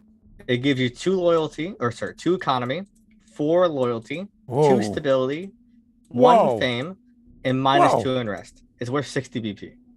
Jesus fucking Christ, mate. And I get a 25% discount From what? from the ruins. Oh, so it takes up 4 lots. Okay. Yeah. Oh, shit. It discounts a lighthouse, a monument, an observatory, and a park. 1 per settlement, plus 2 law. And if you have armies in the same hex as a settlement with a Colossus, they gain a +1 bonus to morale. If they're inside the city, they gain a +2 bonus to morale. A Colossus can share the same space as a lighthouse or an observatory, but not both. Bro, you can have an observatory there too? Yeah, I'm gonna have Yeah, I'm one of putting it in those. That's fucking badass, dude. Yeah. Wow. Okay, so how But much? all the things in red are the current things I have discounts for now, which is like so many things. So the Colossus is 5 BP for. Oh, it's another 1 year. You should probably start that one up. Jesus, I'm surprised you haven't started I already. can speed it up to 6 months. You know what I mean? Oh, that's right. That's right. But then it costs you Yeah, 10 yeah. per. Yeah. Yeah. I'm surprised you haven't started that one. Okay. Cool. All right. Anyways, we good? Yep. All right. Let's go. Oh wait, you can speed it up to 6 months because of who? One of my followers. And he's a follower, not a advisor, correct? Yep, that is correct. So there's no way to get her done unless do you have any of your advisors that can mix it, get her done with it. That'd be expensive though. Let's say that costs you like Yeah. fucking. You know what's that? 5 times. You said 6 Can I months. ask you how get a done would work? Could I mix it with the follower benefit? You know how like I get a 50% reduction in time, but then can I use get it done on top of that? Elaborate. What are you talking about? Okay, so just say I want to build the Colossus, right? And I assign my follower to make it 6 months instead of 12 because of how efficient they are and know how to do stuff, right? Yep. And then I use a get it done on that same thing. Yeah. So what I'm Can saying. I stack it? What I'm saying is, yeah, you can usually stack all your Okay. abilities, but it can't just be anybody that does it. It has to be somebody that makes sense for Yeah. it, right? Yeah. Yeah. And you have very limited get or dones. There's what, 3 characters or 4 characters in each kingdom, Yeah. and you're not getting that reset for a long time. So it makes Yeah. sense that I would allow stacks to happen. Yeah. Beautiful. So you absolutely All right, could turn that into a 3-month with project. Sarush then. Sarush is going to be. I need to build her thing. So if I can. Yeah, especially if if you're I can trying to stack just that, make that'll your be good. fucking center of power, like Yeah. that'd be nice, you know. Yeah. That's Did what you I'm gonna already do next figure out turn. all your patrons for where your centers of power are going to be? All bar. Actually, no, I have all of them. Yeah. Yeah, you know where everybody's going to be. Yep.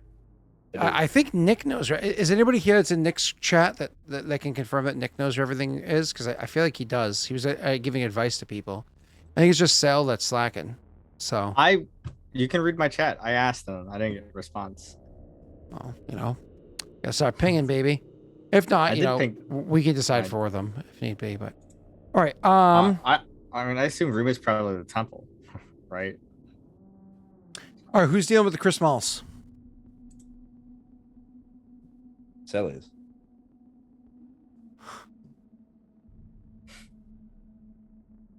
You sure you want to do that? My life's kind of been running dry.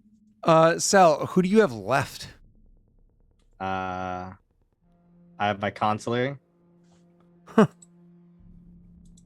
I have. Mine was made. My check was made a lot easier though, right? Yes, is way the fuck easier. Yeah. I mean, I'll do it. I have my consular. I have Tony, my steward, which is my curator. I have my royal enforcer. I have my. Oh yeah, have your Royal Enforcer do it. That makes sense. Well, he's being built right now. Yeah, but he still has a total modifier currently, because he's Yeah, he, it's he low, hasn't but it'll be been a lot changed yet. higher. He'll be changed next month. You're going to do it on your month, right? It kind of like took care of both at the same time, because of the whatchamacallit. So might as well just roll and guess. get done. Probably send Tick Tongue though. He's better, objectively. Wasn't Sixteen doing something? No, No, it was just a conversation. That's right. He didn't actually go. He was just chatting at one point. Okay. Okay, No. why did I feel like you're like, no, I'll send my marshal. That makes sense for TikTok to blah, blah, blah, blah. Why do I feel like you had that conversation? no, it was my warden, Tark. No, you're talking about won't. fighting the demon. I'm talking about the, one point in time, you're like, no, I'd send TikTok. TikTok makes sense because he's the person with blah, blah, blah, blah, blah. I was like, oh, yeah, it is TikTok, wasn't it? Is the poisoned one? Why is he poisoned? He's not poisoned anymore. That was a while ago. Yeah. We could always tell the difference. Just Scott never. No, because remembers doing him. Ting was the one we were talking about him when it came to the Chris Malls. I think he was the one that dealt with the Chris Malls. No, it was Lenny. Oh, Tick Tongue assisted Lenny. You're right. Yeah, But I that thought was 2 so. months, 2 weeks. So is it just That's only fair. 2 weeks? That's fair. I will. That was only 2 weeks. You are correct. I will allow this to apply. I give it to you. Good, Cool. good call. So, anyways, his is significantly easier because of what was done beforehand. Nick's was very hard. Yours was very hard. His is literally an average roll. So it's just a 12. It is a loyalty check because you're doing it for your ally clan. So it's just a DC 12. I don't know what TikTok gets. It's a 6. +6. Jake, if this is bad, it's on you, dog. Ah! Well, Jake, I don't know why you wanted me to do it for you. So the Well, only that's The all- person. average is a 12, right? Yeah. Yeah. Yeah. Can't Well, make it. you get a Well, we can't. Well, I can 25% roll luck. chance. I'll roll luck, I guess. No, I've rolled fucking 3 ones. What is that? Calculator.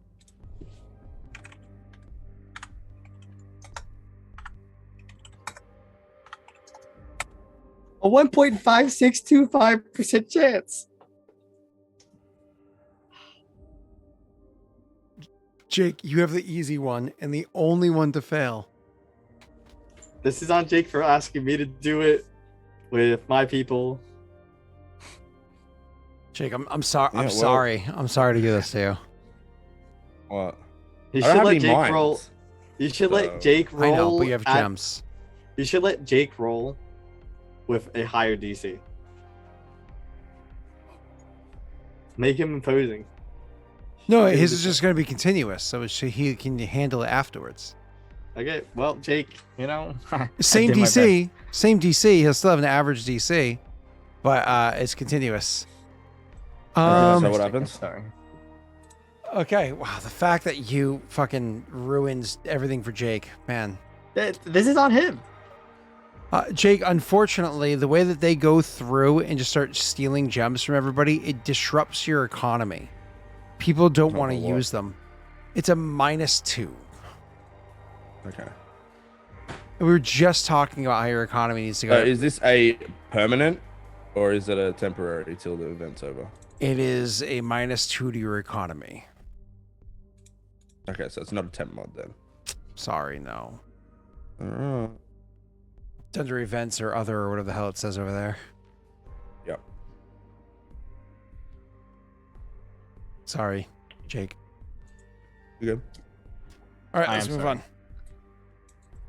So back to game. Jake, after that is the Chris Malls are dealt with.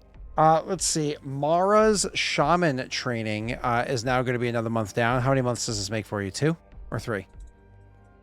2, right? I have on there Mara is gone for 4 months, so I've been ticking that down. So now it's 3 months. Yep. Okay, so it's 2 out of 5. Okay, cool. Let's see. After that, you wanted to research the old mole ruins in Kabe with Shado.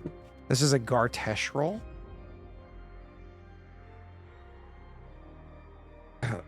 We're not researching it. We're just kind of exploring it. Was my thing, right? Yeah, but that's still, it's a Gartesh will be the one to roll for it. It's not like it's overly difficult.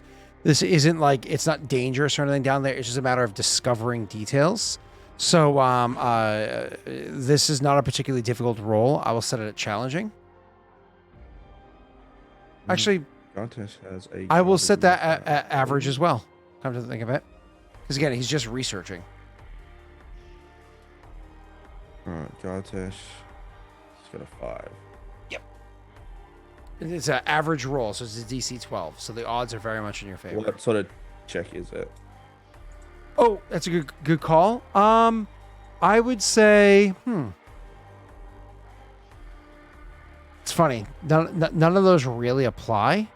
But why don't we go ahead and call it a economy check, because it's the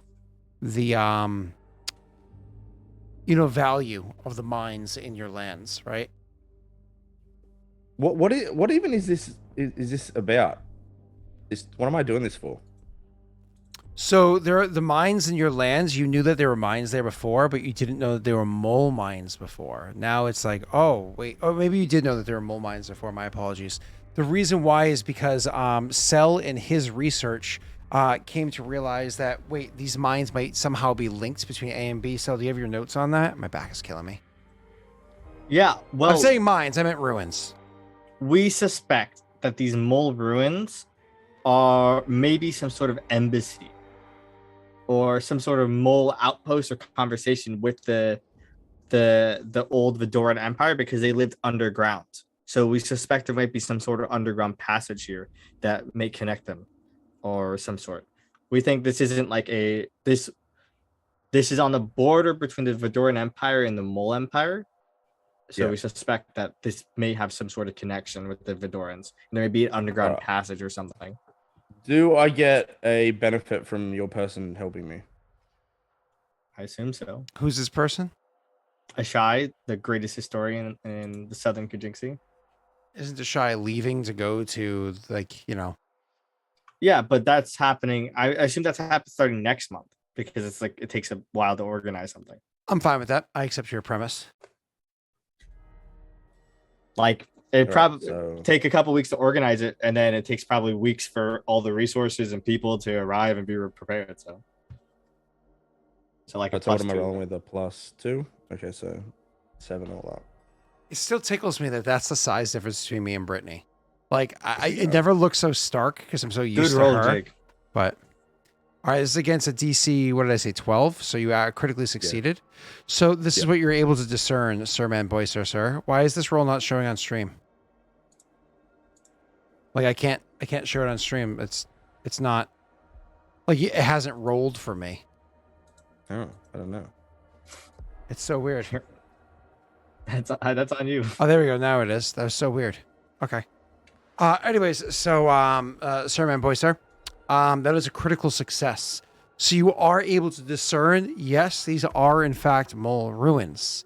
Yes, these ruins are in fact something that seems to have more like it has offices and whatnot as far as you could tell of mole culture. Here it has X, Y, or Z. Strangely enough, these ruins also have give me 1 second. These ruins also have a statue inside of it that you have to roll knowledge religion for a shy. Does a shy have a character sheet? Yes, they are. They were Knowledge religion my. for. They were my curator, but I changed them for political reasons. Oh God, they suck at knowledge religion. They have at least trained in it. Yeah. That's Okay. It's not a high check, but you got to be trained. Oh, perfect. 12. That's the DC. okay. Because it's not common here. I should say in Densho. Snaga. Oh yeah. Yep. So it's a statue to Snaga the Abusive. It's an old statue. So it's it's worn down or whatever. But it is an old statue to Snaga the Abusive that happens to be inside here. A Snaga statue that they believe to be magical because it is strangely warm to the touch. Anyways, so that's what they happen to find down there. But searching around, and this is where the critical success comes into place, they are able to discern that there seems to be an additional passageway that opens up and shows that there are, in fact, stairs that would go down into the depths, into the deep.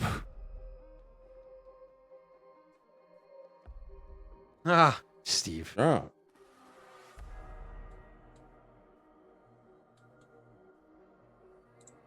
Okay. Anything else you want to take from this?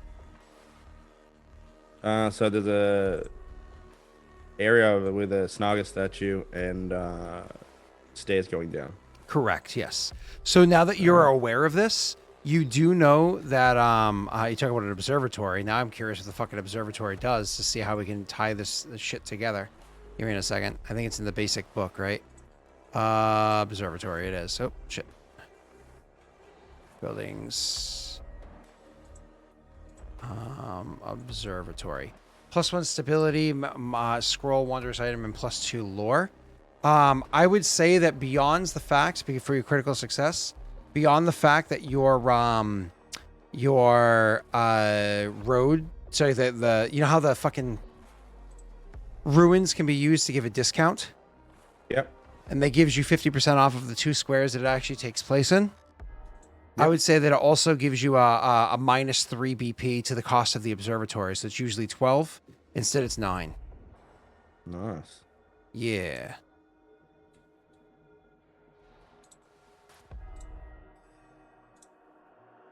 Okay. Okay. Cool. All right. And that obviously the observatory is for, we're talking about researching down into the depths, not up into the stars, right? Yep. Yeah. Cool. All right. Next. Next. Oh, sorry, that's me next, not you next. Meh. Okay.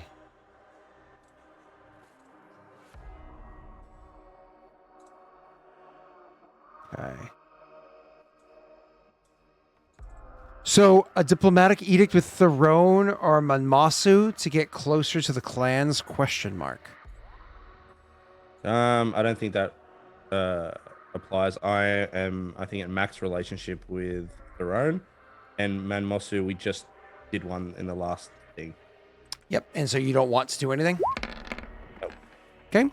Well, there was a people sent from Manmasu over to you. What happened was you were being told, because obviously word would be sent ahead of their arrival, right? Because they're doing things the proper way. That emissaries of Manmasu are coming to visit Clan Densho.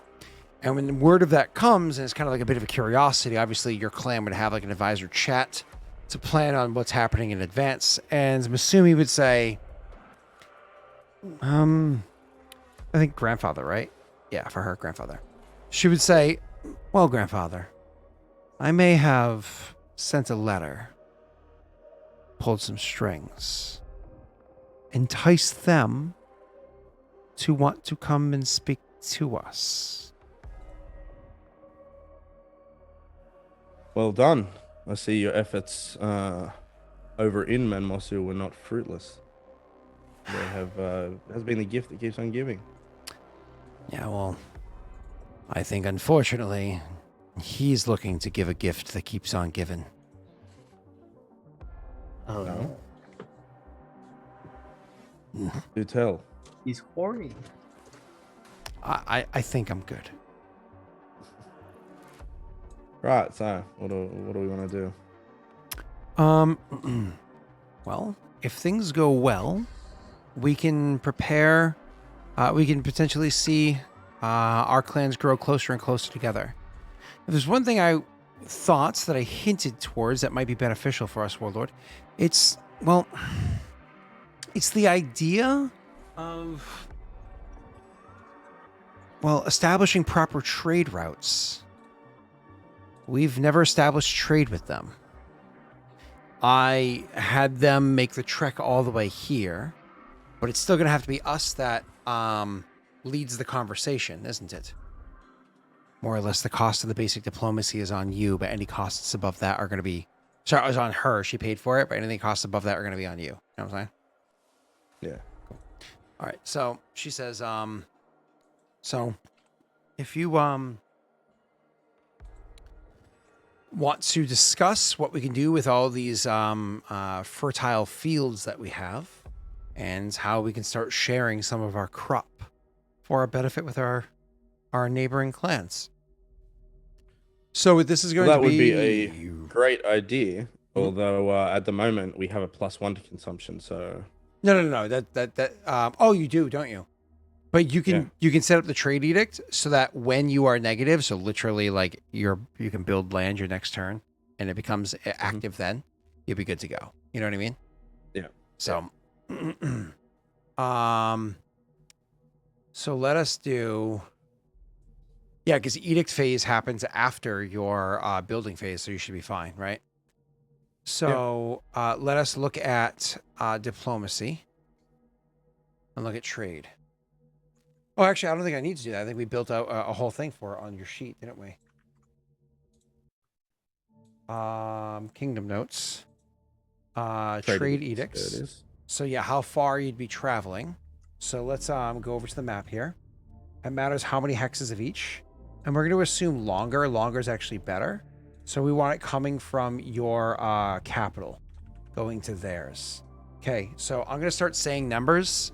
Maybe you want to keep notes or tab them inside of the cells on your... So you have your kingdom sheet up. I'll do the map, okay? Okay, yep. Cool. All right, so plains. Oh, sorry, roads. You'd probably travel through some of Cell's kingdom, right? Yep. And is road an option? It is. Yeah, let me just see what this says. Because, yeah, road is an option, so you would click road instead of grasslands, right? Yeah, that is what you do. All right, cool. I'm going to clear it out because for some reason it has numbers in here already. So I'm going to clear out the clear it. grasslands. And you just Start with travel road. through Cell's kingdom, so which would be beneficial. So we're going to go... I think highway and road are considered the same, aren't they? No, highway's Yeah. twice the speed. Is that what it says on Oh, there? highway is on here. Yeah, there's also an option. Okay, on here so as well. 5 road and 1 highway. Okay, you ready? Yep. Then it's... Let me make sure I did that right. So it's 1, 2... I actually did that wrong. Because it doesn't count. It never counts the first one, which is so annoying. That should be 6 road and 1 highway. Sorry. All right, here we go.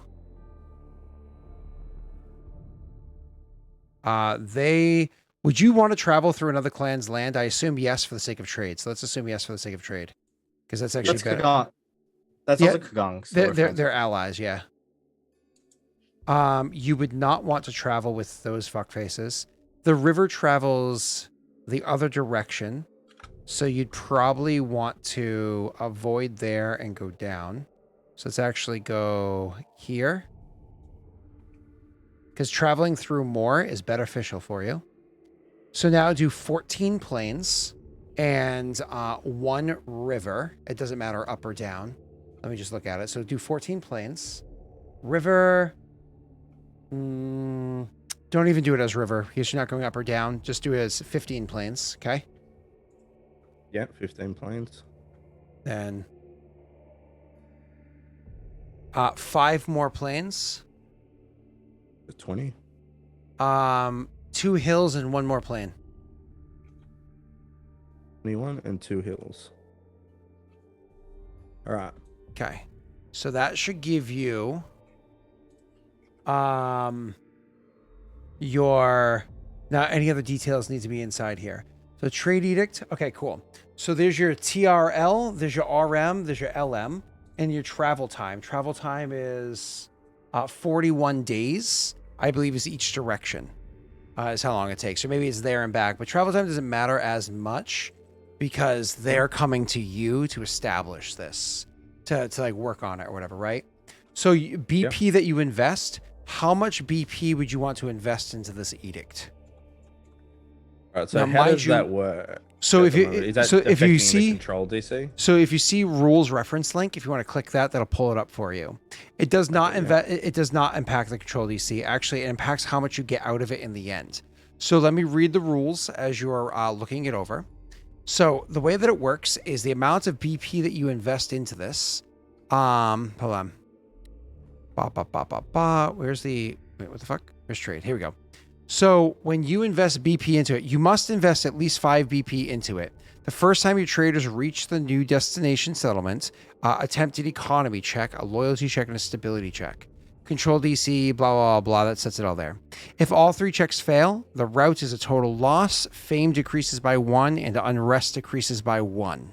If 1 check succeeds, the expedition fails to reach its destination, but sells its goods elsewhere for 1d4 BP for every 5 BP invested. So more or less, if you fail, you earn 1d4 BP for every 5, so you're recouping some losses. If 2 checks succeed, the trade route is established, your economy increases by 1, and treasury increases by the RM. Plus, so treasury is like your BP, increases by RM plus 2d4 BP for every 5 invested in the initial trade. So what's your RM? 5. Holy shit. So that means if you invest only 5 BP, you get 2d4 plus 5 back. If you invest, say, 15 BP, you get 6d4 plus 5 back. Okay? Cool. Yeah. So it's a gamble. But most likely will pan out in your favor, whatever. For example, if all 3 checks succeed, the trade route is established. It is a great success. Your economy increases by 2. Your fame increases by 1. Your treasury increases by RM plus 2d4. So same as the other one. An established trade route, it lasts for a year. A kingdom can have 1 of each following type of trade route. Each trade requires certain buildings to be built in your settlement, and you have this. You have a granary, you have farms, you have a stockyard, so you're good. Cool. So them coming all the way to you more or less means that the initial cost of this, which is 1d4, is free, and you don't worry about the consumption. They're kind of like, don't worry about that. We're willing to work with you to establish this, so on and so forth. So, and then they'll just to finish off the fortune's favor. Usually you have to start this and you have to wait that many days, which is 41 days before you get the money, which would be more or less, if you did this now, you'd have to wait until your kingdom turn, the next person's kingdom turn, the next person's kingdom turn, your kingdom turn, and then one more. You know what I mean? Like, cause like how long it is. Yeah. But you don't have to worry about that, right? Because again, it's from a fortune's favor. A normal one you would have to. Yeah. So what's your DC? 76. What's your modifiers? Is this like all 3 of the checks? Like Yeah. So it looks like you're definitely going to succeed too. I won't lie though. One of those is a rough one. Yeah, I do have a question though. Sure. I got a boon from when we went up to the north, or that was going to last till the next, event. like the next northern event, which is here. Where is it? Southern trade edicts get a +5. Okay, you get a +5 for that. Okay. So that means you just went from a +60 against a 76 to a 65 against a 76. And you have a Winnie's Wisdom. You can make that a 70 against a 76, making it so you're almost guaranteed to succeed if you use luck. So this could potentially be a great success. Now, let's work some math out for a second here. If you invest only 5 BP and you succeed, you're guaranteed money back because you're getting 5 plus 2d4. You're guaranteed 2d4. Cool. If you invest 10 BP, Keep talking. I just gotta go to the door. you're good. If you invest 10 BP, you're not necessarily guaranteed. So what is the average of 4d4? 2.5 per, right? So it's almost like it almost is a wash, right? Like every time you invest 5, if you roll average, you're just breaking even. You could potentially lose or you could potentially gain because of the law of averages, right? So it's like there's no real benefit for adding more BP, is there? It's just a gamble every time. So if you invest 5, average, you break even, roll low, you lose, roll high, you gain. It's just a gamble. Yeah, but you gain other benefits from a trader. I don't know about the BP if they give you anything extra. No. So you once don't. it's established, what happened? Like, am I investing into it when I apart from the initial thing that happens now? It's just the initial thing. You just can't do it again for another year. So like that benefit that you get, it's just there now. It just exists. And you just can't do it again for another year. So it's like you get this big boon, but then it's like you have to have a 1 year cooldown. Yeah. Okay. So it's just whether or not you want to invest all that extra BP. I don't know. I'm kind of like, Are you a gambling man? Sometimes I think this one, especially with what we've got to build and stuff coming up. see, I think we'll if probably I were stay you, with the I 5. would invest the 10 because like it's a very safe gamble. It's a very, very safe gamble. So Okay, so 10. that's what I would do. I would invest the 10 because it's a safe gamble. Well, this is on a fortune's favor, so I don't want to screw anyone out of potentially helping me. So I will do the 10. Sure, yeah. Again, it's not like I hope it ends up working out for you because otherwise it's a clean 2d4. This is you get what I'm saying. Yeah. So what am I? I got to roll to establish it first, right? Correct. So first things first, before we do anything else, your first roll is going to be, let's do your stability first. You have an automatic +5 for these trade edicts, so that 83 becomes an 88. So plus 88 against a 76. Don't eat up your high roll first. Eat up a roll. Okay, there you go. Middling. Oh my God, 100. Okay. Next up is going to be, do you want to do your scary one first or the other one? So I just need to pass 2 for it to be Success, good, right? but you want great success, yeah. So you want to do the scary one first or get the other one out of the way? I've got a Winifred. I don't know which one I should apply it to. Definitely the worst one. You think so, though? Because even with the What if I Winifreds, fail the other one? even with the Winifreds, a natty one's a fail. Because the penalty is so great. So I would do the easy one out of the way because it's a 75 versus a 76. So I wouldn't waste a Winnie on that. Yeah, well, because if you roll 1, you wouldn't succeed. So why would you? Yeah. Even with a Winnie, All you right, wouldn't so succeed. I'll roll the loyalty next. What is it? 75 v 76 is what you got to roll. Okay, 75. Yeah. That makes sense. I wouldn't use it on that. Why is the length modifier 0? Oh, that's right, because length modifier is a penalty that goes. Bro, you got the low one out of the way. That's great news. Did I pass that? What was it? Was it 76? 75. Was it? Yeah. Okay, good. And now All you right. have this last one. This is where you got to think for a second. You have 1 Winifred's. It's right now a 65 against a 76. 65, 76 means you have to roll an 11. If you use your Winnies, It's a 70 versus 76. Meaning that even if you fail, you got luck. So you're doing 70 or 65, Winnie or no Winnie. Great success gives you fame and economy. I do want the economy though, because I just lost it. Okay, then do it. Blow the Winnies, get it. Yeah, I think I'm going to. 70 v 76, maybe. Bite me in the ass, but at the same time. No, So because it's even if you rolled a 70 2 or a versus- 3, you got luck. So Yeah. So it's plus 70, right? yeah. Oh my God. Okay. You have a 50-50 God. shot. Cell keeps rolling ones. Oh! Got it. All right, there we go. Hit my head. All right. That's awesome. Oh my God, that's so exciting. All right, cool. So critical success means that your fame goes up by 1. So your base fame on your sheet, you're going to increase that by 1. Holy shit, you got a fucking 13 now? Let's see. What else? What do I What else? put that in? Base fame. Base, yeah, base, How do I yeah, increase that? Just change it to a 1 because there's no numbers in there. You just change it to a Oh 1. yeah, base. I see. Yeah. All right. Let's see. Your economy goes up by 2. That's permanent. So that's not an event or whatever. That's other. I guess you'd put it under. Or event so events over here are permanent ones. So you put under instead of other, put it under events over here. Yeah. All right, cool. Let's see what else is there. Economy 2, fame 1, treasury. All right, because you invested 10.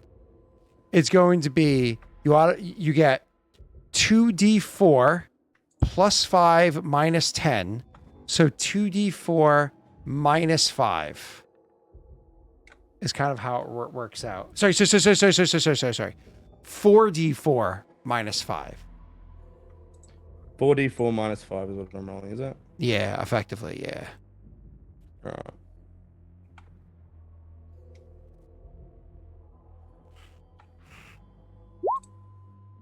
right. You've got the /R, maybe? Yep. The emotion's up for nothing. Now I'm not even anticipating it anymore.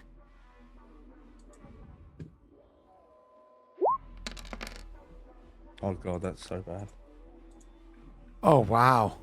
So what's funny is literally if you imagine the first 2 is what you're gonna get anyways, and the second 2 is the invested 5, that means that you washed out your extra 5 BP.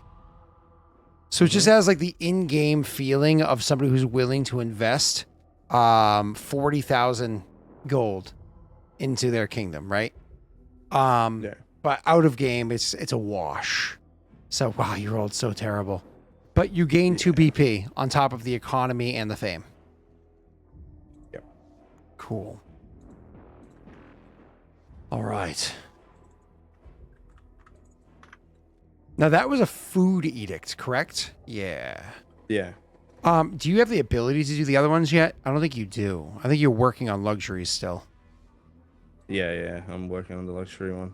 And Cell's still working on raw materials, but that's a hard one to build up to.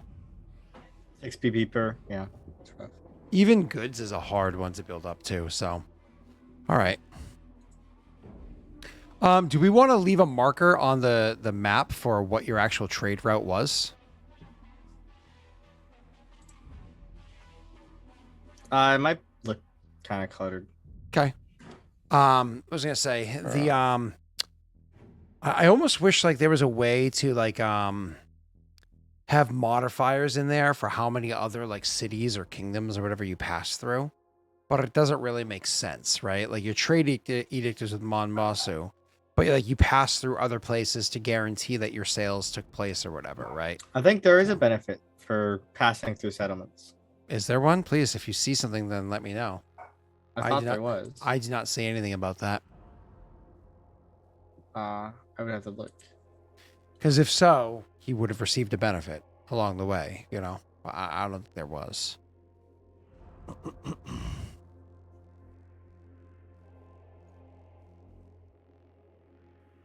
So to control DC, your settlement's corruption plus... I don't think we incorporated settlement's corruption and productivity into the roll, did we?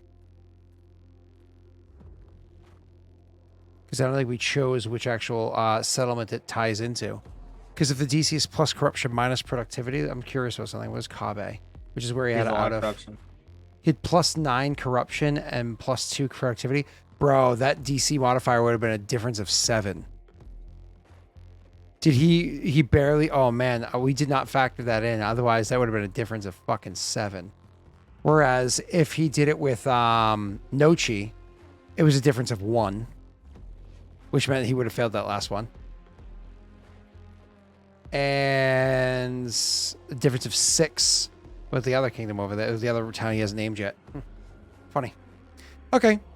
So, whoops. Didn't factor it in. We'll have to make sure we do that next time. Moving on. All right, cool. You added the 2 BP, sir? Yeah. All right, so that Fortune's Favor is now out of the way. All right, let's see. What else is there? We can probably fit one more in, then we have to end the session. And next week we can start with you and just jump to Cell for the rest of the session. We can have you pop in for like a half hour, and then you're welcome to leave anytime after that next week, okay? Yeah. All right. Flushing. How many events do I have? You have a lot of stuff. Because most of your stuff is like stuff that builds up over time. I thought I did a lot on the last turn, though. One of them One of them says like build a luxury store because of a previous schemer event. Once complete. Already been built. Gets Boomtown. Oh, did your Boomtown already happen? When it completes, it'll be a Boomtown. So is it not completed this month? It's completed next month? Next month, yeah. Because it takes 3 months to build or whatever? Takes me 2. Oh, but you did it was earlier just this this. turn. Gotcha. I understand. So Yeah. that's already in here. Flushing out Triaxian vassals still has 20 BP worth of military equipment from the army of Throne. For your army from Throne, did you use that yet? No. Okay.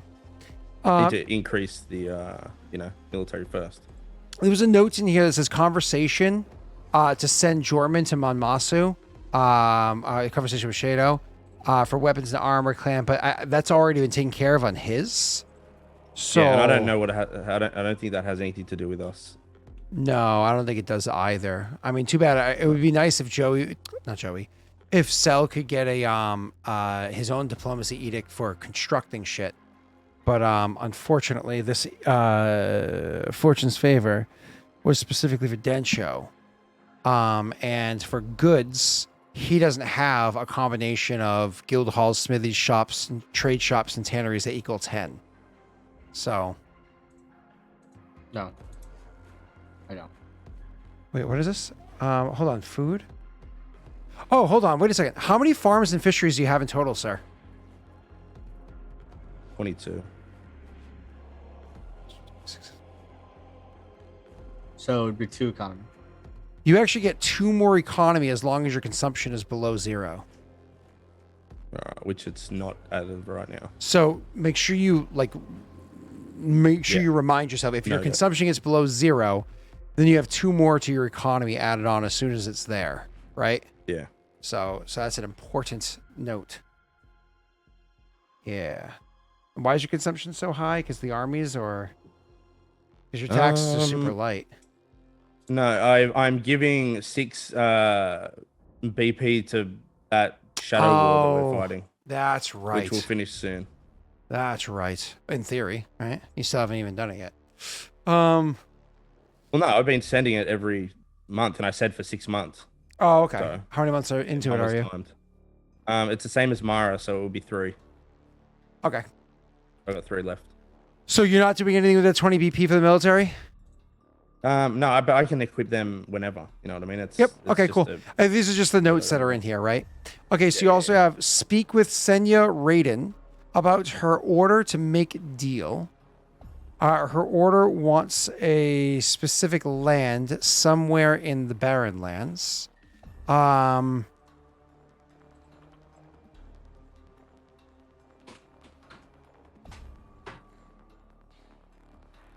Huh?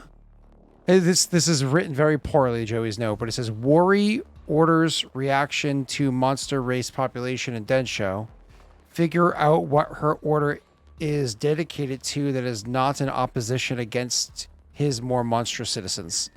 So I think what he's trying to say is you might be worried about their reaction. because they might be in opposition. They might like dislike some of the monster races that you got. Who? Senya Raiden? I have no idea who that is.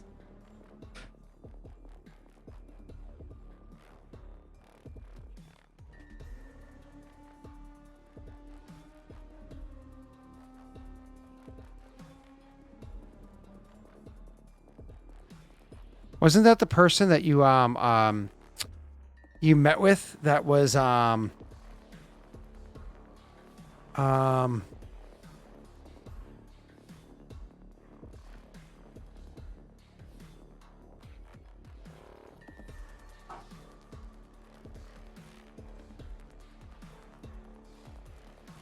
is that woman that you met with? Oh God, that's right. Sonya Raiden. Sorry, it was just spelled horribly, so when I controlled F, it wouldn't find. Remember the old guard that showed up, the group of hobgoblins? Oh, I haven't. the I witches. haven't met with her yet. Yeah, so that's the We whole. That's the what last this- thing that happened was speak with Sonya Raiden. All right, Yeah, I gotta speak to her. this is spelled like Sonya from like Sonya and Raiden. It's more or less like the note from Joey is like you have a couple of fucking fighters from like finish him. What was that? Mortal Kombat. Sonya Raiden. Fight. Anyways. So RP with her, conversation with Shadow is already done. Then flushing out Triaxian Vassal. What is it flushing? Oh, that's your vassal state. Gotcha. Yeah. So really, if we leave the Sonya Raiden talk, the next thing, I can just do the random event now, and then we can call it, I guess. Well, let me check something else first. Mr. Call It.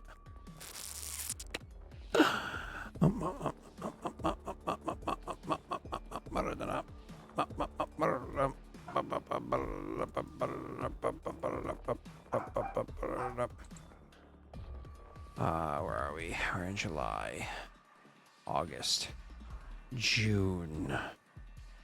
Oh Lord, there has been a drug that has grown increasingly. We've done that one. How about this one? Densho. A convoy of Perrin, Human, and Karak in Hafue. Oh, yep. Here we go. This is you. Here we go. Oh Lord. A convoy of Perrin, humans, Karak, and Hafue in, shall we say, fancy robes and armor have arrived in our lands and have been charging exorbitant prices for supposedly impressive trinkets and making displays of magic in public to drum up buyers.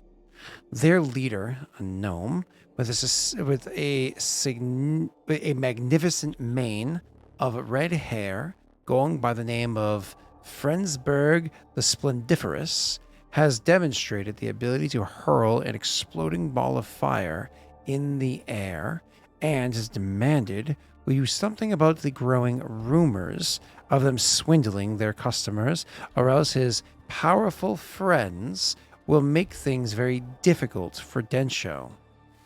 I have to say, the rumors are seemingly true that they're swindling. Throw it to the floor. Your counselor, who happens to be Ygritte, law speaker, says, they're traitors, they're coming and going. We can quiet down the rumors and placate the people. They'll pass. They'll pass. Merchants will always make their money, and who knows? Maybe there's truth to these threats. We don't need to cost lives for something so insignificant.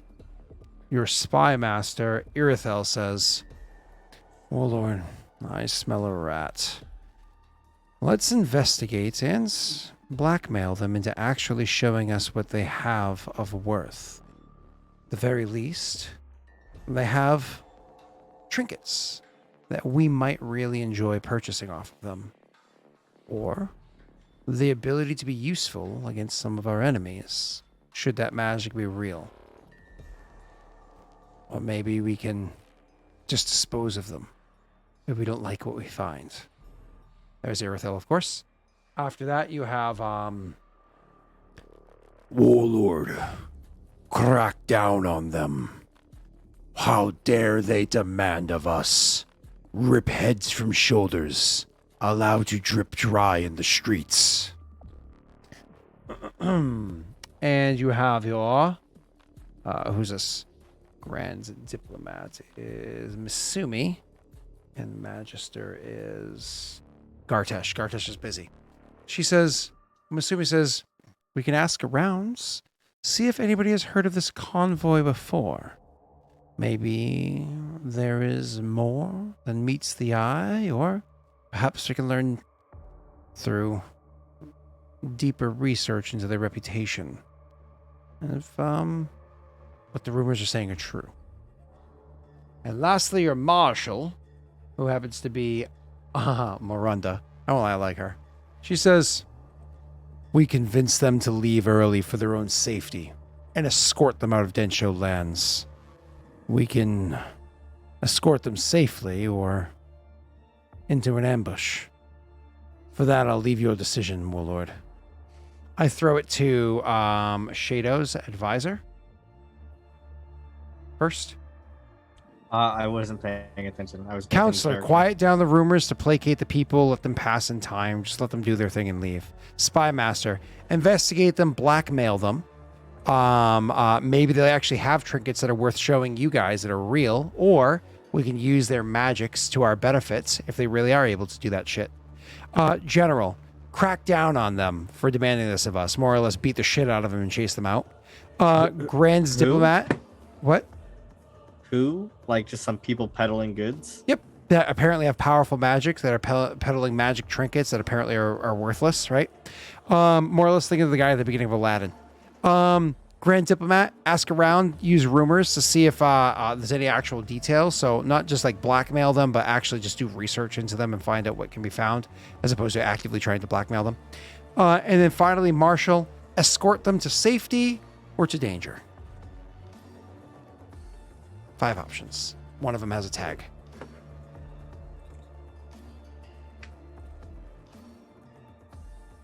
They probably do not have powerful magics. I have not known one who does, who flaunts it so. I would just get them to leave. No need to kill them. But we cannot deny, Earthel, the fact that they're putting on displays. So even if their magics aren't genuinely powerful, maybe they're being powered by trinkets that would be more useful in our hands than theirs. I still suggest that if we can dig up any dirts to convince them to be compliant, maybe we can get them to allow us to see their goods worthy of a warlord's attention. Miranda just shakes her head and says, I still say they should be gone. I have my preference. Kind of nods to herself. You know what she means. Yeah. Nick's not here, so Jake, so that's you. Irithel's suggestion more or less is like work out what they're about kind of thing and then blackmail them. Well, it's more or less just blackmail them. The research one is Misumi. His is more or less dig up whatever he can based off rumor, reputation, whatever, even just if within Densho claims to blackmail them and threaten, you know? And what was the last thing he said? If they don't, we can just kind of take care of them. Is that it? No, that was Miranda being like, just get rid of them. All right. I mean, it's too powerful of a opportunity to pass up in case they do have anything. So we're going to go with Irithel. Okay. So this is an economy one, obviously. It's actually not an easy one, sir. It's an imposing roll. I have no idea what that means for you. It takes only 1 week, so it's a quick one. 26. Irithel has an 11. This unfortunately isn't the court's. Imposter syndrome I wouldn't apply either. In economy, unfortunately, you have a 0. Woof. This is a hard roll for you, sir. I'm sorry. I didn't realize it was that hard. So you have a plus 11 against a 26. That is a rough roll, sir. What's up, Hannah? As a rough roll, sir. It doesn't look like anybody else gave you winnies. So you're screwed there. Did you want to hire adventurers for this in case there are items of note, or just let the dice fall as they may? We're gonna add the +3 for the Okay, cool. His Yeah. ability. So it's a 14 against a 25, so that gives you a 50-50 shot. All right. Hmm.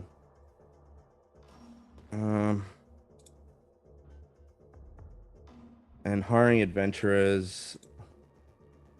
It's 8 BP for +5. 5. Do you want to spend ABP on 5? That's a lot. Yeah, it is a lot. I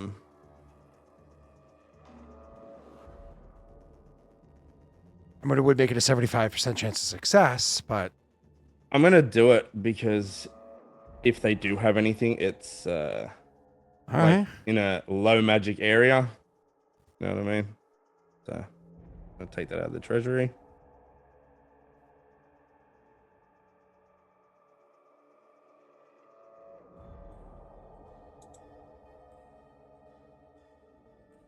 And all right, so I'm rolling with a 19.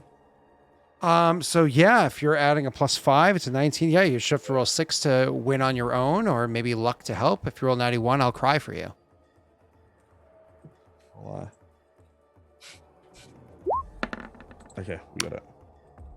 Yeah, hold on, it's a 26, right? Yep. So you have a 50-50 shot of critical success. We got it.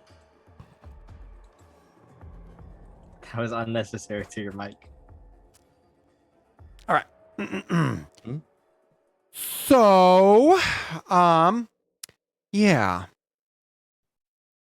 It turns out it's a little of column A, a little of column B. They genuinely are swindling people. That's true. Yep. They are swindling people. But that mage can actually cast Fireball. Oh shit. Yeah. But he's not actually a mage. The reason why he's traveling with them and not a part of the Arcane Congress because he's a sorcerer. Oh shit, that means even higher level. 6th, yeah. Yeah. So, unfortunately, that means it's not refined magic, and so Lenny would look down his nose on him, right? But that does mean that he is capable. Not only do you find enough blackmail on them to convince them and threaten them, to convince them to show you their real wares, things that are actually worthwhile purchasing, which we'll get to in a moment. They like your spunk. Like, speaking as a gnome, I won't lie, I've never been to this part of the world before, and it is weird. Surrounded by a bunch of idiots that don't know how to tie shoelaces. And I mean shoelaces. We're talking effectively Velcro boots. Whole bunch of Velcro boots around here. Yeah. They're all giving blank stares. They don't know what shoelaces are. Yeah, they have. But it just fits. Warlord, sir, I like your spunk, your spirit, as you see people glowering at him and like leering him with like swords that are like sharpened and whatnot because they don't like the way he's speaking to you, your initiative. And so I am willing to offer you my services. You see, we're more than just some traveling merchants. We're actually capable adventurers who are willing to provide for you our services. One time, though. Just once, while we're in the area, and then we will go on our way. That's, of course, assuming we're still willing to trade. I heard you pay top coin. For top product. He nods. Critical success with this group of adventurers coming through. Are you ready for this one, baby? I want to make sure I say it correctly, so give me 2 seconds. I just want to look it up real quick. Hold. Hold. Hold. Hold. Here we go. Adventures of 6+, but never higher than your APL. You have a one-time +10 bonus onto an event. Oh, damn. All right. Which is the equivalent of 16 BP. Toll. Because they're adventurers of level 6+. A one-time plus 10 bonus while they're in the region. The only problem is they're not going to stay in Densho. So if it's an event that takes an entire month, you won't be able to get them in on time to do the task. It has to be an event that's less than a month long, right? You should be able to send word to them, have it come back. Yeah. So it's to be like a 2-week event or something like that, or a 1-week event, and they'll give you that plus 10. Because they have to be able to react, right? So, Yeah. so with the limitation of it has to be a 2-week or 1-week event, they will give you a plus 10. Yeah, casual throws fireball. Exactly. Level 6 sorcerer can, I think, cast 3 plus charisma modifier. So let's assume he has a 4 fireballs in one day. It's like, I just blew up 4 buildings. Funsies. At 66 each. Holy shit. Yeah. That would just destroy an army. Yep. All right, so I just wrote down one time plus 10 to an event. Is there anything else I need to add on to It has to be only 1 or 2 week long event. It can't be a long event.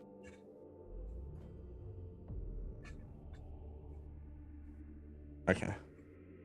As for their wares, I will say they have in their possession for you guys to purchase 4 randomly selected medium items. And though and the major would be outside of their realm of even being able to have. So 4 randomly selected medium items.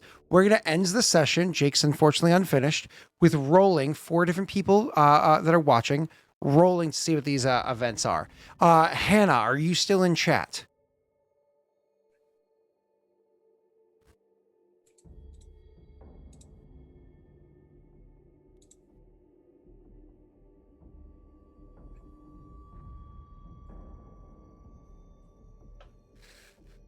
All right. Sally, you want to set up one of the hype trains?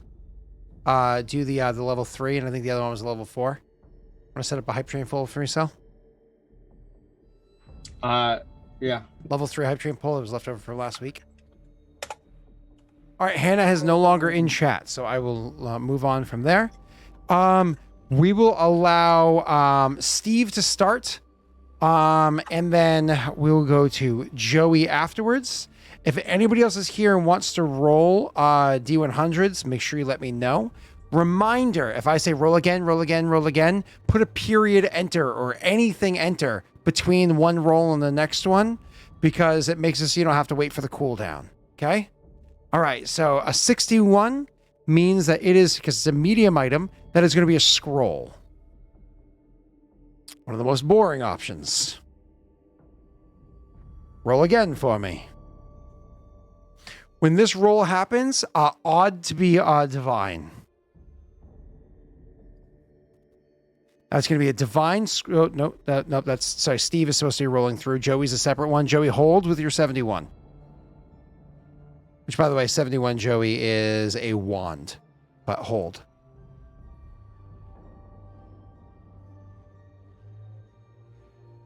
Steve is an 85, odd to be divine. So it's going to be a 4th level divine scroll. Is that contraband? Is 4th level contraband or is 5th level contraband? I can't remember the Arcane Congress rules at the moment. 5th level is contraband. Okay. Yeah.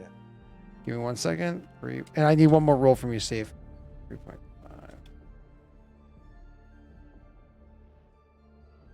Okay. So 4th level divine scrolls. Steve rolled a 54. 54 is a scroll of, oh my god. Does that exist in Pathfinder? I think it exists in Pathfinder. What? Give me 1 second. Yeah, it does. All right, here's the scroll right here. I'm going to toss it into chat for you guys. This is a cool one.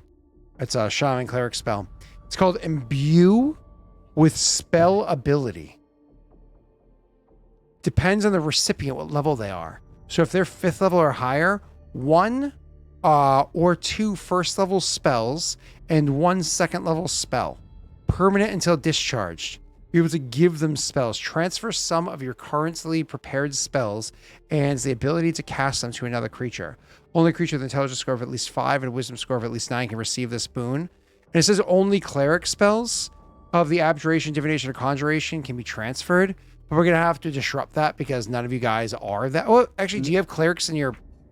No one voted in the poll. Two people. Steve voted twice. The same thing happened in when you won. Almost nobody voted, which is funny. Cool. It was literally you got 2 votes. I have an Inquisitor. Closest thing we have to a cleric. Yeah, but she doesn't even have second level spells. I think Jake has second level spells. Yeah, she does. Hmm? She has second level I would say spells. any caster that successfully, because nobody has the spell on their spell list, any caster that successfully is able to use magic device to cast a scroll will use their spell list, okay? So that is Okrum's available. a cleric. Huh? Okrum's a cleric. Oh, maybe Aurorum can do it, and maybe he can actually succeed easily. So write down Yeah. that scroll, sir, and just so you know its value. That scroll's value is 700 gold. Okay. All right. Now let's go to Joey's, which I will get to in a second. Joey, sir, you rolled for a wand. Okay, Joey, if you want to go ahead and roll for me again. Odd to be divine.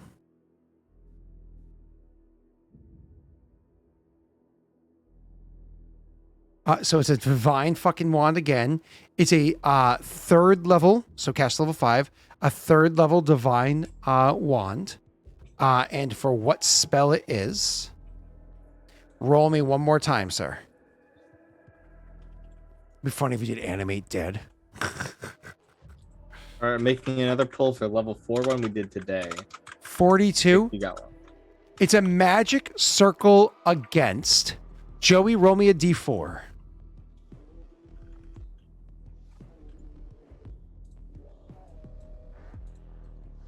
Pull is up. Magic circle against law. Interesting. It's good for dealing with devils. So Yeah. a wand of a magic circle against law. And here is the last thing I need to be rolled. How many charges are in there sets its price. So I'm going to say it's 4 times 1d10 rolled by Joey. If he rolls a 10, it's a fully charged one. If he rolls a 1, it sucks. I meant 5 times. 5 times, sorry. By the way, we'll let Joey roll 1d10. And that finishes off that one. We'll have somebody else roll 2. I don't think anybody else asked to roll in chat. 3. So there's 15 charges inside there. Now let me get the price for you, sir. So usually a wand of 3rd level is 11,250 gold. So let's do 11,250 divided by 50 equals, and then 225 times 15 equals, that's worth 3,375 gold, Jake. Okay. Nobody else responded saying that. 3,375 was that? Yeah, whatever it says in the chat right there. Yes. There's 15 charges inside that magic circle. You know what magic circle does, by the way? No. Oh, it stops like summoned creatures from being able to come into it. Like it has like a push out one, a trap in one. So if there's a devil, you could trap a devil inside of a circle. And usually casting a spell takes fucking forever. But when it's in a wand, it's a standard action. It's actually really useful for. And wands are only a DC 20 use magic device. So it's actually, yeah, when you're dealing, not demons, when you're dealing with devils, boom, oh, you could trap them in a circle. It's awesome. All right, moving on. Since nobody else responded, we're going to let Steve go again.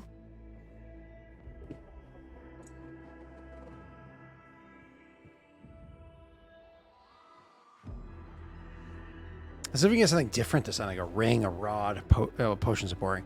Weapons, armor, anything. All right, 84. Woo, a wondrous item, but a medium one. That's fucking bonkers. That's where they start getting expensive. Steve, I need to roll me again to find out what body part.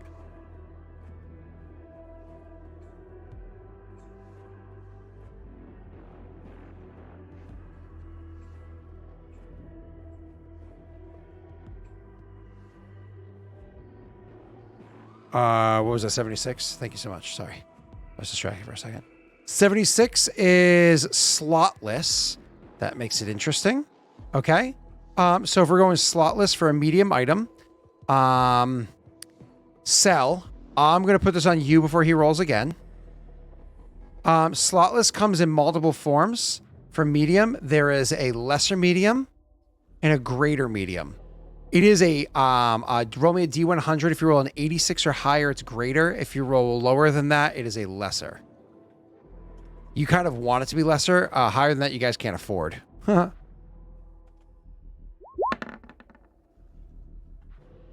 48. Okay, Steve, roll me that last roll.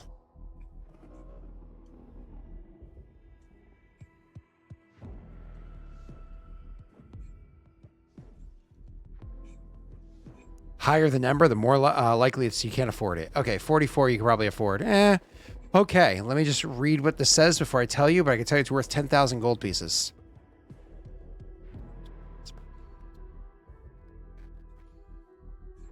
Interesting. Okay, it's embalming thread. This coarse, acrid-smelling thread is more akin to wire than fabric. When carefully sewn into the body of a flesh golem or zombie, requiring 1 hour per HD of the creature and a successful DC 20 heal or spellcraft check, the stitches change the creature's damage reduction to DR5 adamantine and slashing. Variant zombies lacking damage reduction, such as fast zombies, instead gain 1 length of stitch is required for every HD of the creature being enhanced. That's Using pretty bad. an insufficient number of lengths has no effect. A full thimble of embalming contains 20 lengths. Wow. Okay. It's a full it's a full thread of embalming thread worth 10,000. I don't think you guys will care about that. Too bad. That could have been awesome, and it was a sad one. All right, Joey. It's pretty worthless. Yeah, Joey, finish us off. What do we got here, baby? Give us a good one. I won't lie. I was kind of hoping for like a crown of intelligence or a 20. Ooh, a weapon. All right. Okay. Okay, Joey, a weapon. Let's see if it's made out of a special material or not. Give me a D100. You have to roll 96 or higher to see if it's a special material. Sadly, we use pretty unique weapons. 58 means no. Okay. Next roll is going to tell us if it has random special qualities or not. Go ahead and roll for me. 46 or higher, it doesn't. Does not. No special qualities. Okay. Now, hold on. Don't roll yet. Minor, minor, medium. A lesser medium or a greater medium. Cell, you're going to go ahead and roll again. Once again, it's a 86 or higher. It's greater. Otherwise, it's lesser. Okay. It's lesser, which is fine. Joey, this is where you want to roll high for fun.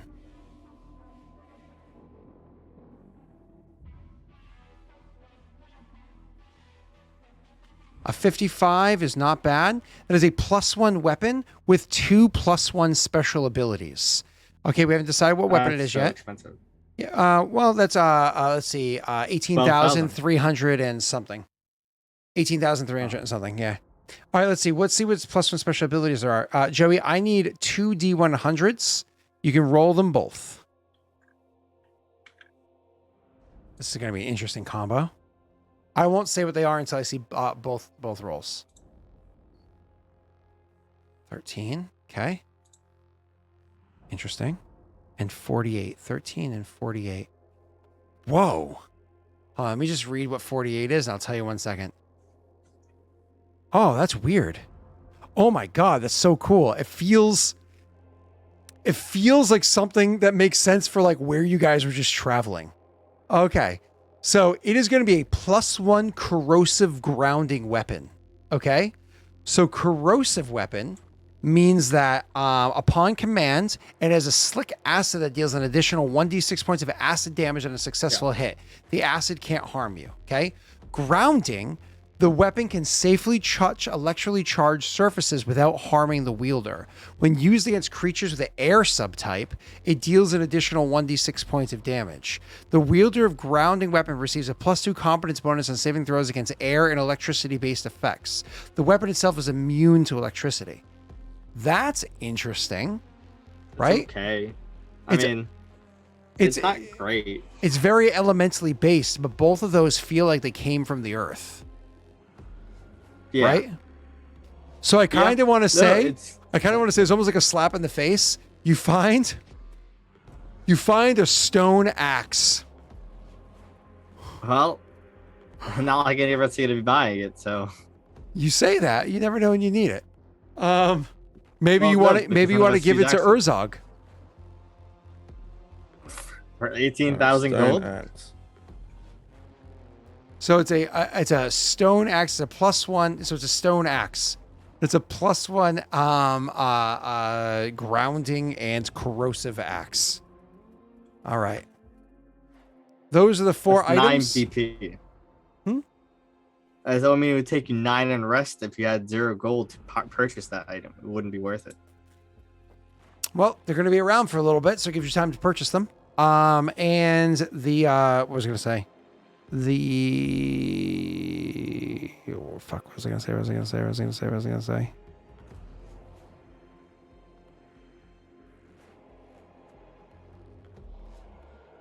I remember. Oh, so is it worth 18,300 and whatever kind of axe it is? For what kind of axe it is, if you guys choose to buy it, I'll let you decide.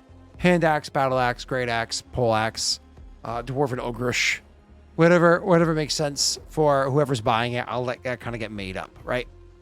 I don't care at that point because it's a lot of money to spend. Cool. Now, the last thing I'm going to say is not right now because we're going to end now, but if somebody wanted to do a what would that be? Let me just see how much these are so we can end the stream.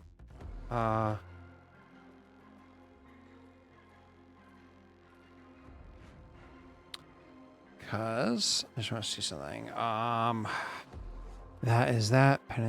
So if somebody wanted to change one of those items, a Penance of the Arbiter would allow for a full reroll of an item. That's not a small ask. So I expect most people to choose not to. Wait, is it Penance or BP? Yeah. Penance would allow for a full reroll. If you're like, one of these items sucks, I want to reroll that. Somebody can choose to do so. But we will do that reroll at the start of next session. Or actually, we could do it offline. Actually, if you choose to do one and I see it pinged, we can even do it offline and have it prepared for next session. So it might be a different item for the PCs to choose from. Okay? So you just have to tell me which item you want a full reroll, and I will gladly do it for you. If 2 people end up doing it for the same item, the first person that does it, I will take it from them. The next person, I'll inform them that that item was already done. And if they want to get a refund, I will absolutely give it back to them. I just click the refund button. PCs, anything you want to say or do before we end the session? Inclame tomorrow night for me, so 2 days for you or something. Yeah, Inclame, so much fun. Yeah. Yeah, I like Inclame. Yeah. Actually, you know what? Better Some yet, big things coming up for Inclame. not a penance. Do it as a Winifred's Wisdom. That's way less. So do it as a Winifred's Wisdom. You just have to tell me what item it's for. So not as a Penance of the Arbiter. As a Winifred's Wisdom would change the item. Okay? Not Penance. Yes, Winifred's. Inclame. So much fun. Cool. Awesome. Oh, heads up. I don't think there's going to be Regicide on the 6th. So yes, Regicide this week, I believe. No Regicide on the 5th is what I meant. As I will be driving to Maine on the 4th. I don't know whether or not we're playing Warmonger on the 8th. My wife still hasn't told me that yet. She's thinking about driving home on Monday evening, allowing me to say yes. I was thinking about driving home on Tuesday evening because it's about Rory getting more time with that chunk of the family. So I will let you know. But because we're going up Thursday night, coming back Monday or Tuesday. All right. I think that's it. I get out of here, Sal? Yeah, we good? Yeah, I'm good. Cool. I have Sal's permission to end it. So let's find somebody to raid. No RC on your birthday. Oh, that means you don't have to hang out with these losers. Speaking of losers, let's go raid one. The raid message, if you choose to engage, is hi, loser. Okay? That's our raid message. If you want to be kind, You can say hi, loser, and then put like a heart emoji or a Daelric love emoji or whatever it is that you would like. But hi, loser, some sort of emoji. Bye, everybody.